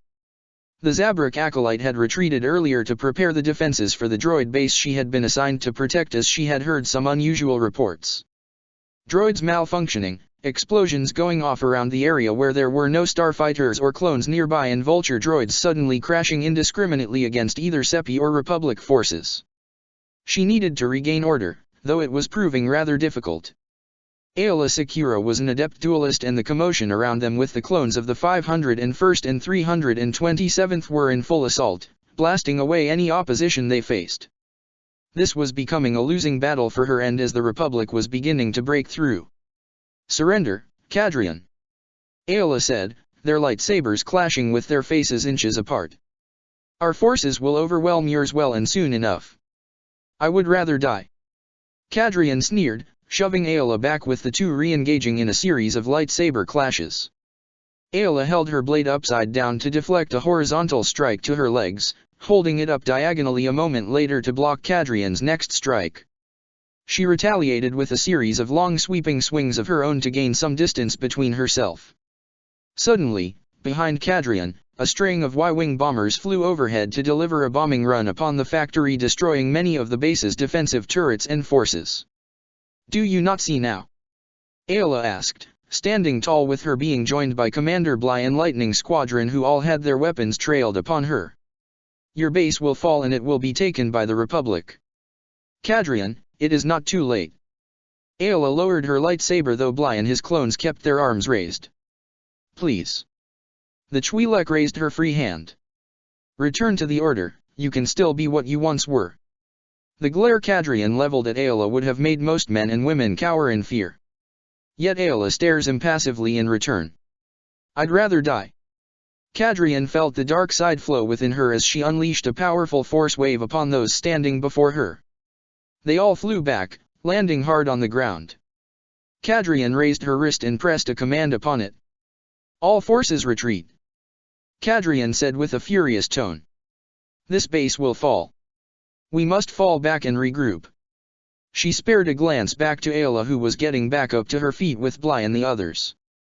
Gritting her teeth, Cadrian dashed away.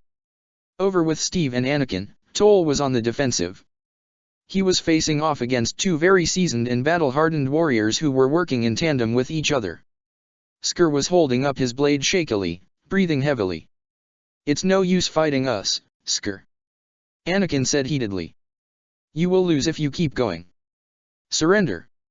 Steve said evenly. Surrender. Sker scoffed.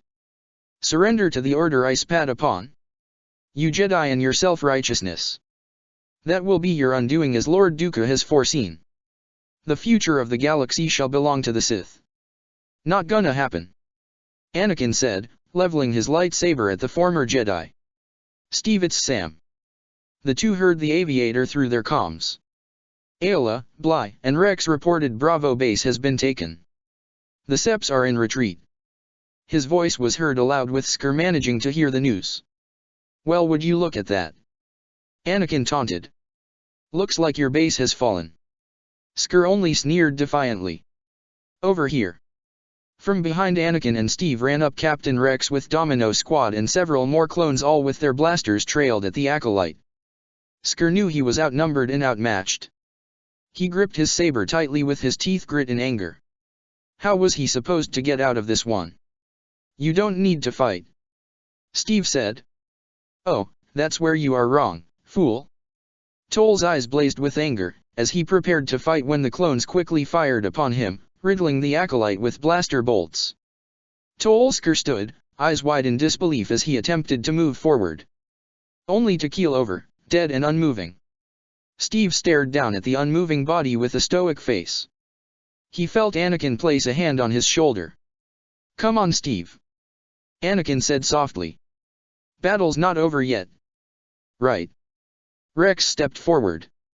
Generals D and Mundi are still fighting for their droid base, but they informed us recently that they're gaining the advantage right now. And Obi-Wan? Anakin asked. General Luminara informed me that they are pressing their attack, but their droid factory is shielded. Rex stated.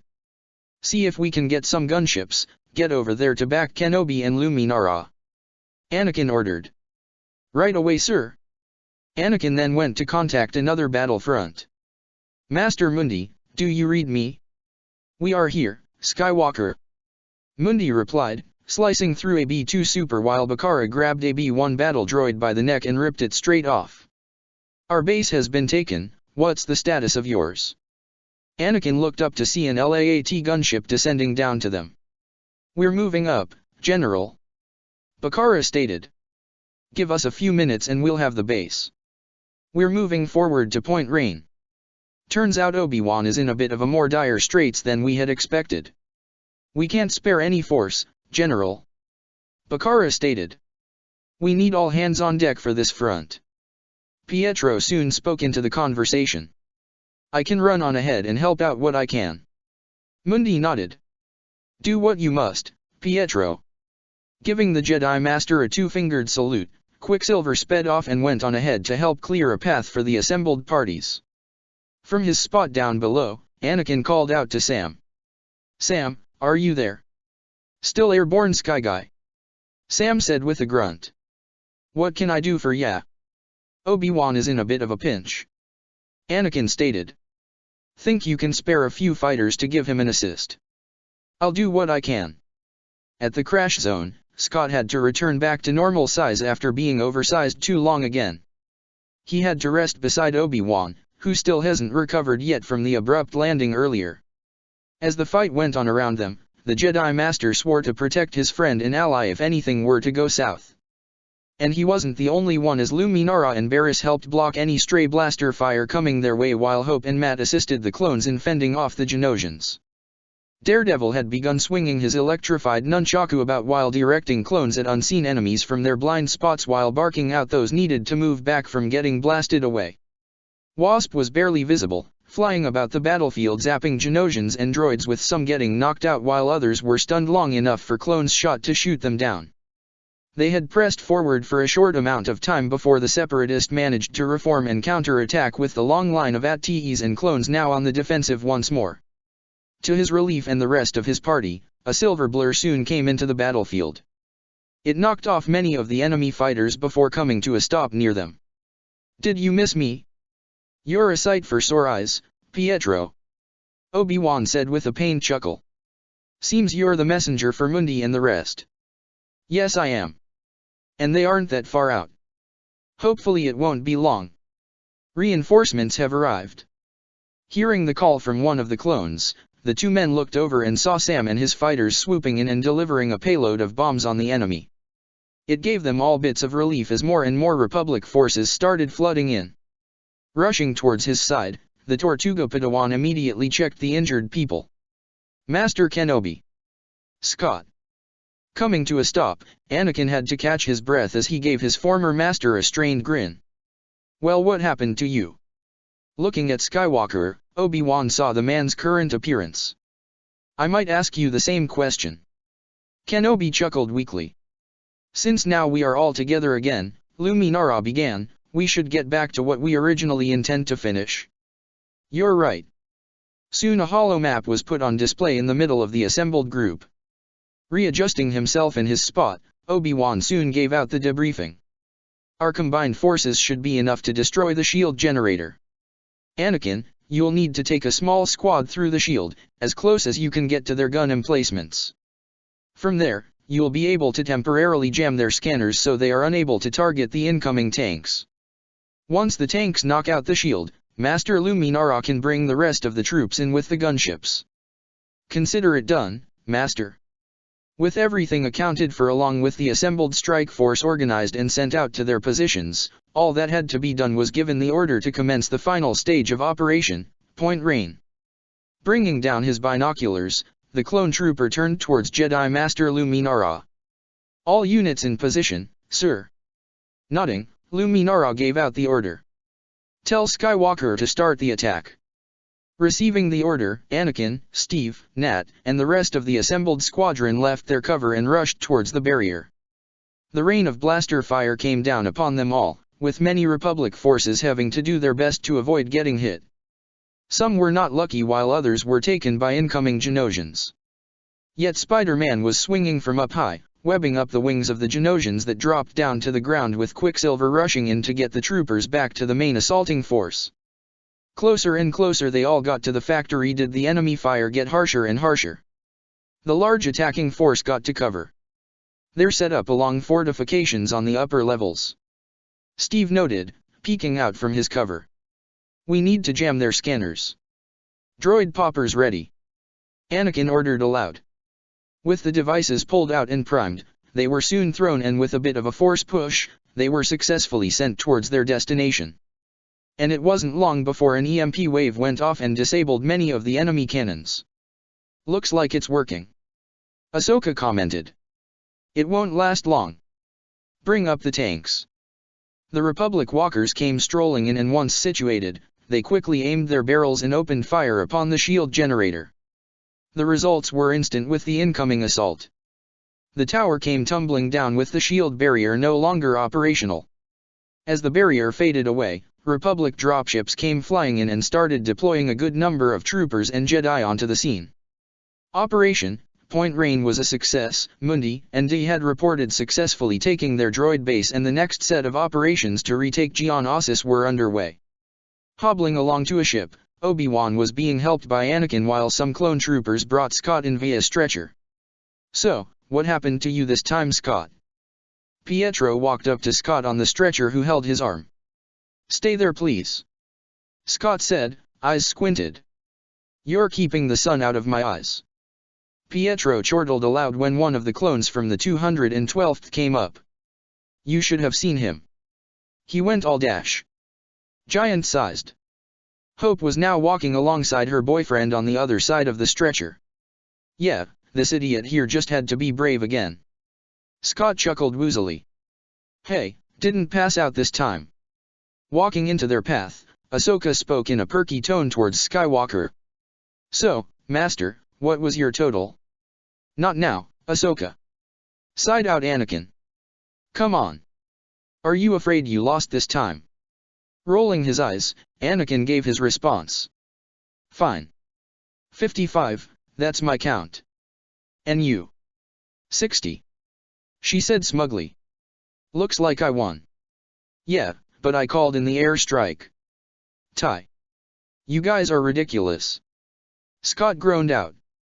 And if I were going by kill counts, I beat you two by a good amount. Hey, what about me? Peter spoke up. I was with the two of you and I got a good number of those robots. Droids. Ahsoka absent-mindedly corrected. Were you keeping track? Obi-Wan shook his head at their antics. I'll never understand how you can simplify these battles into some kind of game. Handing Kenobi off into the dropship, Anakin waved the others off. Take care of yourselves. I expect to see both of you back here by the time I've destroyed the main factory. We shall do our best. Before the ship took off into the air, Mundi, who had returned with Iamagunda, decided to speak up. 65, Skywalker. This quickly confused Anakin, throwing him off a bit. I'm sorry. My total. 65. Mundi answered before curiosity took over. So what do I win? Both Anakin and Obi-Wan shared a look before Skywalker chuckled to himself. My everlasting respect, Master Mundi. This wasn't what the Syrian Jedi Master was expecting. Oh. Wanting to come in to defend his former Padawan, Kenobi spoke on his behalf. That is a gift Anakin rarely bestows, I assure you. Scott chuckled on the stretcher. Hey, if it makes you feel any better, I can treat you to something once we're back on Coruscant for your win. Mundi nodded as the ship doors closed up and took off into the air for its occupants to rest up and be ready for what's to come. So that takes care of establishing a foothold. Steve said to Anakin, who nodded. Now we need to take out their main factory that Padme managed to get from Cato Neimoidia. Steve was silent. Steve. Are you all right? Steve didn't respond at first, staring off into the distance where multiple clone forces were being deployed across the surface. We got a transmission here. Steve stated. A transmission that matched one that would come from Earth. Are you serious? Anakin asked in surprise. So that means dash. Someone from Earth is here. Steve said solemnly. Anakin grinned before it fell, noticing that Steve didn't exactly seem happy at the prospect of finding one of his lost friends. What is it? Anakin asked cautiously. Steve had his brows furrow in deep thought. I don't know. Let's just say I have this gut feeling that doesn't fill me with warmth. Steve walked off, leaving a confused and rather disturbed Jedi. Well, that doesn't exactly make me feel all that better. Anakin murmured to himself. Scene cut. Severance Tan was kneeling before a hollow transmission of Count Dooku. The Count's face was unreadable, yet his eyes were ablaze. Severance Tan. Master. You abandoned your base when you could have swept aside the Republic's attacking force. Dooku said slowly. Why have you done this? Master, I find it difficult to explain to you as to why, but I shall attempt to.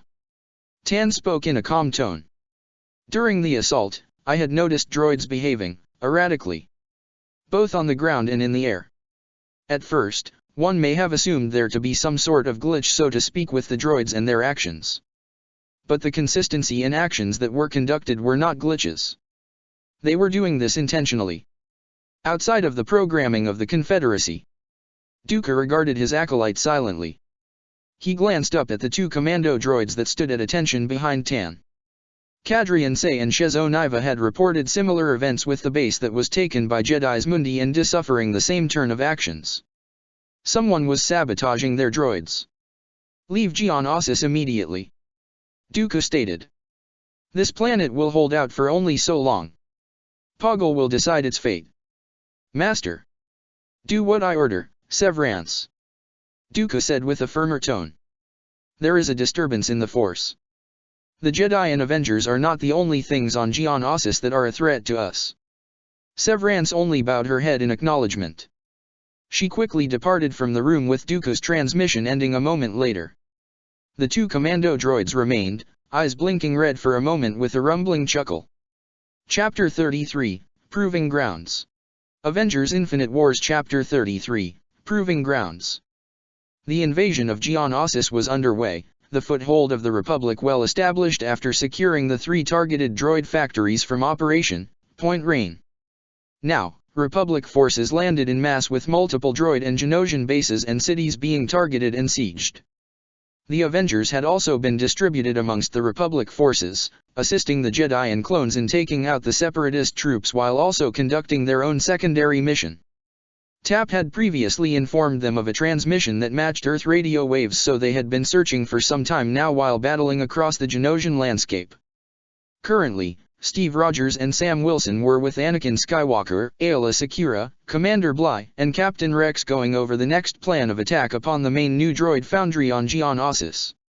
Senator Padme Amidala along with Natasha Romanoff and Hope Van Dyne had undergone a secret mission to retrieve evidence of a senator's collaboration with the Separatists, which proved to be true. Now they were preparing for their assault on the factory, hoping to take it out lest it churns out more battle droids than any one of them could handle. The 501st Legion and 327th Corps were on standby, securing the surrounding perimeter whilst bolstering and preparing their forces for the attack on the base. They were not to go in alone, however. Currently, they awaited the arrival of the 41st Legion with Jedi General Luminara Unduli and her Padawan learner Barriss Offee. Are we all set? Steve asked Anakin, who nodded. We've got our artillery and AT-E tanks prepped and ready, with Luminara's AT-Es joining in on the fun in a short moment. Anakin replied. Sam then looked around for a brief moment. Hey, where's the kids? Over there, Lieutenant. Captain Rex said, thumbing behind him. Behind him upon an elevated ground hill, Ahsoka Tano was conversing with Peter Parker and other men of the 501st. Though it appeared to be more of teasing, as one clone in particular was being mercilessly picked on by the rest of his brothers. Apparently, this particular clone had managed to recreate Ahsoka's facial markings perfectly upon his chest piece. Kinda hate to ruin their fun, Steve said with a small smirk. But Luminara and her troopers are on their way. It's time we go over our plan then, Aayla stated. Steve and I are gonna start rounding up the boys, Sam said. Finish up perimeter sweeps and get ready. Rex, Bly, get everyone prepped, Anakin instructed. We're gonna be in for a long one. Both high-ranking clone officers went off to do their duty, with Steve and Sam splitting up whilst the 2 Jedi went over to the youngsters, who were sharing a laugh with the other clones as it was revealed to be Cut Up who made Tano's markings upon his armor. All the while, the Republic fleet orbiting high above began deploying a large contingent of LAAT gunships with troops and AT-E tanks to bolster the attacking force for the assault on the new droid foundry. The dropship descended from the skies above and headed straight towards the designated drop zone. All the clones on board were doing another round of preparing for the incoming assault on the main droid base. Barriss, Luminara began, I assume you've made the necessary preparations. Hanging on the harness some feet away, Barriss responded back. Precisely as you instructed, Master. Standing before the hollow map of the targeted droid factory, Ahsoka was giving the debriefing towards the present clone squadron heads, while Peter, Aayla, and Anakin stood not far away. This bridge is our first waypoint, Ahsoka said, pointing towards the connecting landmass. Focus your fire on the gun emplacements here and here, because it's only dash. Suddenly, Anakin butted in and took over the debriefing. Because it's only after we neutralize the guns that we can push for the factory. Both Aayla and Peter blinked on the sudden action, with the wall crawler voicing his thoughts. Well, that was rude. Aayla nodded in agreement while Ahsoka tried to fight back a look of annoyance. I was yes. She quickly composed herself in order to continue. 2 of the clones shared a slightly amused look between one another. We can push for the factory. Now, expect stiff resistance from Dash. And don't forget to top off your energy cells and ration packs. Once again, Skywalker interrupted and took over his Padawan on the debriefing. Once we leave, there will be no resupply. He then turned towards the Togruta. Anything else, Ahsoka? No. I think you've pretty much covered everything, in my briefing. Very well. Squad dismissed. I hope that won't become a habit. Peter commented. Same.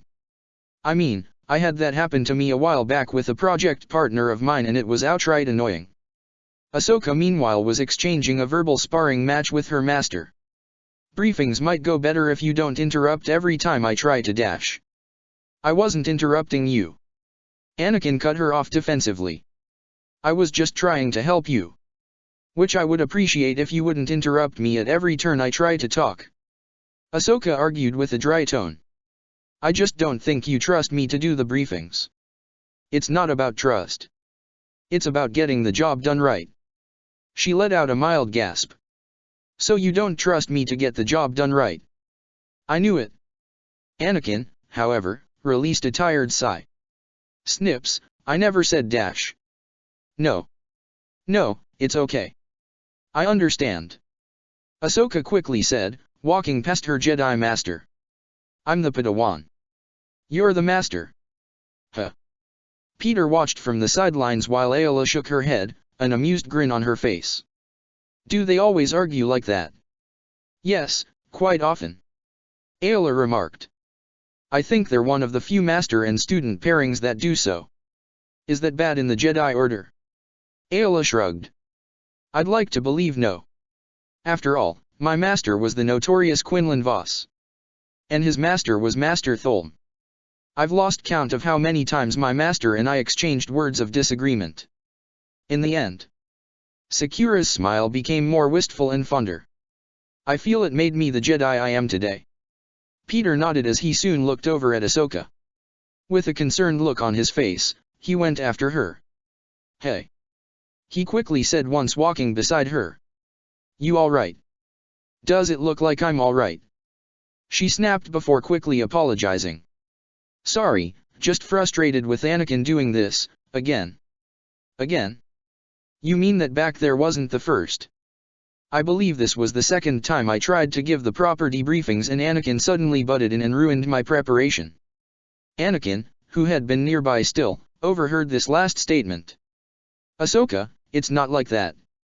See? Ahsoka said condescendingly. But who am I to judge?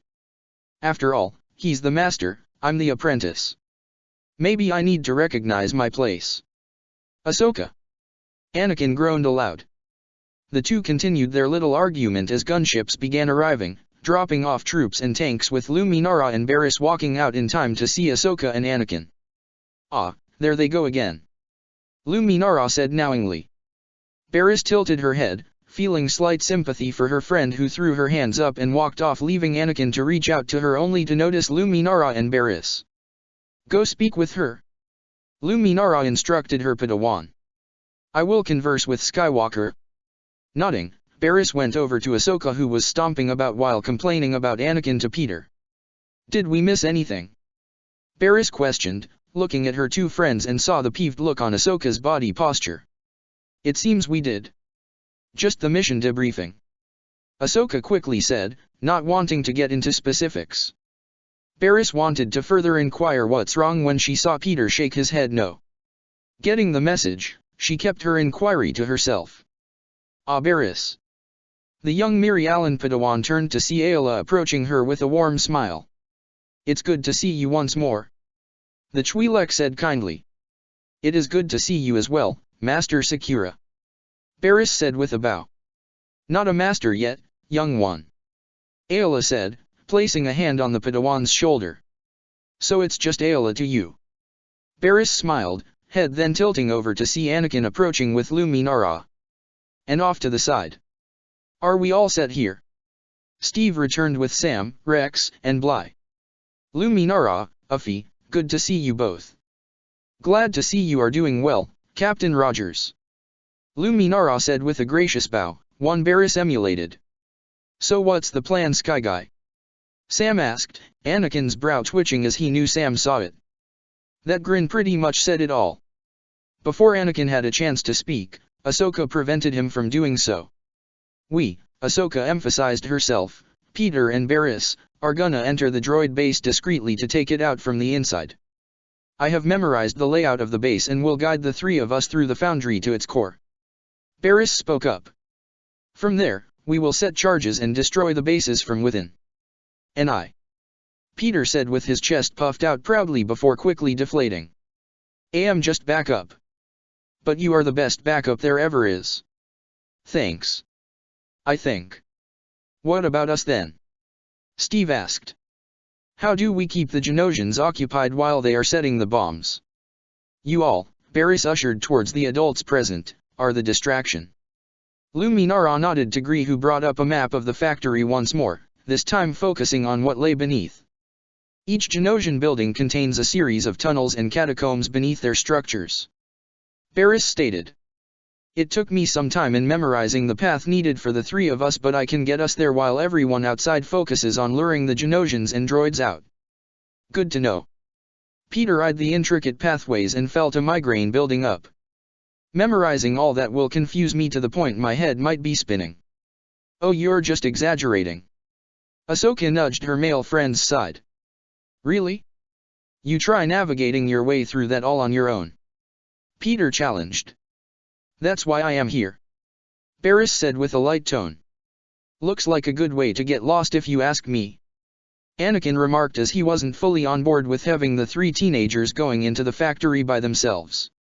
Trust in our Padawans and young Parker, Skywalker. Luminara said confidently. Right, Barriss? Barriss nodded. Especially when the lives of others depend on your success. Well, that just takes all the pressure off. Peter deadpanned, making Rex and Steve snort with Sam nudging him. Come on, kid, we know you could do this. Anakin, however, appeared to remain skeptical. I don't know about all this. Entering into that factory with all those droids can be suicidal. Which is why we need to make sure we give the kids the chance they need, Anakin.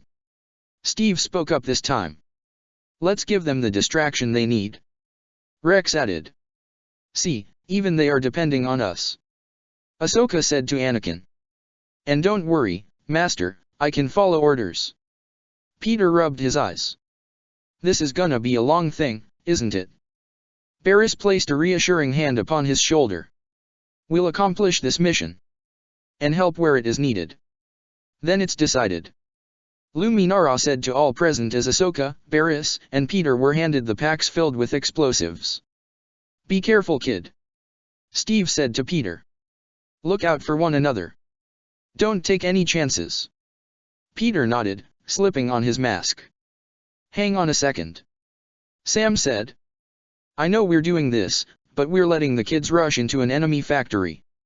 How will we know how far along they are? That's what these are for. We'll monitor your progress on these chronometers.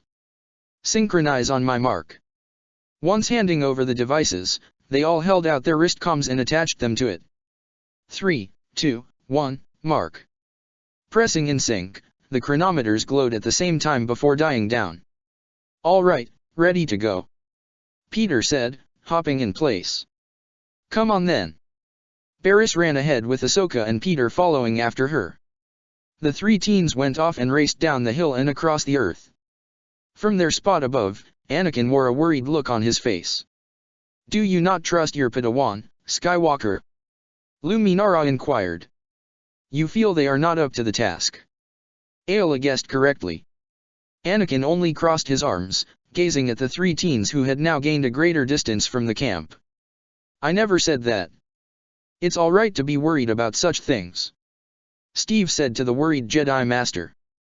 But if we don't give them the right incentives, then they'll never grow. Anakin tightened his fists before relenting. Fine. I am worried. Is that what you all wanted to hear? Anakin, we pretty much knew that. Sam said with the others nodding in agreement. Just have some faith in them.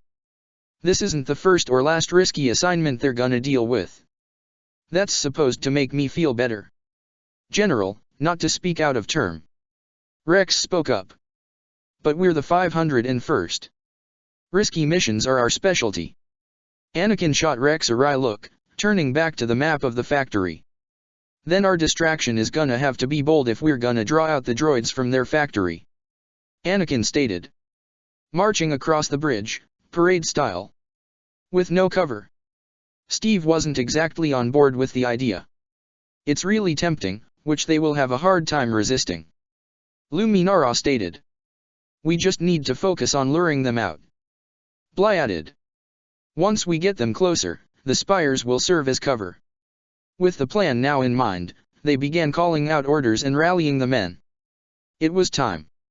Soon, the 3 Jedi and 2 Avengers were walking side by side with the assembled soldiers of 3 legions all standing together. As they drew closer to the bridge, the large front gate of the droid foundry opened with thousands of droids marching forward. That's a lot of droids. Sam dryly said. Well, it is a droid factory after all. Luminara said knowingly. As long as we can destroy them faster than they can make them, then we'll come out on top. Anakin said, determinedly, while getting a laugh out of the others. Sometimes, the simple answer is the best answer. Ayla declared, igniting her lightsaber with Anakin and Luminara doing the same. Falcon's wings furled out and Captain America gripped his shield tightly. The clone troopers raised their blasters with the lead 5 running forward to engage the droids. Climbing down the cavern wall, the 3 teens eventually made it towards the bottom with the sounds of battle happening above. Reaching the other side of the chasm, Barriss soon felt up the wall in order to properly find the entry point from her studies. She then stopped, ignited her lightsaber, and plunged it into the rock. Wanting to assist her, Ahsoka ignited her own lightsaber and gave the needed assistance to carve out an entry hole. Once made, the 2 Padawans used the Force to pry the piece of rock out to reveal the tunnel. Nice work, you two. Peter said, stepping right to it before glancing at Ahsoka and Barriss. So, who wants to go into the creepilla dark, bug-infested tunnels first? Before Barriss volunteered, Ahsoka gave him a wily grin. Why not you? Is this because of me being a bug? Peter narrowed his eyes with a pout. I have you know, I'm an arachnid, not a bug. There's a big difference. Yeah. She shoved him inside before the Padawans followed after. So where to now? Ahsoka asked. This way. Barriss said, taking the lead with her friends right behind her. While the Republic forces began their missions, within the droid foundry itself was Poggle the Lesser overlooking the attack with a specially designed tactical droid assisting him. Compared to most tactical droids, this one was more built evenly, so to speak. More proportioned. There were no lanky parts to him and he was rather more humanoid in appearance, with only his chest piece and head being that of the usual tactical droid design. Lord Poggle. The tactical droid spoke. The foundry is operating at 50% production capacity with 10 new droid garrisons ready to deploy. Poggle turned to the tactical droid, letting out a series of clicks as he gestured to the attacking Republic force. The super tanks are nearly ready but most still need development. The tactical droid stated. But when they are ready, the Republic forces will be routed.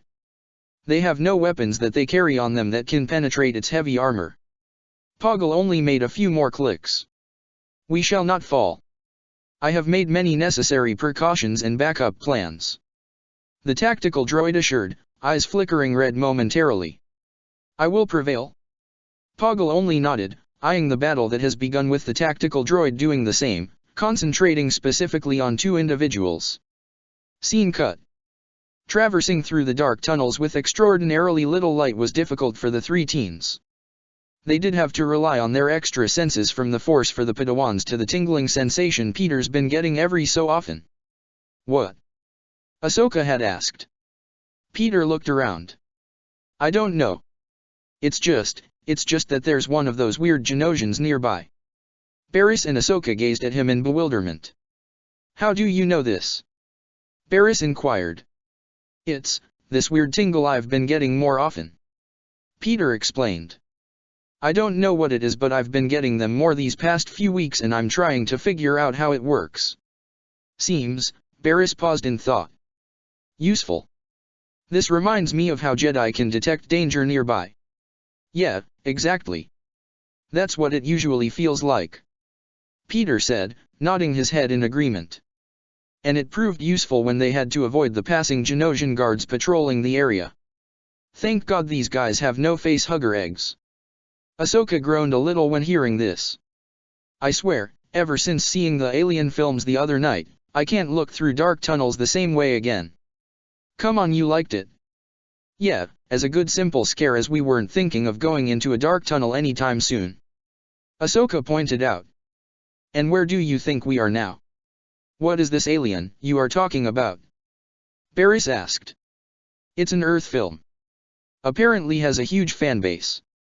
You should see Comic-Con back home, Peter muttered, now sticking to the walls as he crawled about with the two girls walking slowly in the dim catacombs. What's Comic-Con? One thing at a time, Peter said. So where to from here, oh fearless leader of ours? The trio rounded about a cavern with their eyes widening and Peter inhaling to the point of his mouth and throat drying up entirely. Oh God, it's Ali MMPH. Ahsoka's hand clamped tightly around Peter's mask, her own body tense and nervous. They're sleeping, Ahsoka whispered out. We have to find another way. We don't have time, Barriss grimly stated. We must go through here. Peter vigorously shook his head in disagreement, Ahsoka's hand still keeping his mouth shut and words muffled, though it was clear how very much against he was towards Barriss's given directions. Barriss decided to simply begin moving forward with Ahsoka following after her with a very much nervous Peter in the rear. Barriss stopped, gesturing the two to move past her. This is such a bad idea, Peter murmured. We're gonna get planted with an egg for sure. Will you please, not say that? Ahsoka hissed. The last thing I need after this day is a nightmare. Ahsoka, Peter. Looking back, they saw a Genosian hand was lying on top of Barriss' head. Being the one closest to her, Peter inched his way back and carefully pried the limb off of her and gently lowered it away. Giving a thankful nod to him, Barriss joined back in leaving the Genosian sleeping quarters. Scene cut. Outside, the Republic was fighting the droids fiercely. Anakin slashed through a battle droid with Rex and Domino Squad standing close behind to provide covering fire. Steve was holding up his shield to give cover for Commander Bly, the clone taking out several droids nearby. This gave Steve the chance to rear his arm back and throw his shield at full force, cleaving through a multitude of droids. Luminara all the while fought alongside Gree and Ayla at the main front of the bridge, the clones taking out multiple droids. Up in the sky, Sam was their own air support, providing fire from above and occasionally sweeping down to beat back droids that were about to overwhelm a flank or position. This is a bit too straightforward, Steve muttered, joining Anakin's side. Is it? Anakin inquired. Just droids, Rex said aloud. We're Wanji on Ossus. So where are the Genosians? Anakin finished his captain's thoughts, now realizing their predicament. Just as Anakin had finished that sentence, blaster fire rained down from the sky. Ambush! Rear guard, focus fire on the skies! Bly yelled aloud, with clones in the back of the march firing at the Genosians that had descended on down from the skies to attack. What the Genosians did not anticipate, however, was the Avenger Falcon swooping in with a vicious display. He weaved around the blaster fire, his wings and other limbs bashing the Genosians down to the ground. The clones let out cheers as the Genosians were quickly disposed of. A few moments later, the rest of the droids were all taken out, with another quick cheer from the clones. Well, that's taken care of, Anakin said, glancing around. That's only the first wave, Ayla said, gazing at the droid foundry as the gates began to open with something else entirely coming out. There were 24 large dome-like vehicles. Tanks, Sam said aloud in the air. Looks like the Separatists have a new toy, Luminara stated. Rex, Bly, pick your targets, Anakin ordered. Yes, sir. Rex gestured his hand forward at the set of artillery and at ease. Elevation 427. The cannons began rising to their instructed targets and fired. The Separatist tanks were soon barraged by a whole plethora of blaster shells. After a few seconds of bombardment, the smoke settled to reveal the tanks were unscathed.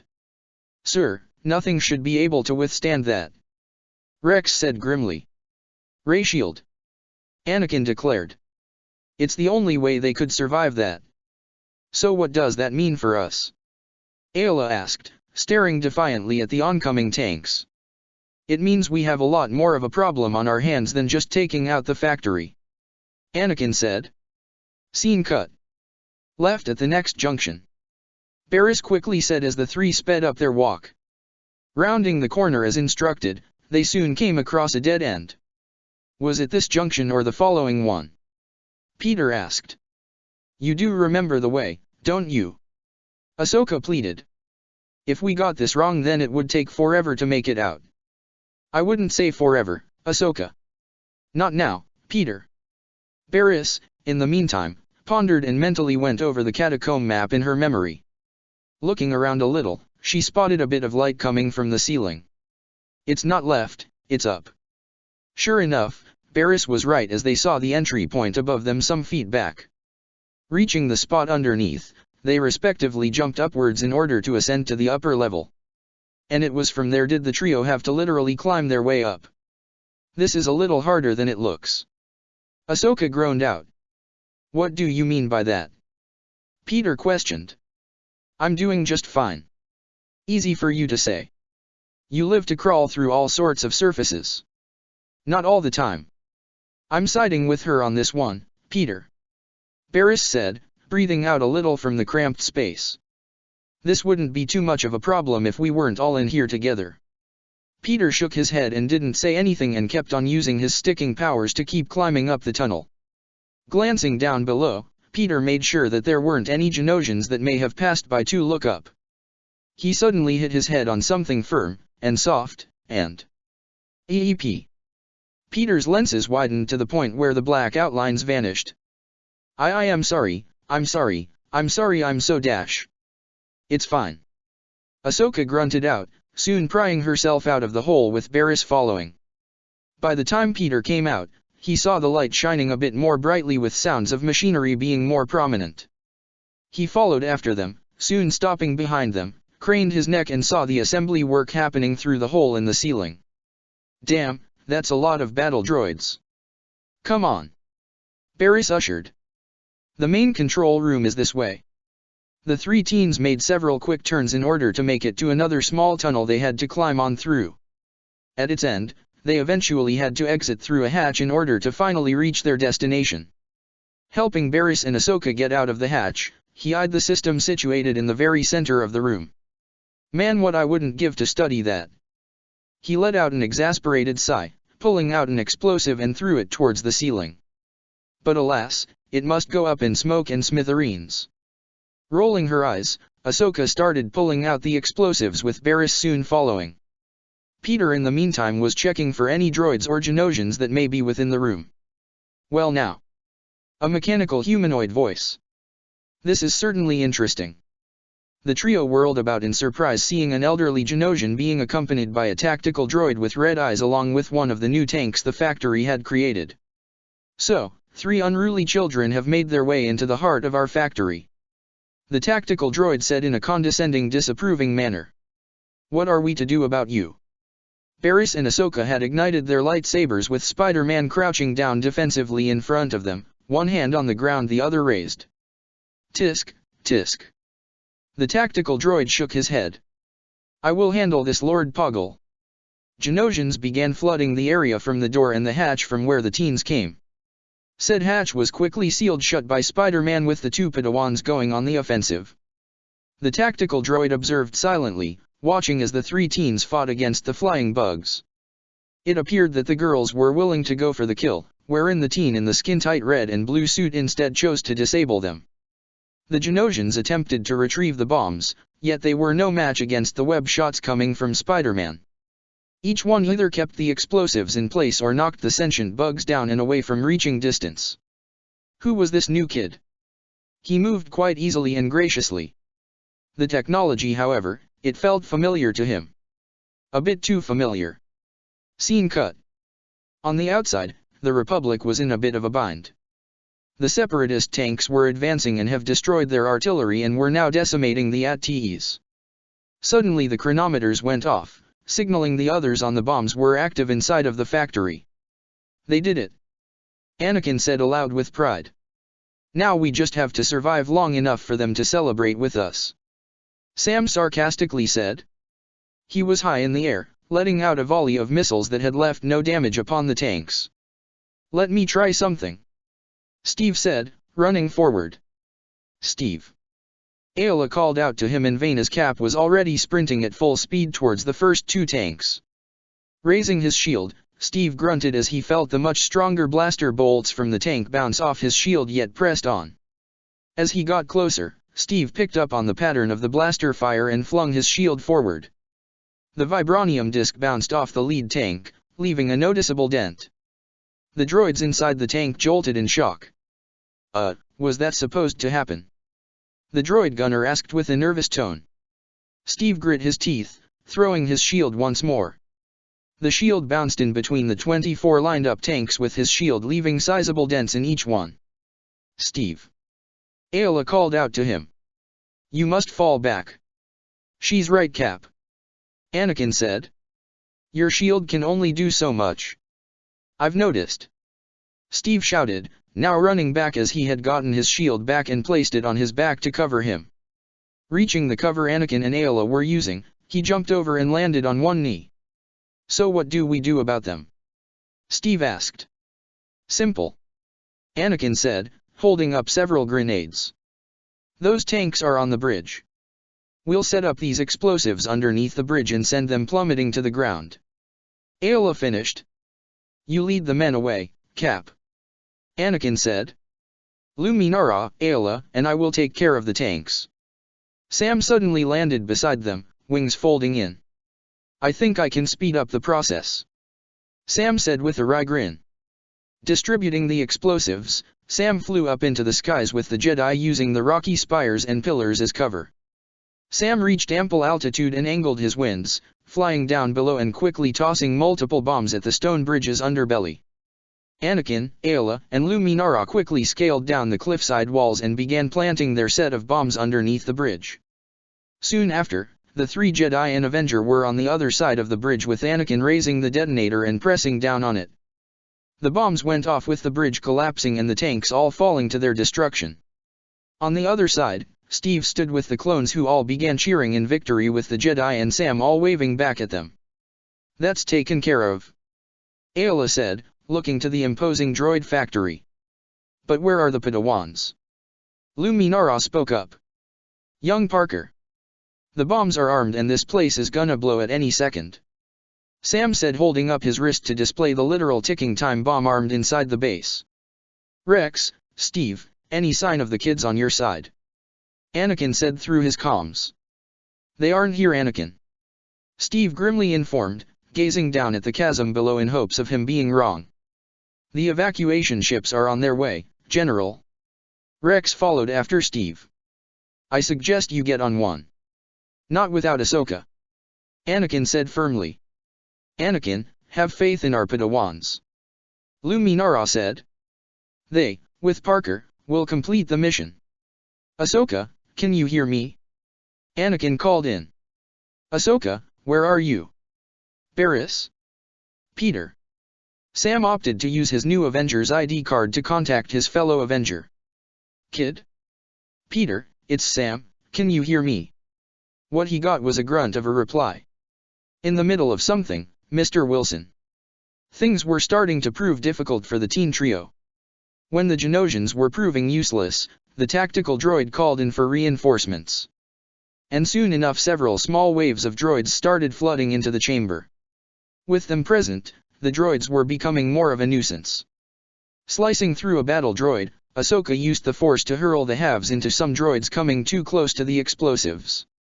When some were taken off their placements, she was forced to activate those particular ones and destroy those particular mechanical adversaries.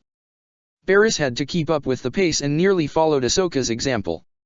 Yet instead of setting off the individual bombs, she had to set new ones in the old ones' places. Peter, for his part, had to web up a lot of the explosives in order to keep them in place. Whatever droid he webbed up and hopefully immobilized them, he had to swoop in and break them apart so none could get remotely close to extracting the bombs. This was quite hard, however, with the growing number of incoming droids. The tank that had been brought in was taken out by Ahsoka and Barriss, but the droids kept on coming. In the meantime, the tactical droid was observing the fight before it with silent analysis. It made no moves to engage or enter into the fray. Instead, opting to merely watch it all transpire, paying close attention to how these youngsters fought. They had some experience clearly, but it wouldn't take a genius to figure that they clearly had room to grow. However, the one who truly kept his attention was the one currently tying together several battle droids before quite literally throwing them like they were a softball into the cluster of another set of battle droids. This isn't working. Ahsoka panted out. We're going to get overwhelmed. What do we do? Barriss asked, force pushing a droid away from an armed bomb with webbing soon splattering around the bomb to keep it in place. Spider-Man swung around the room from above, webbing up and taking out every droid that was in his path while deftly avoiding everything he could all at once. Landing atop the main reactor of the factory, Peter's eyes darted about the area, briefly momentarily landing on the tactical droid that just stood there. It hadn't moved, had not done anything in the entirety of this little battle. Just watched there with its eyes glowing red. Shaking his head, Peter continued scanning the surrounding area when he looked at the tank that had not moved. The droids within had already been dealt with and since has just been sitting there, completely unscathed. Blaster bolts had bounced off the tank leaving no marks, and Barriss at one point had even thrown an explosive at the tank with the explosion leaving no signs of damage. Ahsoka, Barriss. Peter called out to the two. The tanks. Both girls looked over to the stationary tank and shared a quick glance before nodding in agreement. The girls saw that there were at least a dozen bombs that have now been webbed up and kept in place. Yet Barriss believed it wouldn't be enough. Peter. Barriss hefted the backpack filled with the remaining explosives. She threw it for him to catch with the web head, grabbing it before tossing it onto the upper portion of the reactor. Webbing up the package, Spider-Man dropped down and broke one of the droids with a powered kick. Backflipping from incoming fire, he soon saw Ahsoka get carried off by the Genosians and about to slam her to the reactor above. Let me go, you stupid green buggers. Leaping into the air, he flipped around and struck one of the bug aliens before punching another. They let go of the Tortuga Padawan, which Peter caught her in a bridal carry. My hero. Just doing my services, ma'am. Landing on the ground, both saw a tank coming right towards them. Acting quickly, Barriss leaped onto it and carved through the locking mechanism for the hatch with her lightsaber. She soon dived in, which Peter and Ahsoka heard the droids cry in agony, being cut down by their friend. Popping her head out from the hatch, Barriss signaled her friends to get inside. Peter dived right into the hatch of the tank with Ahsoka closing the hatch after the two, with the three teens now sitting within the tank. Are the bombs set? Peter asked with Barriss nodding. Ahsoka regarded them both with hesitation. You think the tank will hold? Ahsoka asked her. It withstood blaster hits. I bet it can withstand what Barriss planned, much less a bombing or a building falling down on it. Peter quipped. Ahsoka nodded, holding up her wrist comms. Master, can you hear me? Sounds of fighting could be faintly heard while Anakin's voice was more prominent. Ahsoka, set off the bombs. We're getting overwhelmed. Ahsoka only let out a sigh with a wistful smile. I'm sorry, Master. We can't make it out in time. Not with that attitude. Peter joked, though his tone didn't match the joke. Can't make it out. Anakin exclaimed. Ahsoka, wait. Kid. Sam's voice cut in now. What the hell is going on in there? Nothing, just the job is all. Peter began firing webbing all around the interior of the tank. Getting nods from her friends, Ahsoka pressed the button on the detonator to have the explosion, setting off various more that encompassed the entirety of the foundry. In an instant, the Padawans and Avenger could feel the force of the point-blank explosion hitting them through the tank as they soon blacked out. Outside, the Jedi and Avengers stared in abject horror and shock upon seeing the factory begin to fall apart before them. The smoke that came out from the explosion encompassed the entire battlefield, blinding the Republic forces. The dust remained up in the air, yet the Avengers and the Jedi were already calling in gunships and having the clones scour the wreckage for the teens. Ahsoka. Anakin spoke desperately through the comms. Ahsoka, do you read me? Luminara however nearly went down to her knees in a silent prayer, her face solemn but mournful as well. We'll find them, Luminara. Anakin promised, placing a comforting hand upon her shoulder. Be at ease, Skywalker. Luminara said calmly. At ease? Anakin said incredulously. This isn't the time to be at ease. We need to act now, our Padawans need our help. Where could they possibly be? Sam murmured. Are they even alive down under this rubble? Ayla muttered. They are.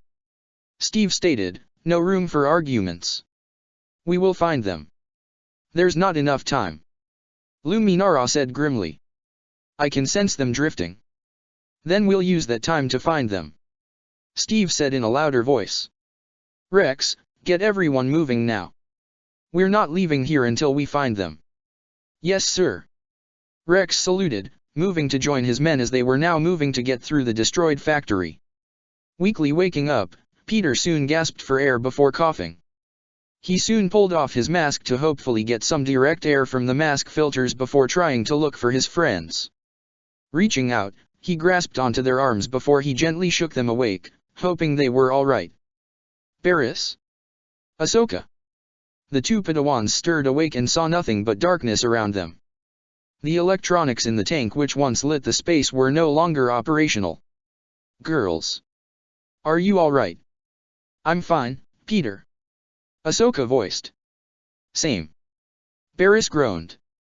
Though I'd feel better when the ringing in my ears went away. The Padawans pulled out their lightsabers and carefully tried not to aim them at each other. Igniting them, blue and green light helped cleave through part of the darkness. How deep do you think we're buried? Barriss asked. Hard to say. Came Ahsoka's response. Might not be best to fully think about it. She turned her head and tried looking around and spotted something right beside Barriss. Hand me that power cell, would you? What for? Peter asked as Barriss used her arm to reach out and pop out the requested item. I want to try and get a signal out to the others to know we're alive through my wrist comm. Peter nodded before remembering his Avengers ID card. Maybe I have something that'll speed things up better. He soon patted himself and tried finding it, only to find it missing. I definitely know I had it on me. What are you talking about? My Avengers card. He answered. Has a far better signal reach than your wrist comms and runs on its own power source. The Padawans nodded and it did not take long for them to spot it. I found it. Barriss said, trying to reach for it physically. She was not successful and could not move farther than she can, due to it being placed in an awkward position. She even tried using the Force, but it seemed to have wedged itself through a crack and proved difficult to pry out. I could use some help here. On it. He said, leaning forward and muttered out I'm sorry several times over as he had to go through Barriss' personal space. Once crawling over, he was able to pry the card out of the crack. Got it. Once in his grasp, he activated the distress signal and hoped the others could reach them in time. Back up above, the Jedi, clones and Avengers were hard at work in finding their allies. No one wanted to think of the inevitable, but it was obviously coming up repeatedly. If their time has come dash. They'll find a way out. Anakin snapped at Luminara. They have to. The Jedi Master softened her gaze at the frustrated Skywalker. If my Padawan has perished, I will mourn her, but I will celebrate her as well through her memory. I have to know when to let go. Do you? Well, we need to make sure to celebrate with them here and now. Sam said. Not every day some young kids take out a factory on one of their first missions. Gunships began arriving and hefting pieces of debris out of the way, with the Avengers, Anakin, and clones continually looking through the rubble. Come on Ahsoka, where are you? Anakin muttered, moving about with a growing sense of panic. They're not responding. Ayla said, face stoic. They'll find a way out. Steve stated determinedly. They're resourceful, they'll find a way to contact us. Lo and behold. I got something. Sam called out, holding up his Avengers card. Kid activated his distress signal. They're alive. Do you know where they're at? The Falcon nodded as he walked towards where the signal seemed to be strongest. using his card to guide his way. Back underneath, the three teens had some bit of small talk to pass the time. "Do you think everything will be alright for us?" Ahsoka questioned. "Whatever happens might not matter to us after what we've done," Barriss simply said, trying to control her breathing, due to them running out of air. "By destroying this factory, we've saved countless lives elsewhere. That's one way of looking at it." Peter grunted, trying to get a bit more comfortable. "Luckily, I've possibly saved all three of us." "And how can you be so confident?" Ahsoka asked with a strained smile. Sounds of metal groaning could be heard from within the tank. The teens wondered what was going on. They quickly wondered if the tank's hull was starting to give in and soon crush them from the weight above. Yet that thought was pushed aside as the creaking increased more before the hatch was pried open to give them a bright light and a fresh bit of dusty air. "See?" Peter asked with a small grin, with the girls sharing the sentiment. Soon figures blocked the light with a familiar voice cutting through. "Glad to see you guys are alright." "Nice to see you too, Rex," Ahsoka said before coughing. The clone captain helped get them out of the tank as they were quickly surrounded by their allies. The trio climbed their way out of the wrecked area with their friends assisting them. "I knew you'd come looking for me," Ahsoka said. It was hard for him to hide his worry, but Anakin did the best he could. "I never doubted you for a second." "Padawan, you did well," said Barriss Master. "Thank you." Barriss motioned her hand towards her friends, more importantly Peter. "But if it weren't for Peter, we'd still be down here." Peter was sitting atop some rocks, mask off, still off with a bashful look. "And if it were not for Ahsoka, we would have had a bit more difficult time dealing with the droids. Her leading us and all that." "Indeed." Ayla smiled at Skywalker's Padawan. "It's good to know your master never lost faith in you." Anakin only gave her a proud smile, with Ahsoka returning her own grateful smile. "Yeah, did good, kid," Steve said, patting Peter on the back. "Feels good on the inside." Peter joked tiredly. "Outside, however, you'll get some rest," Sam said. The teens all slumped down as gunships began descending down from on high. This was the end to a very successfully stressful day. Avengers Infinite Wars Chapter 34, Terrors Beneath. Rhodey munched on a ration meal that he was happy to say was an MRE meal he had with Hope, Scott, and Peter's help. Tap was able to supply the ingredients, comparing it to the chemicals found within the galaxy and pairing them up to those known on Earth. With the AI's help, the smartest of the three Avengers within the current 9 were able to recreate MREs and had made several dozen now. "This is delicious." A clone trooper in green-tinted armor of the 41st Legion nearby was eating from an MRE packet Rhodey shared. "What did you call this again?" "Mashed potatoes," Rhodey said, taking a drink of water. "And these MRE packets?" another clone from 41st inquired. "What are they called again?" "Meals ready to eat," Rhodey answered, finishing up his pack and crumpling it up. "After Geonosis is done, we're gonna start mass-producing these little bags.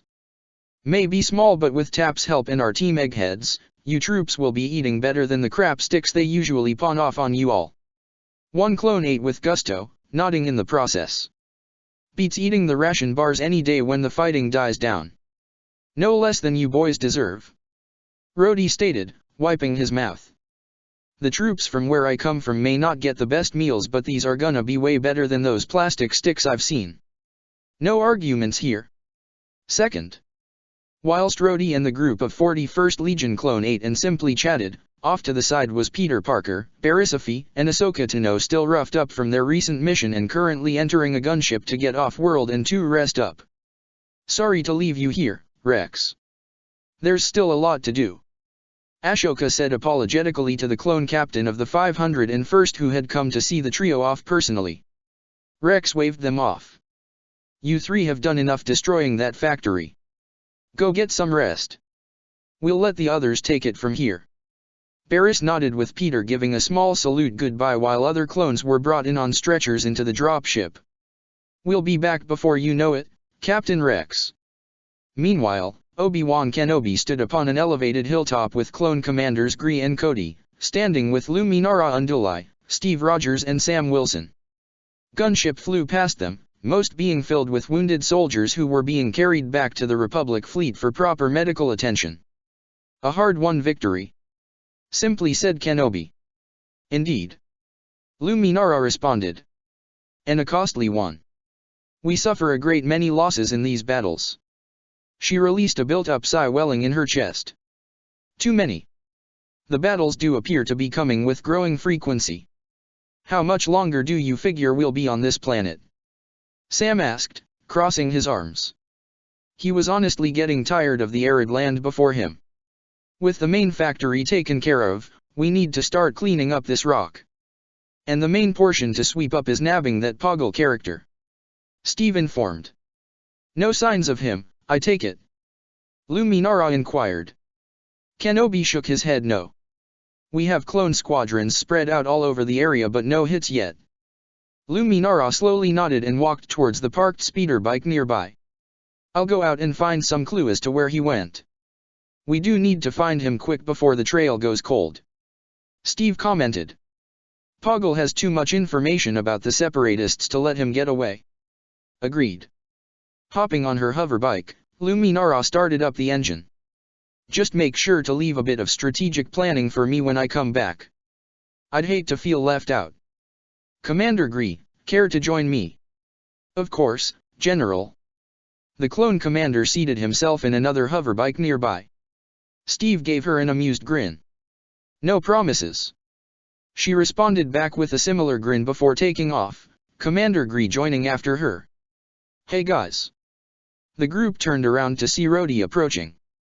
Rhodey. Sam said, the two bumping fists with Steve nodding. How was your mission? Kenobi asked. The clones and I finished sweeping up our area in the southwest quadrant. Rhodey said, looking around for a moment. Where'd Luminara and Gree run off to? Reconnaissance, so to speak. Kenobi stated. The two have gone off in search of Poggle the Lesser in hopes of finding him. By themselves? Rhodey asked, clearly not liking the idea. You sure you should have let them go out there? It's a madhouse of bugs out there, you've seen how they just pop up and surprise us in the middle of battle. He does have a point. Cody conceded, grimacing at the mention of the Genosians. They're serious hellraisers, causing annoying amounts of pandemonium on the battlefield. If you're willing to join her, you're more than welcome to. Obi-Wan said. You will, however, need to catch up to her. No problem. Rhodey said, heading out to get into his war machine suit. I'll just need to trace her signal and we'll be with her in no time flat. Steve nodded as Rhodey jogged off over to where he left his armor, turning his gaze back towards the smoldering wreckage of the destroyed droid foundry. Ever since coming to this planet after Operation Point Rain, there's been a foreboding feeling that has followed him everywhere for the past few days. That droid, it said a specific set of words that are all too familiar to him. Frowning, he could vaguely hear it. Hear him. That sinister, taunting laugh. Then there was what Peter had told him. About a strange tactical droid that only watched while he and the two Padawans fought inside the factory. It didn't exactly fill him with joy to say the least. Steve blinked a moment later at the sound of thrusters being heard overhead. Glancing up, he saw Rhodey in his war machine suit rocketing forward after General Luminara and Commander Gree at full speed. Sighing, Steve knew he'd have to speak with the other Avengers about this. He didn't want to startle them, but better to be safer than sorry after all. Scene cut. In a region farther to the west where the Republic ships were stationed, Luminara and Gree were speeding along the terrain. Coming across a slope, the pair parked their hoverbikes and surveyed the area and finding any clue towards Poggle's whereabouts. With her binoculars, Master Unduli spotted something. Zooming in, she saw a wayward crate. 150 clicks southeast. Gree looked over towards Luminara's directions and saw an object fairly out of place. He was about to help get a report in towards the others when the pair heard thrusters in the air. Looking towards the source, Gree and Luminara saw the war machine diving towards them. Both instinctively stepped back to give the colonel some room for his landing. The Earther slowed his descent and softened his landing a few feet from them. Well, hello there, Rhodey said, helmet retracting back to reveal his small smirk. Mind if I join you too? Colonel Rhodes. Gree said in a respectful manner. Hey Gree. Rhodey. Luminara raised a brow. What brought this on? Is something amiss? Rhodey waved his hand in a downward manner. Nah, none of that sort. Just figured it'd be better the two of you weren't entirely alone out here. This place hasn't been exactly friendly to us to say the least.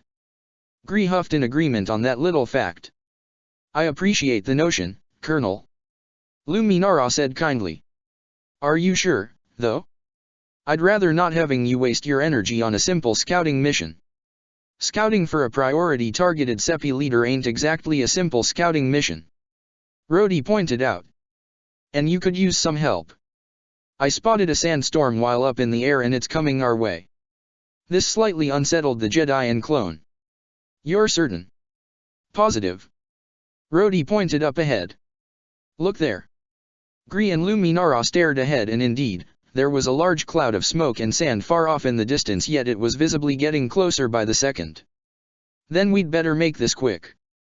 Luminara said, getting back on her speeder bike. There's something Gree and I had found earlier that we wish to inspect. Rhodey nodded, helmet snapping back on as Gree got on his own speeder bike. The trio descended down the cliffside down to a lone crate sitting there in the middle of the desert. Rhodey was able to get to the crate first, opening the lid and inspecting the contents. Food and, whatever that crud is. Gree took a moment to get in his own inspection while Luminara contacted Kenobi and Captain Rogers. General Kenobi, Captain Rogers, Master Mundi, it is good to see you as well. Luminara. Mundi greeted, his hollow form bowing in greeting. How goes your search for Poggle? We haven't gotten anything on him personally, but we found something that appeared rather out of place. Luminara showed them the lone crate that sat within the sand. It appears to be some sort of munitions crate. There was no battle in this area, so it being debris of some kind seems unlikely. And whatever the hell this crap is. Rhodey muttered aloud. It looks like Poggle was on a direct course. Gree spoke up. 11 Mark, 72. That way. Straight into the coming desert storm. Rhodey said with half-lidded eyes. Of course he'd go there. He turned to Luminara. What's over in that direction? The Progate Temple, if I'm not mistaken. But why would Poggle go over there of all places? Mundi asked aloud. That area was heavily bombarded by our munitions, there should be nothing left for Poggle to go back to. Praying to whatever deity he worships to for good luck or whatever. Dryly said the colonel. If not, then something else could be happening nearby that location that we are in the dark about. That place looks exposed, from what we're looking at. Steve said, a hollow display of the temple being brought up on his end. Maybe there's something there that we don't know about.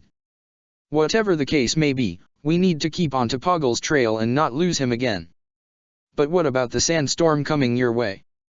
Kenobi inquired. If you can get in touch with my Avenger ID signature, then you can keep track of our location. Rhodey informed.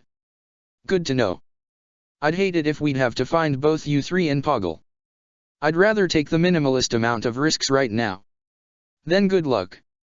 With the transmission ending, the three soon took off and headed straight towards the sandstorm. Coming towards the sandstorm, the war machine flew right above it so he could at least try to keep a visual of the intended path the three are taking. And to be sure he wasn't going to lose track of Master Unduli and Commander Gree, he used his suit's sensors to see their forms through the storm. You sure about this, Lumi? Yes, I would. Lumi. You know, Luminara for short. Gree was certainly lucky that the billowing winds masked his snort and his helmet covered his grin that had now grin on his face. Luminara gaped slightly, before closing her mouth at the risk of getting sand in her mouth. The temple is not far. Luminara quickly answered. Come on. Accelerating her speeder, she moved ahead with Gree doing the same to keep up with her. At this point, Rhodey was forced to dive into the sandstorm in order to get close to his allies as they started to get closer to the Genosian temple. Once the war machine landed by the temple's front entrance, he saw the droid tank with several droids no longer functioning, left abandoned by Poggle no doubt. Coming inside, he saw many odd statues surrounding the temple's interior. And with the billowing storm outside, it left this foreboding feeling in the vicinity. "Well, this isn't creepy at all," Rhodey commented, throwing his hands up. "Let's just wait for whatever creepy thing is around here to just get the jump on us." Gree shifted about uncomfortably, holding his rifle close. Luminara gave the colonel a slightly exasperated smile before pulling out her transceiver. "Master Kenobi, we tracked Poggle to the Progate Temple," Luminara informed, "but there's no sign of him. Go no further until we can send support," Kenobi ordered. "We can barely read your transmission as it is. It's only thanks with Rhodey's ID signature that we can actually know you're all still in one piece." "Are you sure he went into the temple?" "Yes, we saw the droid tank parked outside." Luminara looked over and saw the lid of an entrance on the floor opened ajar. "By the looks of it, he might have gone into the catacombs below. Those can go for miles," Obi-Wan said with a shake of his head. "I fear we may have lost him. Get yourself out of there and return to the ships." Rhodey and Gree were standing before the entryway to the catacombs beneath the temple. "Looks like we've got two ways in. Straight and down," Rhodey noted, gazing back and forth at the entrances. "What do you reckon is down there?" Gree asked, finger trailing over his blaster's trigger. "Nightmares," Rhodey said plainly. "'Cause this tunnel sure as hell looks like one." "How bad can it be?" The sound of flapping wings were followed by the hissing and screams of Genosians that burst from both entrances of the catacombs and from the open holes of the temple walls. "You just had to say it, didn't you?" said the colonel, flipping his visor back into place. Luminara ignited her lightsaber while Gree began firing upon the Genosians. Rhodey was in the air, striking at the Genosians directly whilst his shoulder-mounted machine gun covered his blind spots. It was a brief skirmish. Though there were about 24 Genosians that attacked, the three fighters dispatched them with ease even though they surprised them. "Huddle up," Rhodey stated, landing next to Gree with the trio now standing in a triangle formation. The area was silent with nothing but the ominous desert winds buffeting this barely standing structure outside. They were all tense to say the least. Luminara held her lightsaber in front of her with Gree trailing his blaster back and forth between the holes of the walls and the catacombs entrances. Rhodey held out both arms, hands open with his minigun making constant rotation. "Hiss!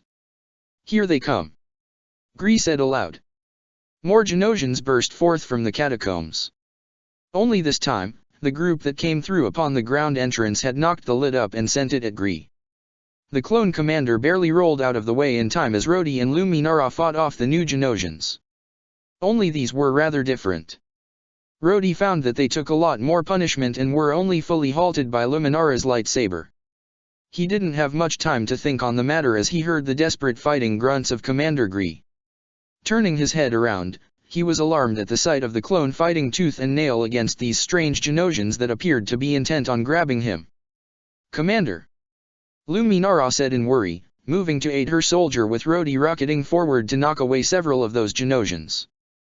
Luminara slashed through several when her wrist holding her lightsaber was grabbed by another Genosian. She momentarily struggled against its grasp only to find that it appeared stronger than her with it squeezing her wrist.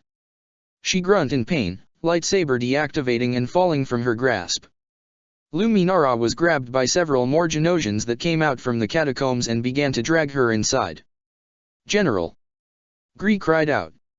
"Oh no you don't you alien bug knockoffs!" Rhodey pounced forward yet a contingent of Genosians from the cave below had grabbed onto his legs and pulled him down. "Oh no you don't!"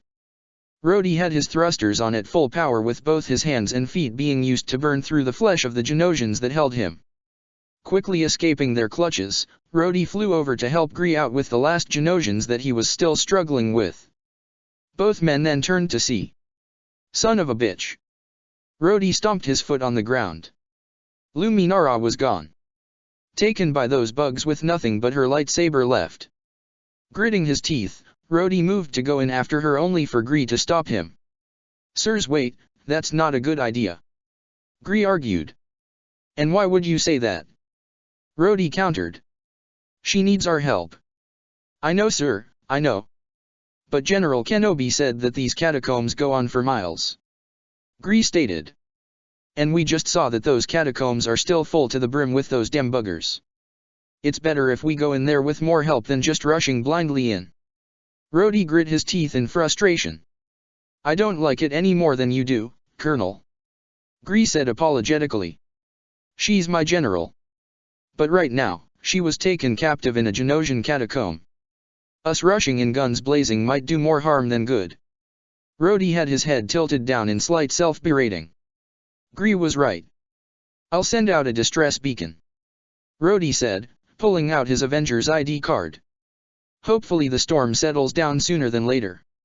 Scene cut. A Republic gunship flew in and landed right outside of the temple. The bay doors sprung open with a contingent of clones filing out with Steve, Anakin, and Kenobi coming in from the rear. Are you still sure Rhodey sent out that SOS signal here? Asked the Skywalker. Positive. Steve said, ID card in hand. Upon getting inside, they saw the temple's interior was wrecked even further. And sitting on a rock not far away from the catacomb entrance was Rhodey. What took you guys so long? Rhodey said with Gree stood not far from the entrance, blaster trailed upon the main gateway. Sorry, Rhodey.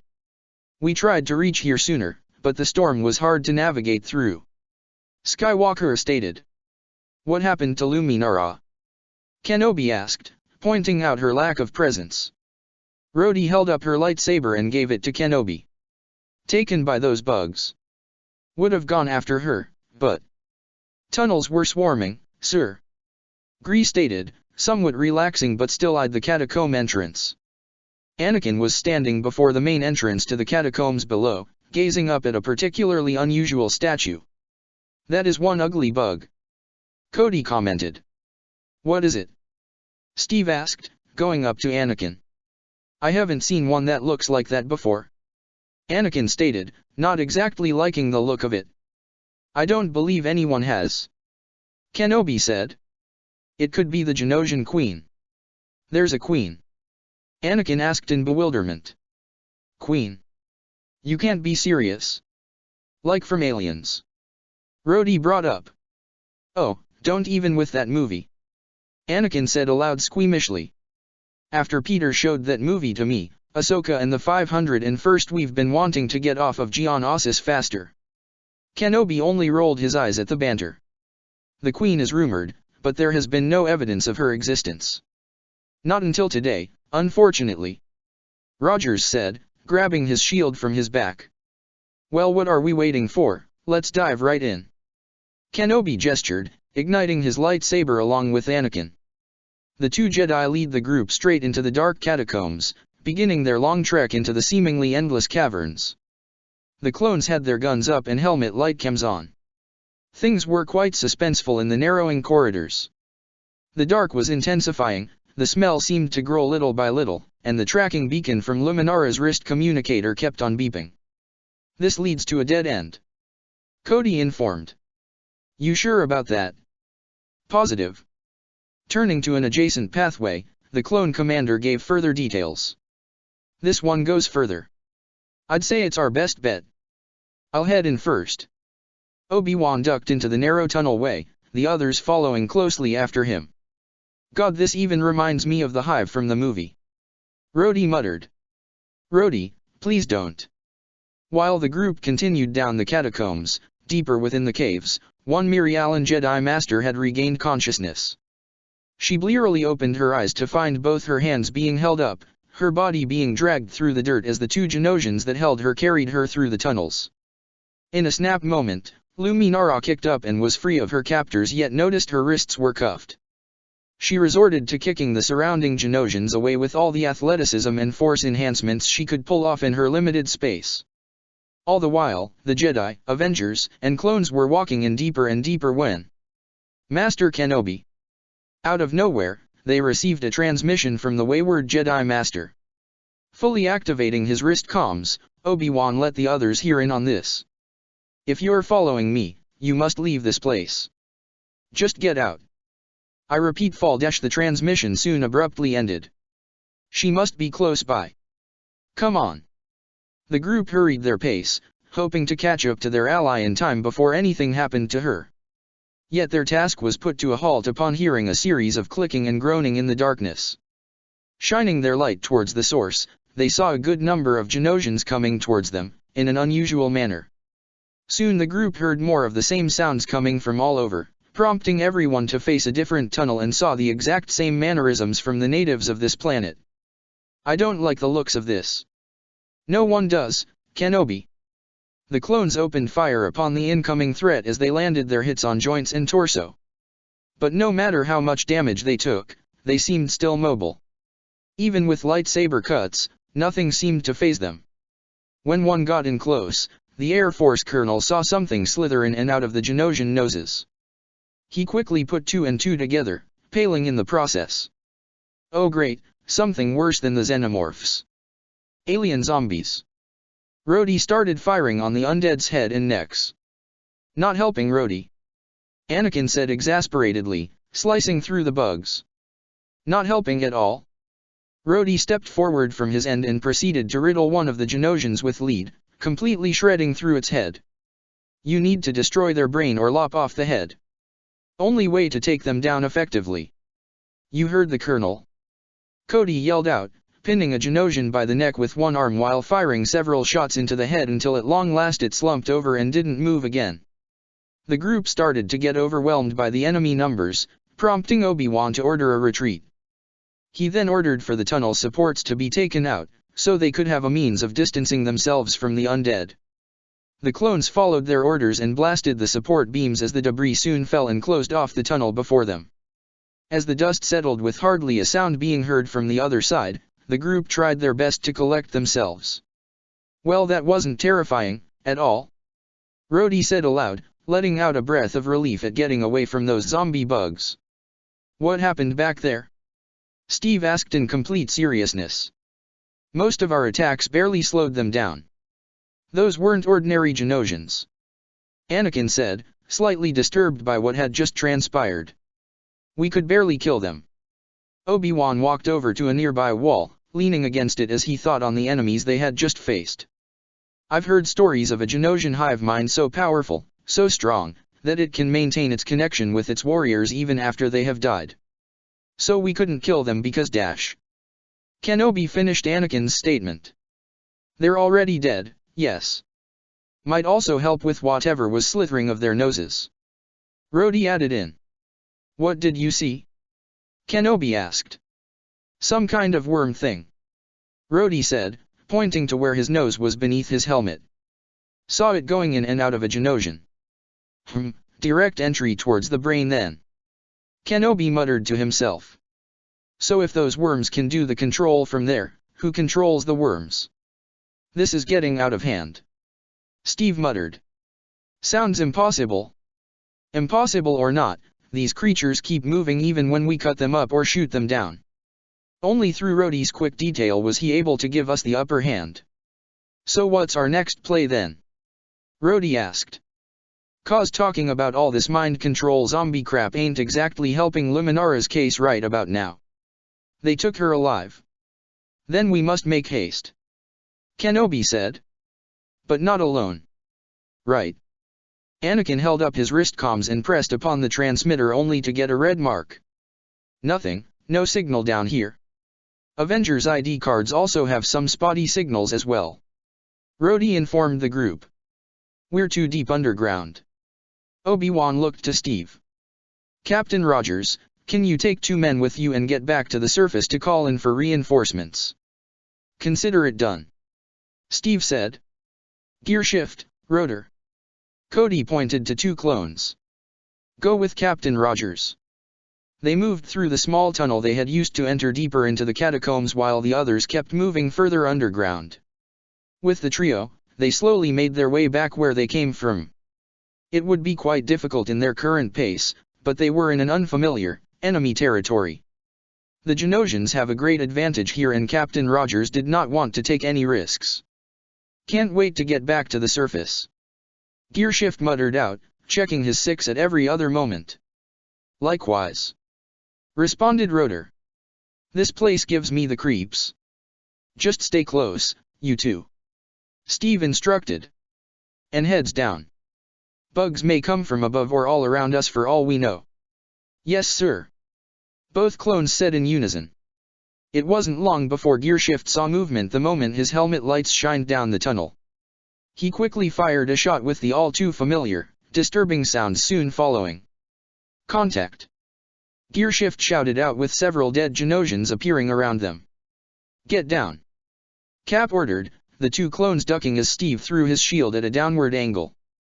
The shield bounced against the walls, flying from one to the other all while slicing through the dead bugs with their bodies being cut to pieces. Gearshift and Rotor recalled Colonel Rhodey's advice, both focusing on one Genosian at a time with both shooting them down at the head. However, they could only do it one at a time with the zombies closing on them. There's two men Gearshift. Rotor shot his hand out and grabbed onto his brother, pulling him back from the grasp of the Genosians. Steve suddenly vaulted over, shield grasped in his hand and swung his arm horizontally. His vibranium shield easily cut through the Genosians, spinning around to bash back several more dead bugs. Gearshift and Rotor recovered a moment later, joining Cap's side and blasting the bugs dead more permanently this time. You both all right? Cap asked. Yes, sir, Green. Thanks. Captain Rogers, are you all right? Kenobi asked through Steve's Avenger ID. We heard blaster fire. We're all right. Steve responded back. Some of the undead tried sneaking up on us, but we were able to make it through. We'll keep you informed on our progress back to the catacomb entrance. Please do. I'd rather not tell the others of your demise in such a place. I've dealt with worse, Obi-Wan. I won't debate that matter. Kenobi said, walking further down. Steve, Gearshift, and Rotor are in the clear. So reinforcements are on the way. Gree said in relief. Now we just need to find Luminara. Rhodey stated. Traversing further down and deeper, the search party was starting to feel quite uncomfortable. We must be getting close. Obi-Wan noted. The air is rather warm. Oh, forget the heat. Anakin started to cough before covering his nose. It's utterly rank down here. Luckily for the troopers and I, our filters are keeping the smell out. Rhodey said with a hidden smirk. Yeah, lucky you. Keep your voice down, both of you. I'm just saying, this planet is rotten from the inside out. You might not be wrong on that one. Reaching the tunnel's end, Anakin, Obi-Wan and Rhodey soon gazed upon a rather large bug reaching towards the chamber's ceiling. It wore a unique headdress and by the looks of it, they quickly realized they had found the Genosian Queen. Jesus H. Ridley Scott, eat your damn heart out. Oh, for the love of enough with Alien. Anakin hissed at the present Avenger. I had nightmares for a week after seeing those movies. How Peter ever convinced me in seeing those films, I'll never understand it. Can you both just stop for a moment? Kenobi said exasperatedly. These Alien films are just getting annoying now. The rest of the clones stepped forward, blasters up in case the Genosians spotted them. Any sign of Luminara? Anakin asked. Rhodey activated his scanners and was quickly able to detect her. She's alive, for starters, and is suspended near the throne. What about Poggle? Speaking with the Queen, apparently. Gree said, pointing to said Genosian. Good. Obi-Wan then requested an order. Rhodey, I want you, Gree and Cody to take the men and when I give the signal, use whatever lights you have to blind them. No doubt these undead Genosians are extremely sensitive to bright lights. You got it. Responded the colonel before silently directing the clones to certain points of the chamber. And what will we be doing? Anakin asked. Upon seeing his former master looking towards the Queen, he quickly realized where this was going. Oh, no. You don't actually want to talk to it, do you? Matter of fact, I do. Kenobi then looked upon his former Padawan. Anakin, don't you wonder why they took Luminara captive? Why not just kill her? She's leverage. She's a hostage. Leverage for what? No, there's something else going on here and these zombies are connected to it. Obi-Wan, do we really need to have this discussion right now? Rhodey said from his position, now him being exasperated. Obi-Wan, please. Where's your sense of adventure, Anakin? Obi-Wan said, walking out of his hiding spot. Some adventures are better left untraveled. Anakin argued back. Sir. Cody spoke through the comms. Are you sure about this? We can't kill them by conventional means. We'll do what we did earlier. Rhodey said. Blaster the support beams and bury the buggers. Obi-Wan and Anakin walked forward with the two still debating on the matter of Luminara being taken. Come now, Anakin. The Queen took Luminara hostage. She wanted a Jedi. Now she has two more. I merely want to know what she's after. Well, when this doesn't go as planned, which it won't, I'll be ready. That is so reassuring. Walking past the zombie Genosians, who groaned and hissed at them, the two Jedi soon stood before the Queen of the alien race. Gazing upon her fellow Jedi, Luminara fought back a groan. I thought I told you not to follow me, Master Kenobi. Yes, well, I decided to take a page out of Anakin's book and not follow orders. Kenobi said plainly. Anakin nodded before realizing what was just said. Hey. Yoru. The Jedi looked up and saw the Queen was speaking to them. Yoru, you are the creatures that attacked Genosha. Holy shit, she speaks. Rhodey said, Gree right by him as the clones and Colonel were now in position surrounding the Queen and her thralls. Why have you come before me? Your Majesty, it's a pleasure to meet you at long last. Kenobi said cordially. I am Obi-Wan Kenobi, and this is Anakin Skywalker. It is our set duty to inform you that your rule is at an end. The Genosian Queen didn't take too kindly to that statement. Yoruanu dictate to me, G88. Said the Queen. My empire is Sfuravir. I'm afraid it does not appear that way, Your Grace. You shall release the Jedi Luminara and submit to Republic law. The Genosian Queen merely growled and screeched in response. I knew submit to Yoru. Anakin quickly ignited his lightsaber when the zombie bugs turned towards them. Obi-Wan was quick to hold him back with his hand. No, patience, Anakin. Wait. Anakin eventually complied, deactivating his lightsaber before his and Obi-Wan's were ripped away from their persons and taken back to the Queen. Majesty, destroying us shall only make the Republic's judgment on you harsher. The Queen merely groaned. Nu, Gdith. No. I nu destroy Yoru. I devour Yoru. I control Yoru. I had but an Gdith before Yao Poggle bring me. But nu I have 3. Poggle soon came forward and retrieved an egg from one of the undead and came right towards their bound captive. Nu, watch as my shield enters you our G88th friend. Aondo and Sinsiaid, her Maiand becomes my Maiand. Her though oughts, MYYYY though oughts. It's a sort of mind control, a hive mind. Kenobi whispered in open fascination. She thinks she can possess us. Great. Anakin said in a mocking, annoyed tone. Find out everything you wanted to know. No wait, I want to see how it works. Kenobi waved him down. I don't think Luminara wants to see how it works. Anakin said a bit irritated now. Luminara gave Kenobi a pleading look as Poggle drew near. No, I really don't. I'm curious, the more we know the better. Kenobi admitted. Didn't we already know the worms work through going through one's nose? No, we saw it simply move about within the nose. We're unsure of how it truly works. I disagree. Luminara said a bit more forcefully now with Poggle holding the brain worm before her. So do I. Anakin said. Come now, the nose or the ears? Which one do you think it'll enter? Kenobi asked. Anakin sighed aloud, giving his former master an unimpressed look. I think it's the nose. I hope this is part of the plan. Luminara said in slight defeat as the brain worm began slithering about her head. Isn't it always? Kenobi said knowingly. Cody, Rhodey, now. Commanders Cody and Gree rushed out with the other clones, War Machine flying into the center of the Queen's chamber with all flashing their lights directly into the direction of the Queen. The Queen flailed about, shielding her eyes. Her distressed screams made the rest of the brain-controlled Genosians all jerk about as they couldn't be properly controlled. Perfect time to say this. Rhodey declared, flying aloft in the air with his arms out and missile compartments open.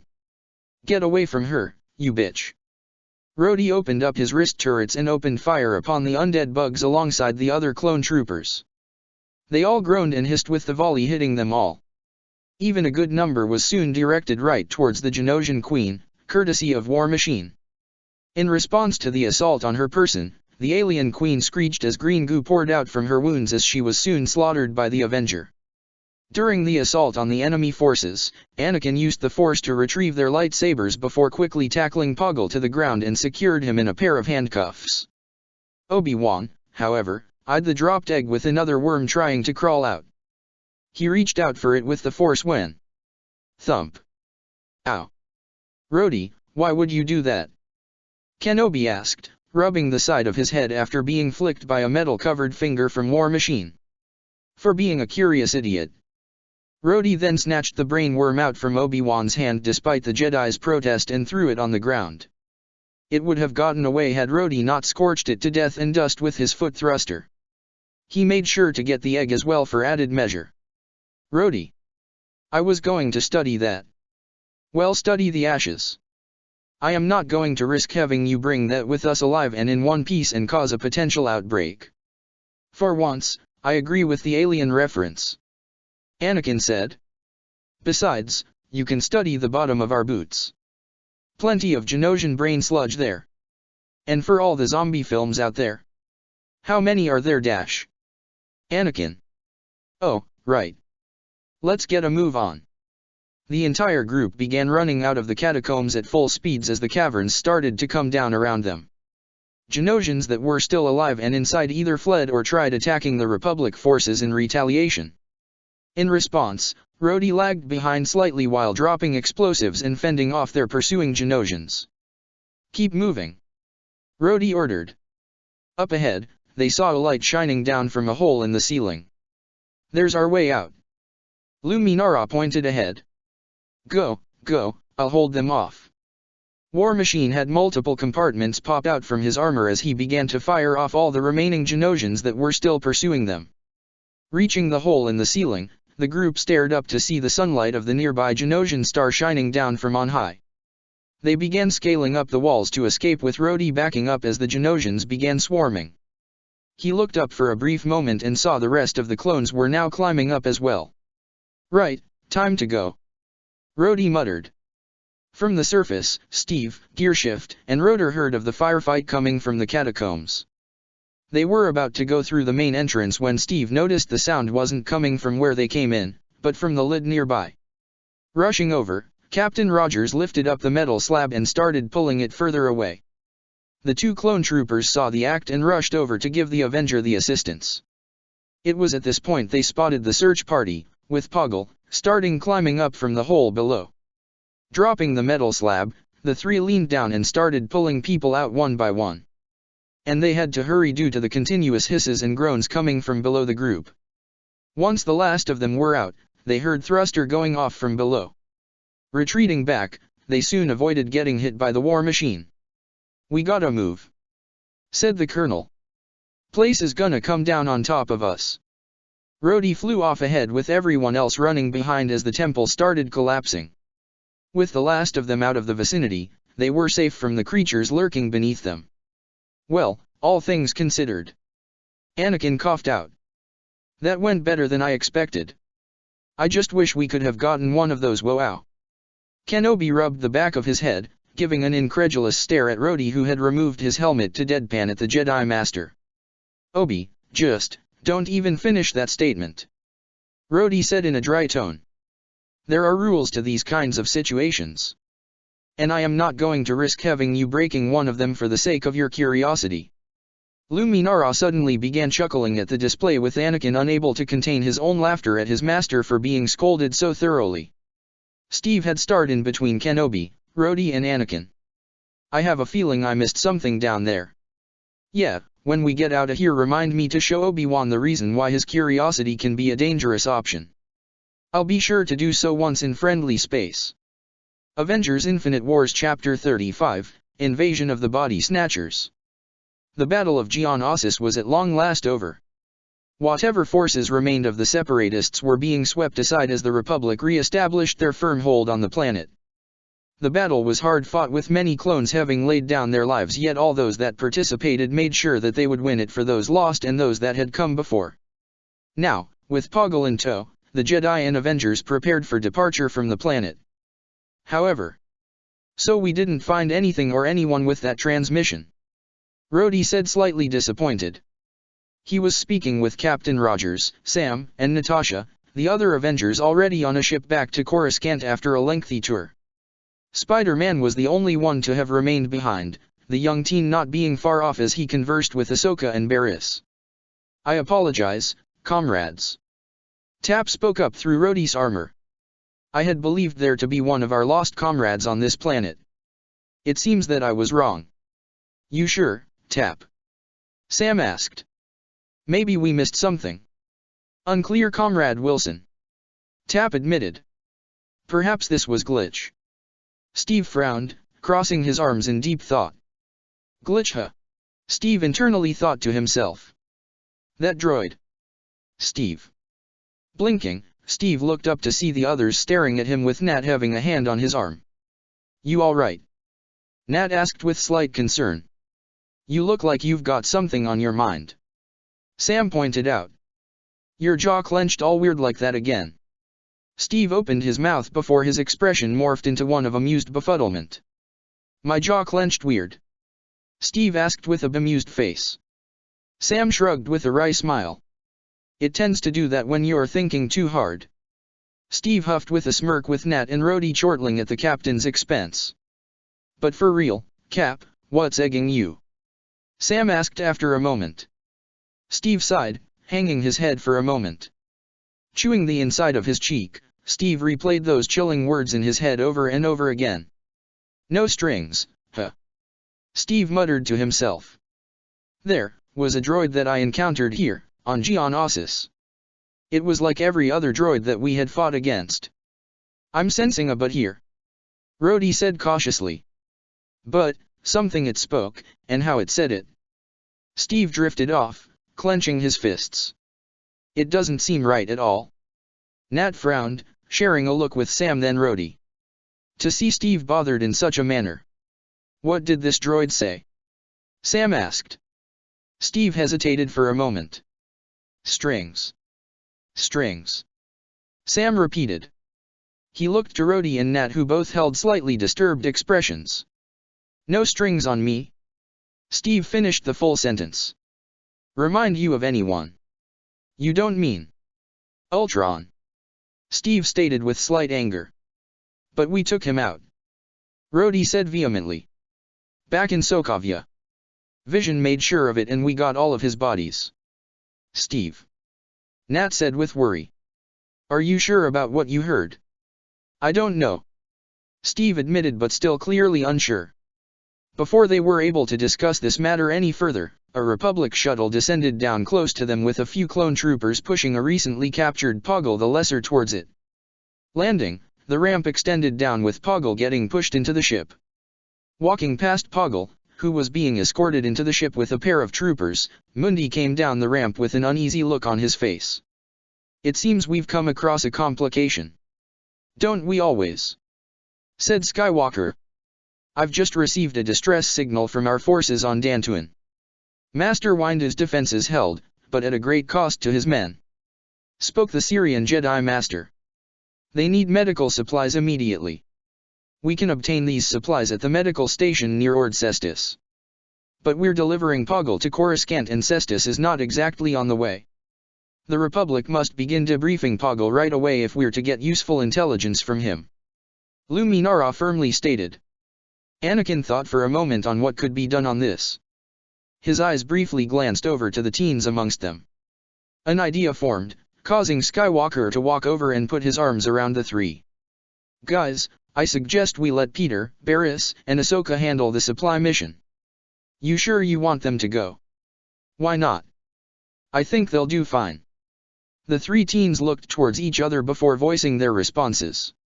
Whatever needs to be done, Master. I'm happy to help. Ahsoka sounded off. As am I. Barriss simply said. I could do a simple mission after what happened here," Peter said, finishing the unanimous acceptance. Seeing the teens being accepting of partaking on this sudden mission, Obi-Wan had eyed the elder Avenger members present. As while they were a little mixed on the suggestion, they seemed to accept Peter doing the assignment. "Very well. Take a medical frigate. And after we've delivered Poggle to Coruscant, we'll rendezvous with you for the voyage to Dantooine." Over by the Progate Temple, a group of clones were currently resting by the ruins. After the long battles which commenced on the planet, the troopers wanted some shut-eye before being deployed back out for whatever mission there is in store for them. Lying some distance away from one clone trooper laid a small egg. An egg which shook and cracked for several moments. Bursting from the inside, a worm slithered out and made its way towards something warm. Coming out towards the sun, it saw a trooper napping by some rocks. Seeing the clone also vulnerable, it slithered up the armor and soon burrowed its way up the man's nostril. Upon arriving in the ruins, one clone lieutenant came onto the scene. Pulling out his blaster, he aimed towards the sky and fired off around. The sound echoed throughout the territory, causing the sleeping clones to bolt awake, grabbing hold of their blasters thinking the enemy was present.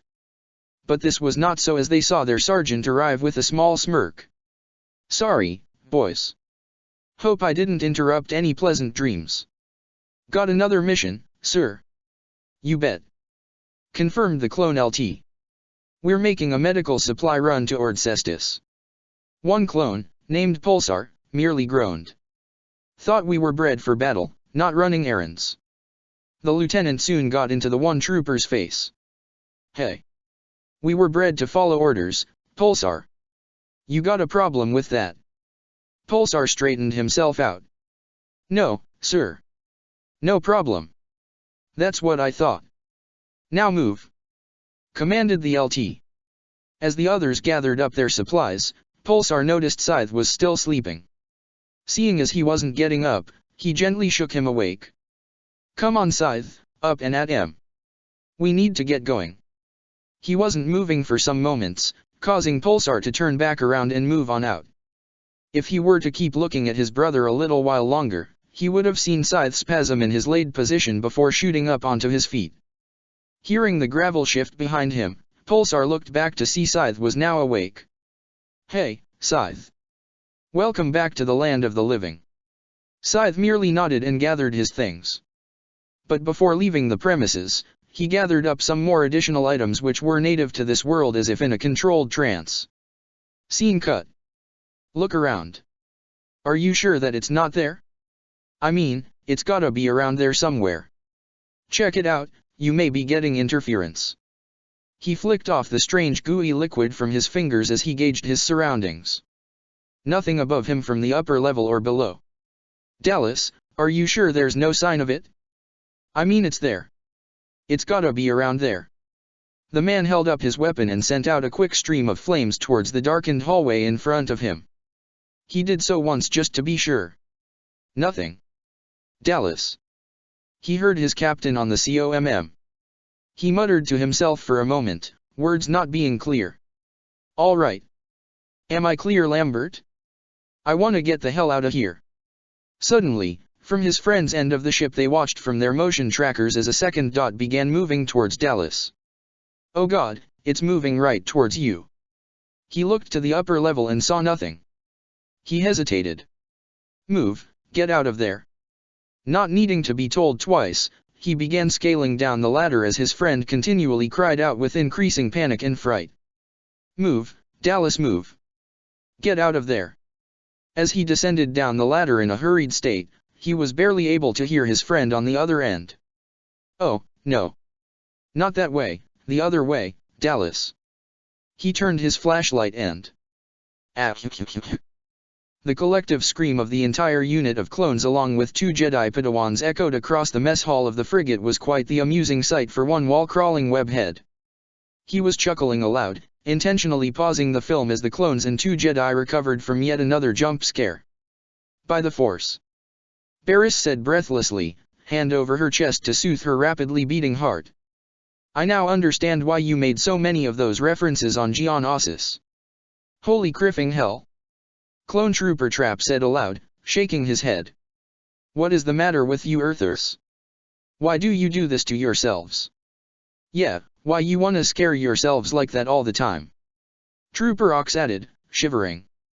That chest burster was bad enough. Now I never want to go back to Geonosis again if what the general said about those worms is true. Trooper Havoc joked. Ugh, Master Skywalker mentioned Colonel Rhodes doing the same thing down in the hive. Ahsoka squirmed. Geez Peter, your planet has a crazy freaky imagination. Yeah. Edge shuddered. This on top of that body-stealing movie. Body snatching. Peter corrected with a grin. And besides, we're still not done yet.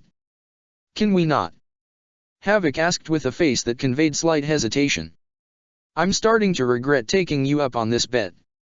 Should have gone with Scythe on this one. Edge bemoaned. Just go straight to bed. Aw come on, don't tell me you guys are chicken out. Peter whined, though with a teasing grin. I thought clone troopers were supposed to be fearless. Hey, we are fearless. Trap declared. You sure, Lieutenant?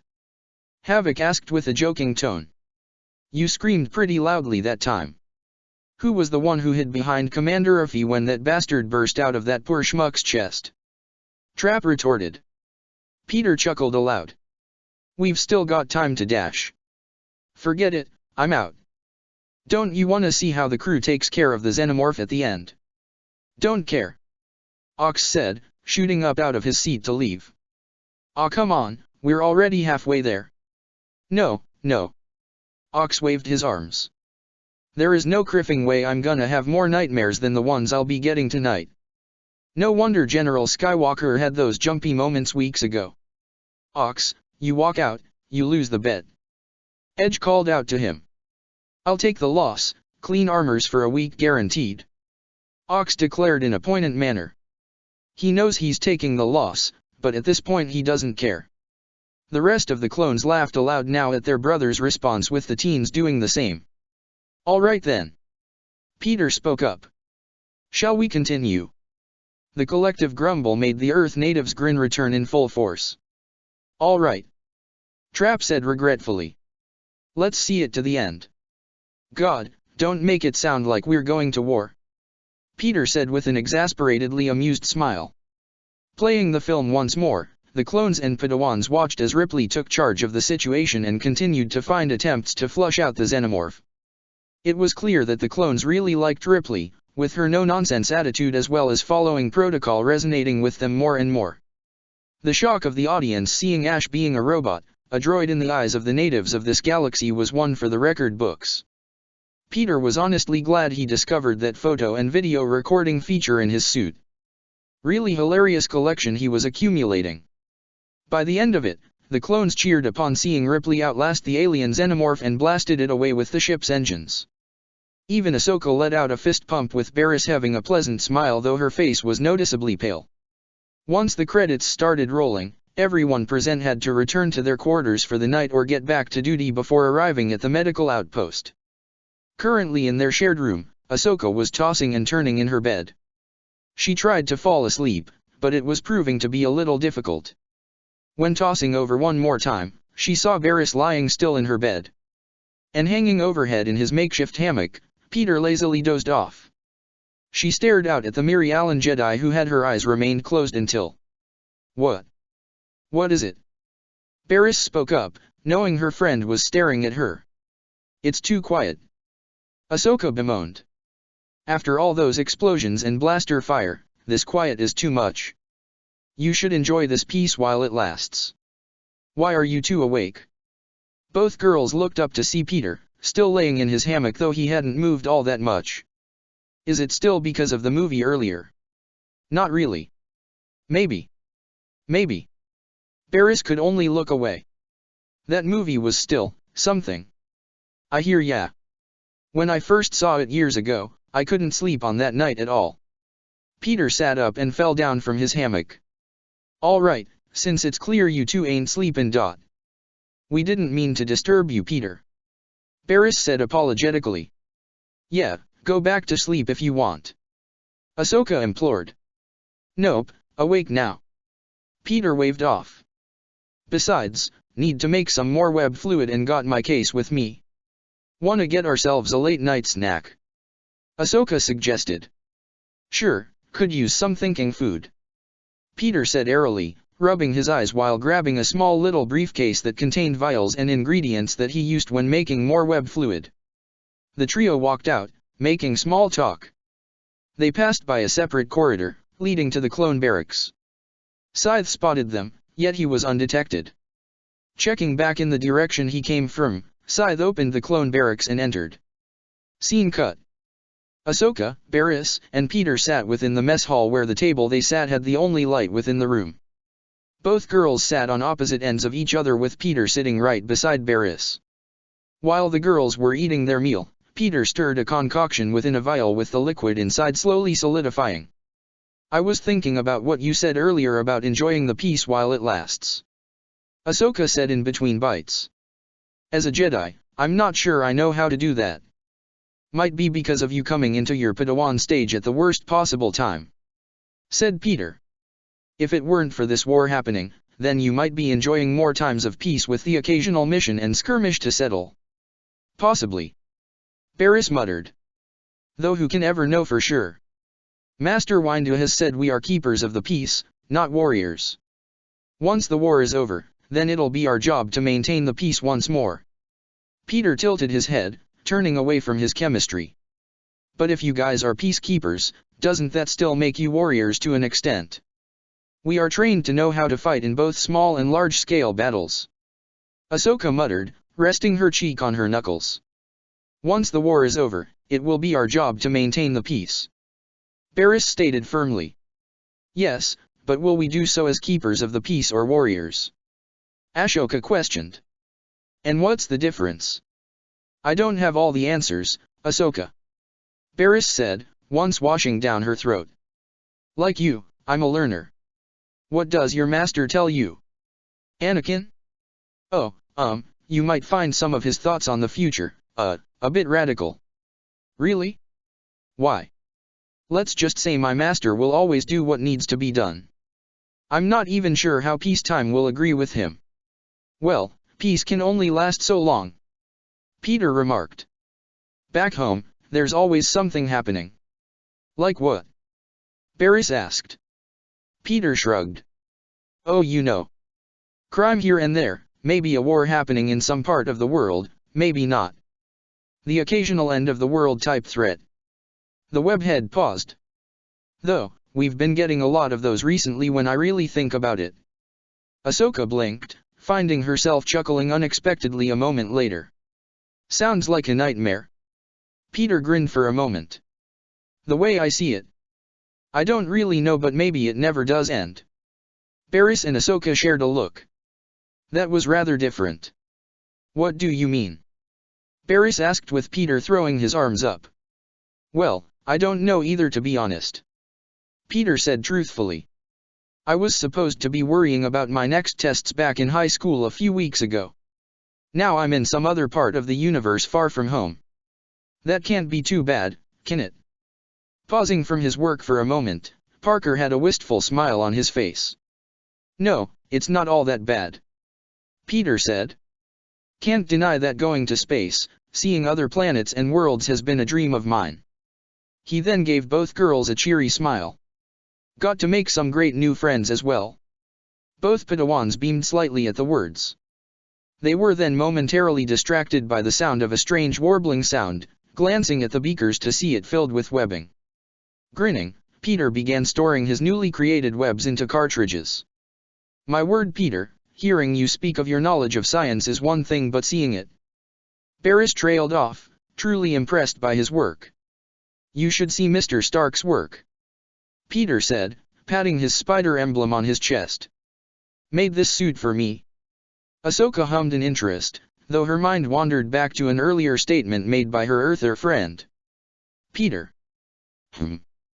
Do you truly believe in what you said earlier? About there being more to do after the war ends? Halting in his storing of webbing, Peter resumed with a slight frown. We have to. Peter said, rather solemnly. It's part of our responsibility. It's what we must do. Ahsoka and Barriss exchanged bewildered looks. This was certainly a far cry from the usual joking and over-exuberant webhead. And there was that word again. Peter. Barriss said slowly. Why do you believe it to be our responsibility? Peter was about to respond when the doors in the mess hall opened up. Looking over, he saw a couple of clones. Ahsoka looked up and smiled slightly. Evening, Ox, Edge. Ahsoka greeted. Care to join us? Looking at them, Peter felt a tingle crawling up into his head as something was off. Really off? Guys. Peter said warily. Everything oh whoa. Both clones stepped forward and began firing at the trio, with the teens leaping back, Barriss and Ahsoka igniting their lightsabers while Peter jumped high into the air. Troopers, stand down. Ahsoka ordered, backing away before turning the table. I don't think they want to.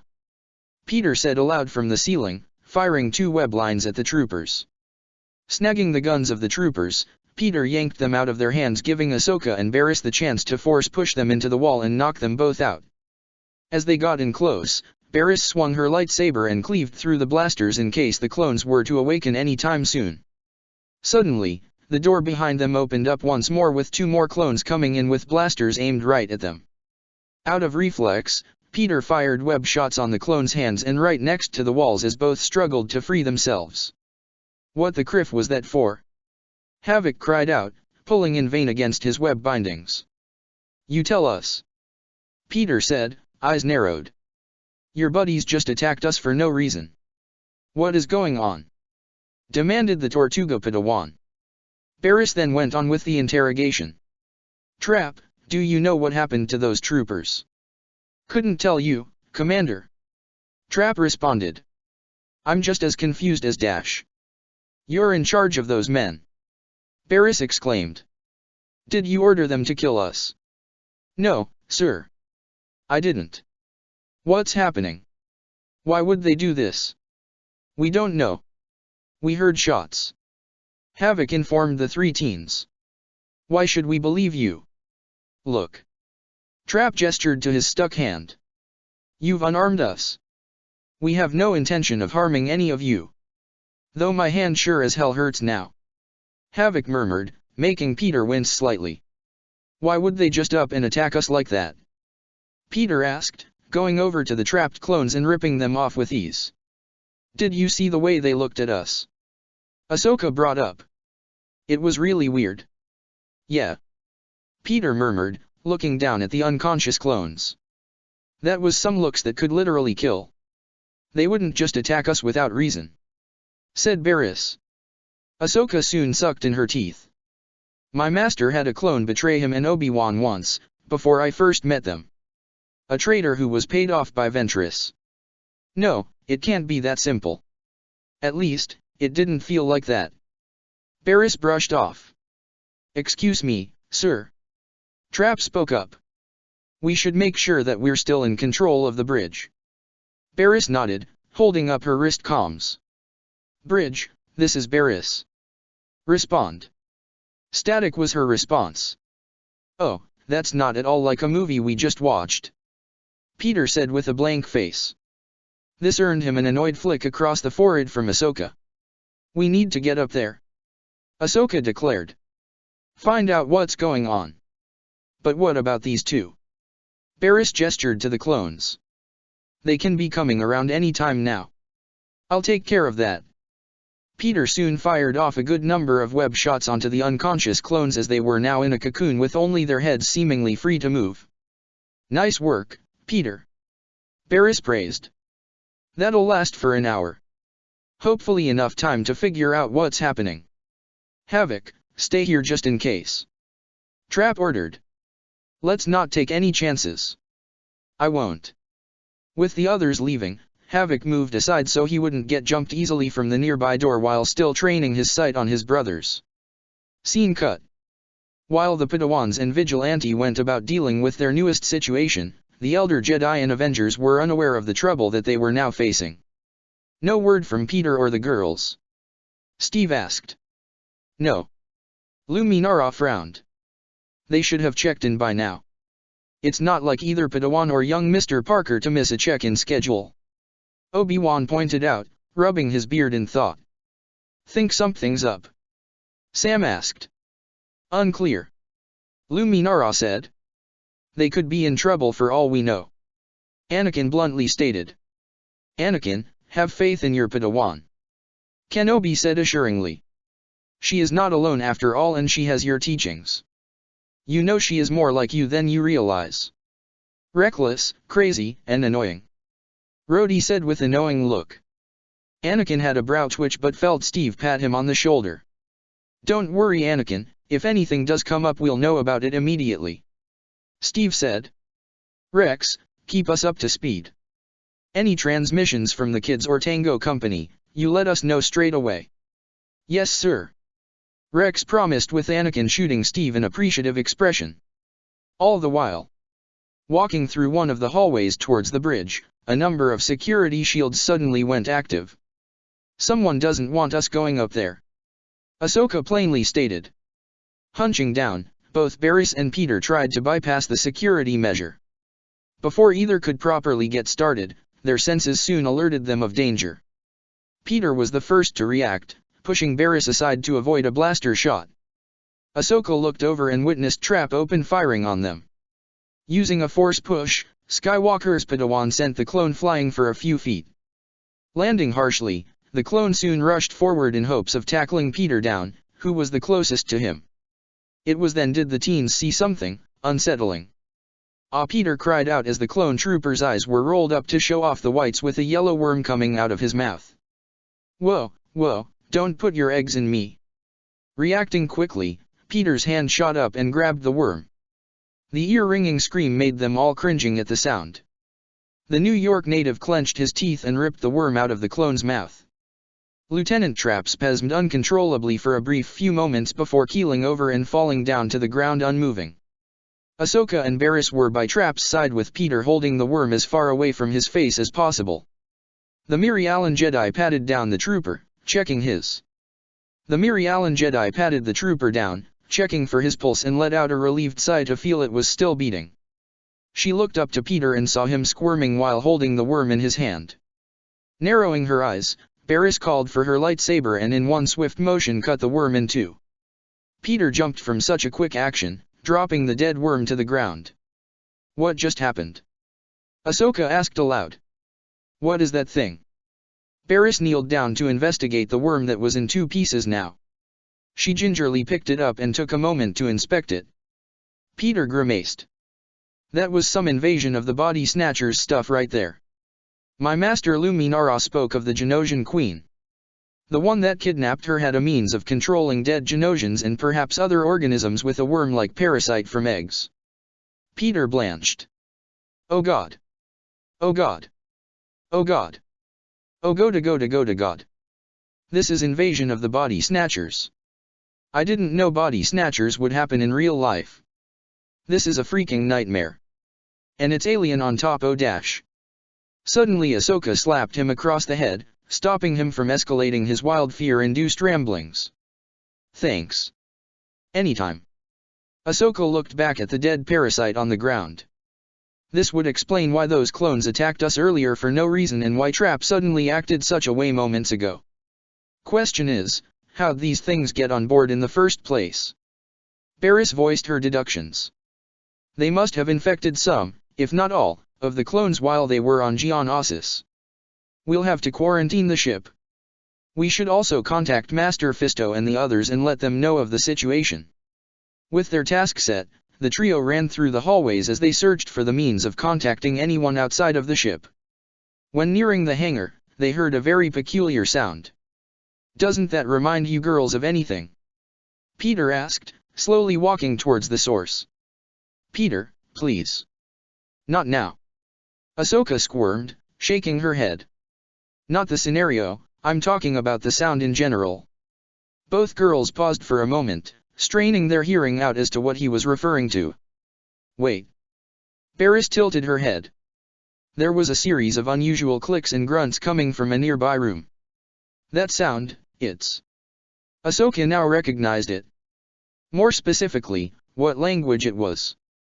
Genosian. The teens peered into the room, seeing clones all surrounding another clone who was struggling to break free from the grasp of his possessed brothers.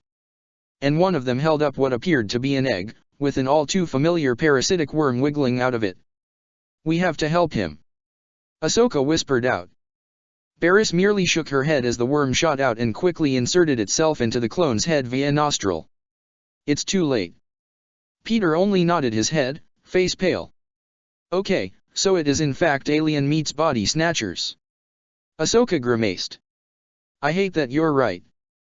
We gotta do something," Peter declared, much as he really didn't want to fall into the horror movie cliches. His tingling sensation suddenly blared, making him blur around and firing off a web shot out of pure instinct. It hit one of the possessed clones as the blaster missed its intended target. He tried to fire again but was met with a punch across the face to render him unconscious. This did not go unnoticed by the possessed clones in the other room, all heads whirling about to spot the three teenagers. In a unanimous moment, they screeched out something akin to the Genosian language to something of a high-pitched wail.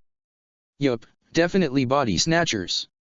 Not the time for that," Ahsoka stated, deflecting blaster bolts from the possessed clones. She saw one of them holding out two more eggs with the Jedi immediately force pulling them away and slicing right through them. The infuriated shrieks from the clones increased their rate of fire. Ahsoka force pushed a clone away with Barriss disarming another and force pushing him away a moment later. Peter webbed a clone to the wall, the trio now hiding behind a crate for cover. It didn't last long as other possessed clones from the corridor they came in from rushed in. "Oh come on," Peter whined. Ahsoka however was already looking for any way out and found it from above. "Peter, Barriss, head for the vents." "On it." Firing off a web line, Peter shot towards the ceiling as he soon pried off the ventilation lid. Some seconds after entering the space, Ahsoka and Barriss arrived as they soon had to crawl towards the bridge. "Think any of them spotted us?" Peter asked. "They must have, given the ventilation lid fell on top of a few clones." "Now what?" "I'll go to the reactor room and disable the thrusters," Barriss volunteered. "You head for the aft comm center and send a warning to Master Fisto, Ahsoka. We have to stop the ship from reaching the medical station." "Not alone you're not," Peter declared. "I'm coming with you." "Well, there's only one of you and two of us," Ahsoka pointed out. "Who is it you'll be helping out?" It was oftentimes like these Peter didn't enjoy choosing one thing over the other. In the past, it was over meaningless problems of everyday life. Now it was for a dire situation. Ugh. Peter rubbed his head. Thankfully, Ahsoka chose for him. The comm room is on the other end of the ship. Right now, most of the clones are probably still looking for us where last ran off, sweeping those areas. "Are you sure?" "I'm 90% sure." "What about the other 10? Peter asked, slightly deadpanning. "Okay, maybe 75. You're not helping." "Guys," Barriss cut in.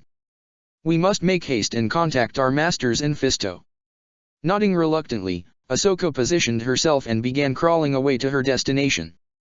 "Be careful you two," she called out to them. "We'll be fine," Barriss promised. "Just be careful yourself."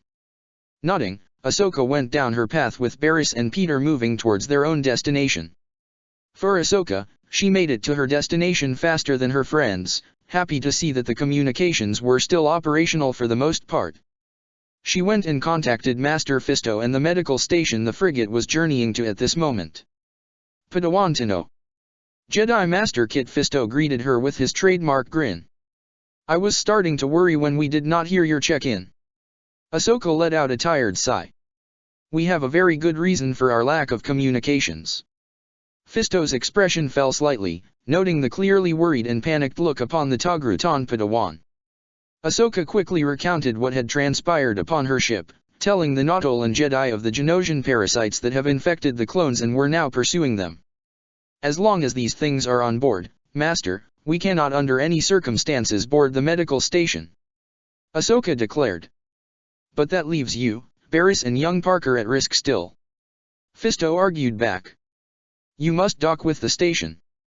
We can analyze the parasite and find the means of dealing with them." Master Fisto, these worms are extremely dangerous. They managed to get to our clones without us even realizing or sensing them. Ahsoka countered. We will take necessary precautions, young one. Fisto assured, yet Ahsoka was clearly unconvinced. I have a bad feeling about this, Master Fisto. Ahsoka admitted. But, I'll follow your instructions. Whilst Ahsoka spoke with Fisto, Barriss and Peter arrived on their end of the ship with the two dropping down from the vents back to back. Looks like we're clear, Barriss said in a low voice. For now at least, Peter said. This way. Barriss gestured for him to follow. Peter took note of their corridor. Weren't we here before? There is some repetition to the ship's layouts. Barriss joked as they entered into the corridor that would lead them to the reactor room. Peter blinked before he was electrocuted within the door panels. He let out a small yelp, clenching his teeth tightly with his eyes on Barriss, who spasmed about from the pain with her lightsaber falling from her hand. Suddenly, they were surrounded on both sides by Tango Company with blasters trailed upon them. Peter was looking back and forth, mind going on overdrive to find a means of escaping this situation. The clone trooper Edge spoke of how the clones always knew the proper means of taking out a Jedi, but Peter didn't hear all that as he heard Barriss whisper next to him. As soon as you get the chance, go back to Ahsoka. She whispered. What? Peter said in shock. Clone trooper Scythe held out a Genosian egg with two worms wriggling out. Go now. Barriss whispered harshly, with Peter hesitating, causing Barriss to force push him through the two clones that blocked their original entryway. Crashing through them, Peter looked up in horror as Barriss was electrocuted once more, making Scythe grab her head and pull it back. Slamming his fist hard to the ground, leaving a sizable dent, Peter was about to charge in when the passage was ray-shielded. Gritting his teeth, he looked to see the two clones that he had knocked into recovering and quickly webbed them up to the walls to immobilize them. Berating himself internally, Peter jumped into the vents once more just as the shield came down, with a freshly possessed Barriss recovering her lightsaber. He needed to get to Ahsoka. Scene cut. Almost got it, Ahsoka muttered, rewiring the jammed console. After several more moments, the monitor soon fritzed before showing a familiar clone to the Padawan. Cargo ship TB-73, this is Clone Captain Rex. Please respond. Rex, this is Ahsoka. Ahsoka let out a sigh of relief. Boy, am I glad to hear your voice. Likewise, sir. Rex said, in kind. I've got someone here who wants to speak with you. Moving aside, Rex had Anakin come onto the screen. Ahsoka, what's going on? Are you and the others okay? Well, not exactly, Ahsoka admitted straight away. Barriss walked with some of her fellow possessed down one of the hallways of the ship before splitting off from them, eyes narrowed and slightly out of focus. She momentarily tilted her head up at the sound of something padding softly above her. Back with Ahsoka, she had finished telling Anakin of the situation, with her master now giving her instructions. Make sure you have a wrist comm. Keep it on, he ordered. I'm going to interrogate Poggle. He might have some answers. Find Barriss and Peter and wait for my signal. Ahsoka logged off and turned to her side to see. Barriss, you're back. Were you successful? Barriss said nothing, only staring at Ahsoka in a rather disturbing manner. Barriss. What's wrong? Ahsoka. Peter suddenly burst down from the ventilations. Get away from Dash. Barriss had already raised her hand towards the glass and used the force to shatter it and send the pieces flying towards Ahsoka. Barriss. Ahsoka cried out. Please, we're your friends. The controlled Barriss lit up her lightsaber, lunging at Ahsoka, who ignited hers just as quickly to avoid being severely hurt. Barriss. It's not you, Ahsoka said to her friend. It's the creatures. Fight them. Getting nothing of a response, Ahsoka kicked Barriss away before running from the aft comm center. Barriss got up and gave chase, with the blinded intent of killing the other Padawan. However, out of the corner of her eye she caught Spider-Man about to jump in. Peter was ready to make a move when the Miri Allen Jedi did something that made both him and Ahsoka freeze in their tracks. The possessed Padawan gave the two a sinister smile as she held up her azure blade to her neck. Attack, and she dies. Barriss spoke in a hollow dead voice, making both her friends' blood run cold. Seeing her opportunity, the mind-controlled Barriss let out a force push that sent them both clambering to the ground. Knowing that one was a greater threat than the other, the Mirialan pounced upon the stronger of the two. Opening her mouth, the worm emerged with her intended target's eyes widening and him beginning to struggle to break free. "Sorry, Barriss. You're a nice girl and all, but I'd rather kiss ya after the second date. French on third, maybe fourth." "Peter!" Ahsoka yelled out. "I'm sorry, I use humor to mask my fear of getting an egg in me," Peter cried out, shoving Barriss as lightly as possible away from him. "Come on." Ahsoka helped him up. "We gotta go." "But Barriss, you saw what those worms are willing to do," Ahsoka said with regret. "If we fight her, we risk having the parasite kill her." Gritting his teeth in frustration, Peter briefly glanced back at Barriss, who was already beginning to stand back up, and reluctantly ran off with Ahsoka.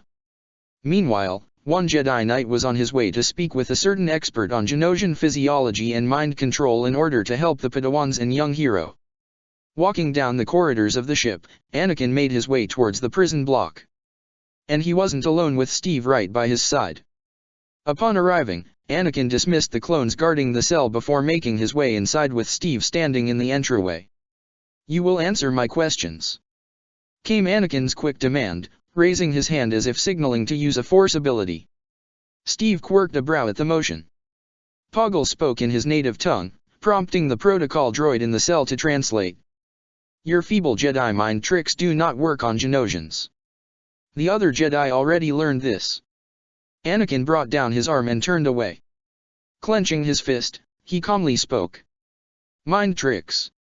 Suddenly, he punched Poggle across the face and sent him tumbling onto the cell floor. "I don't need mind tricks to get you to talk." Once more the protocol droid translated Poggle's words. "I will never talk, Jed Dash."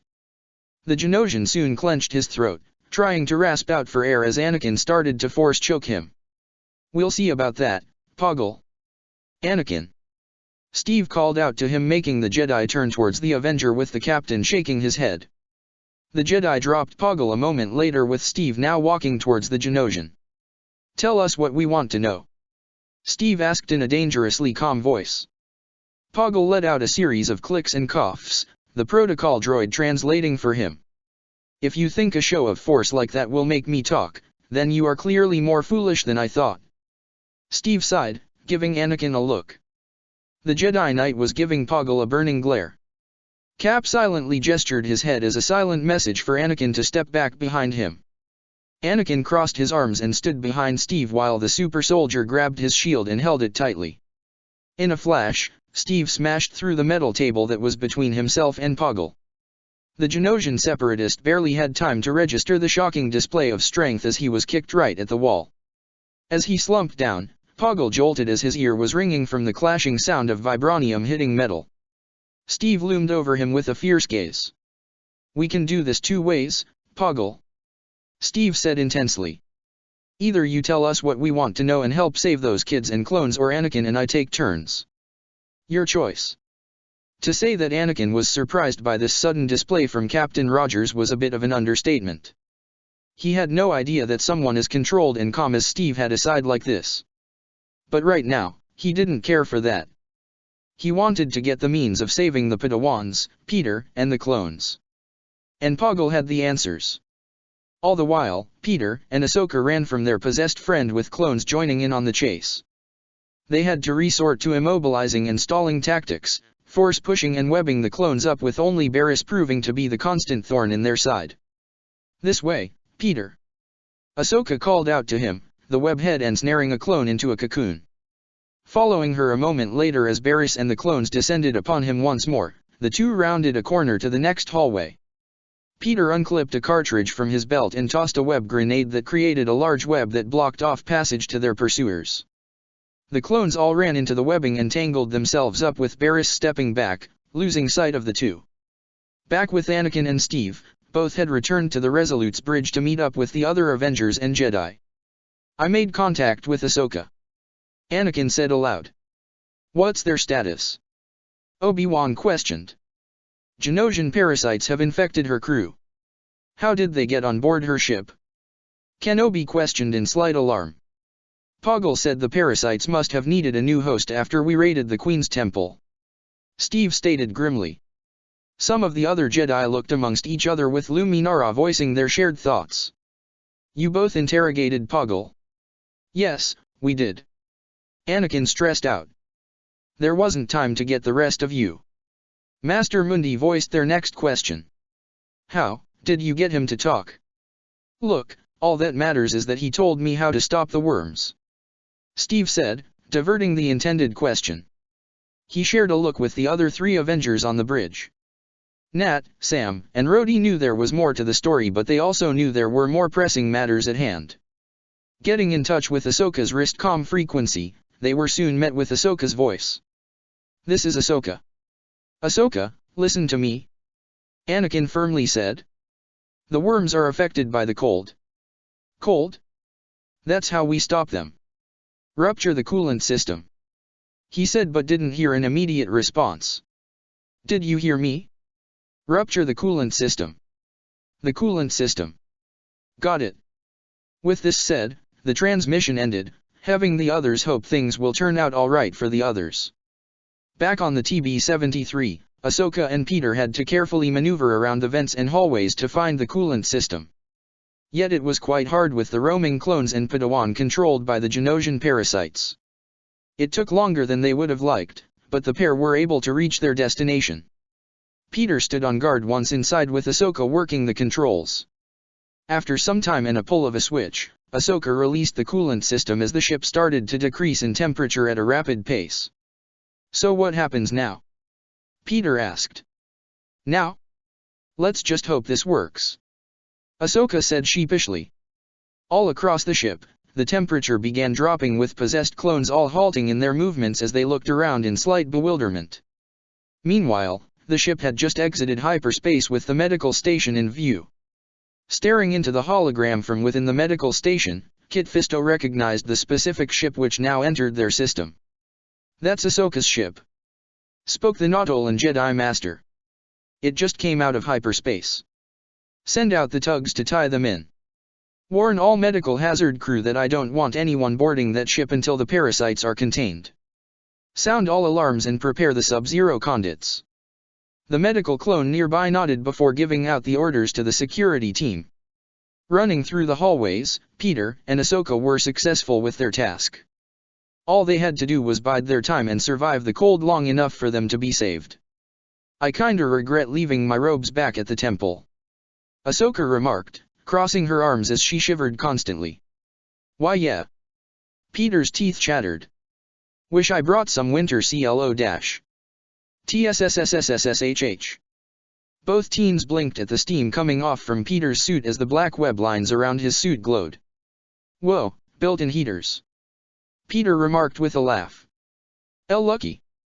Ahsoka said, shivering even more now with a face of envy. There you are. Whirling around, Peter and Ahsoka heard the distorted voice of their friend. You can't hide from me. You sure about that? Peter quipped. The two quickly jumped directly into the vent above, disregarding the cold winds going on at full blast. The icy winds made the possessed Barriss halt, the worm within her knowing that if it made its host pursue into the vents it would surely die. Throughout the ship, each and every infected clone were wailing at the top of their lungs. They all sought any means of obtaining warmth but received none. Before long, their hosts could only pass out from both the pain the worms felt to the cold none could really handle. Peter and Ahsoka crawled quickly through the vents, the Togruta sticking as close as she possibly could to Peter since she felt the heat radiating from his suit. At long last, they arrived at their destination. The bridge, at last. Ahsoka shivered out, shuffling towards the keypad at the door. Once inside, Ahsoka rushed towards the controls and tried to send out a transmission. We're coming in awfully fast. This is Ahsoka Tano. Can you hear me? I'm shutting down the engines. I'll try to reverse the dash. Ahsoka. The Tortuga whirled around to see Peter having to avoid the lightsaber swing coming from the infected Barriss. It destroyed some of the nearby consoles on the initial swing. When Peter countered, Knocking the offending weapon away, the blade cleaved through the coolant tube hanging above. It swept down, releasing a torrent of cooled air directly into the infected Miri Allen Padawan. The sound coming from her was agonizing to hear for them. The infected host tried to retaliate, but Peter had to use up the last of his webbing to hold her down in place. Once secure, Ahsoka grabbed hold onto the damaged tube and aimed it right back onto Barriss. FFO forgive me, but this is FO for why your own good. Barriss flailed in her confinement, screeching out as the worm started coming out in hopes of finding warmth from one of the teens before it. Yet it failed as Peter harshly grabbed it and pried it out of his friend's mouth. Once airborne, Ahsoka let go of the tube and with a single swing of her ignited lightsaber, the worm was slain. It was a little while later did Kit Fisto and a small number of armed clones arrive at the freezing ship. They kept focus on their surroundings, not knowing if there were any infected roaming about. When reaching the bridge, they were greeted with the sight of the three teens hugging each other close in order to combine what heat remained within them. Presently, they were a shivering mess even with Peter's suit working overtime and heating them all. Barely looking up, Ahsoka struggled to smile. Hello, Ma Master F. Fisto. What took YUSSS so long? Peter struggled to say. Weary Ariati to pick up the me medical supplies. Barriss whispered out. Don't worry about that. Fisto said as the three teens were slowly overcome by blackness. We'll take care of that. The three of you rest for now. They nodded, with Barriss and Ahsoka passing out yet Peter remained conscious. Mr. Parker. Fisto said in surprise. Internal heater, Mr. Fisto. Peter said though his head was still exposed. Still, you got a head I could use? I left my mask back in the barracks. Scene cut. The next thing Ahsoka knew, she woke up in a medical room. Her vision was blurred as she was covered with several layers of blankets to help bring her back to a normal state. By her bedside, Anakin was seated not far away. Upon hearing her seemingly awake, he came over and softly spoke. Hey, Ahsoka. You're safe. She weakly nodded, struggling to get up from the bed but was kept down by her master. Where's Barriss? Where's Peter? They're fine. He looked over, with Ahsoka following suit, to see the sleeping forms of her friends not far away in their own medical beds. Barriss had a blanket over her whilst Peter merely lay there with an arm over his eyes, snoring lightly. And so are the clones. Ahsoka nodded before asking something crossing her mind. What were those things? I think I can answer that. Looking towards the doorway, Kit Fisto strolled in. We had those worms analyzed. They are the same type of creature you found on Geonosis, Master Skywalker. Anakin gave a stern nod. We'll have to inform the troops on Geonosis. This parasite might explain how they recaptured the planet the first time. I don't want it happening again. Kit Fisto nodded in complete agreement before turning towards the conscious teen. You've been through quite the ordeal. We are most grateful for what you and the others have done this day. Stirring awake from the recent commotion, Peter looked up and saw Ahsoka was now awake. Rising to his feet, he slowly walked over and came by her bedside. He gently laid his hand on her shoulder and gave her a small smile. Hey. Glad to see you're fine. Peter said happily. I was really worried for ya. Same with you and Barriss. Anakin and Kit saw this and decided to leave the two friends to converse with each other. Once out of the medical room, Ahsoka thought back onto something bugging her for a while now. So. Peter. Yeah. About earlier. What's French? Peter looked at her strangely. French is a language at home from Earth. Yeah, but what does it have to do with kissing? Peter was silent, mouth agape, and not knowing how to properly answer his friend this. Well, yeah, see that's not important right now for your young innocent ears. Peter said with finality, one hand over his heart and the other raised up to his ear level.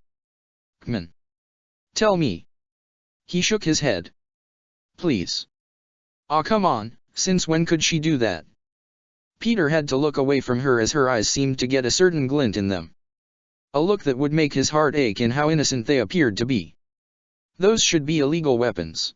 were the only words crossing his mind as he kept hearing Ahsoka's innocent demand. Anakin had exited the room and was greeted to the sight of Steve Rogers resting against the wall next to the door. "How are they?" Steve asked. "They're fine," Anakin assured. "Nothing a little extra rest won't do to help them fully recover." Steve nodded. "Good to hear. They'll need it after that mess." "Agreed," Anakin stated, the two walking away from the room where the young teens rested. They were silent for the most part when Steve had noticed a sideways glance from Anakin that it appeared he hoped to hide. "What?" Anakin looked to Rogers with an innocent expression. "Something on your mind." "What?" Anakin was now trying to play it off. "On my mind?" "Nothing is on my mind." Cap gave him an expectant look, waiting for him to tell the truth. Sighing, Anakin rubbed the back of his head with a slightly uncomfortable look. "Didn't know you had that in there," Anakin mumbled. "Back with Poggle?" Slight realization hit Steve. "Yeah." Steve coughed. "It's a method I don't use that often, or really haven't used in over 70 years. Anakin hummed, before becoming slightly more solemn. "You know, it's not the Jedi way to use the Force in such an abusive manner. That wasn't very Jedi of me." "You were worried about a friend," Steve said, placing a hand on the Jedi's shoulder. "Your first student. I can be the first to tell you about some of the things I did back during my war. Things I did that didn't exactly make me sleep so well at night." Anakin was silent. "How'd you cope with it?" he asked after a moment of silence. "Just dealt with it however I could," Steve stated. "I did it knowing that people were free, that others didn't have to do the things I did with my generation." Skywalker absorbed the captain's words for a few seconds before a mischievous thought occurred. "That I'd like to hear, old man." Steve snorted. "Yeah, an old man who can still kick your ass, sonny." The two laughed, Anakin nudging the captain's shoulder as they walked off, chatting lightly, with this long campaign at last coming to an end. Check the description for the links to the author.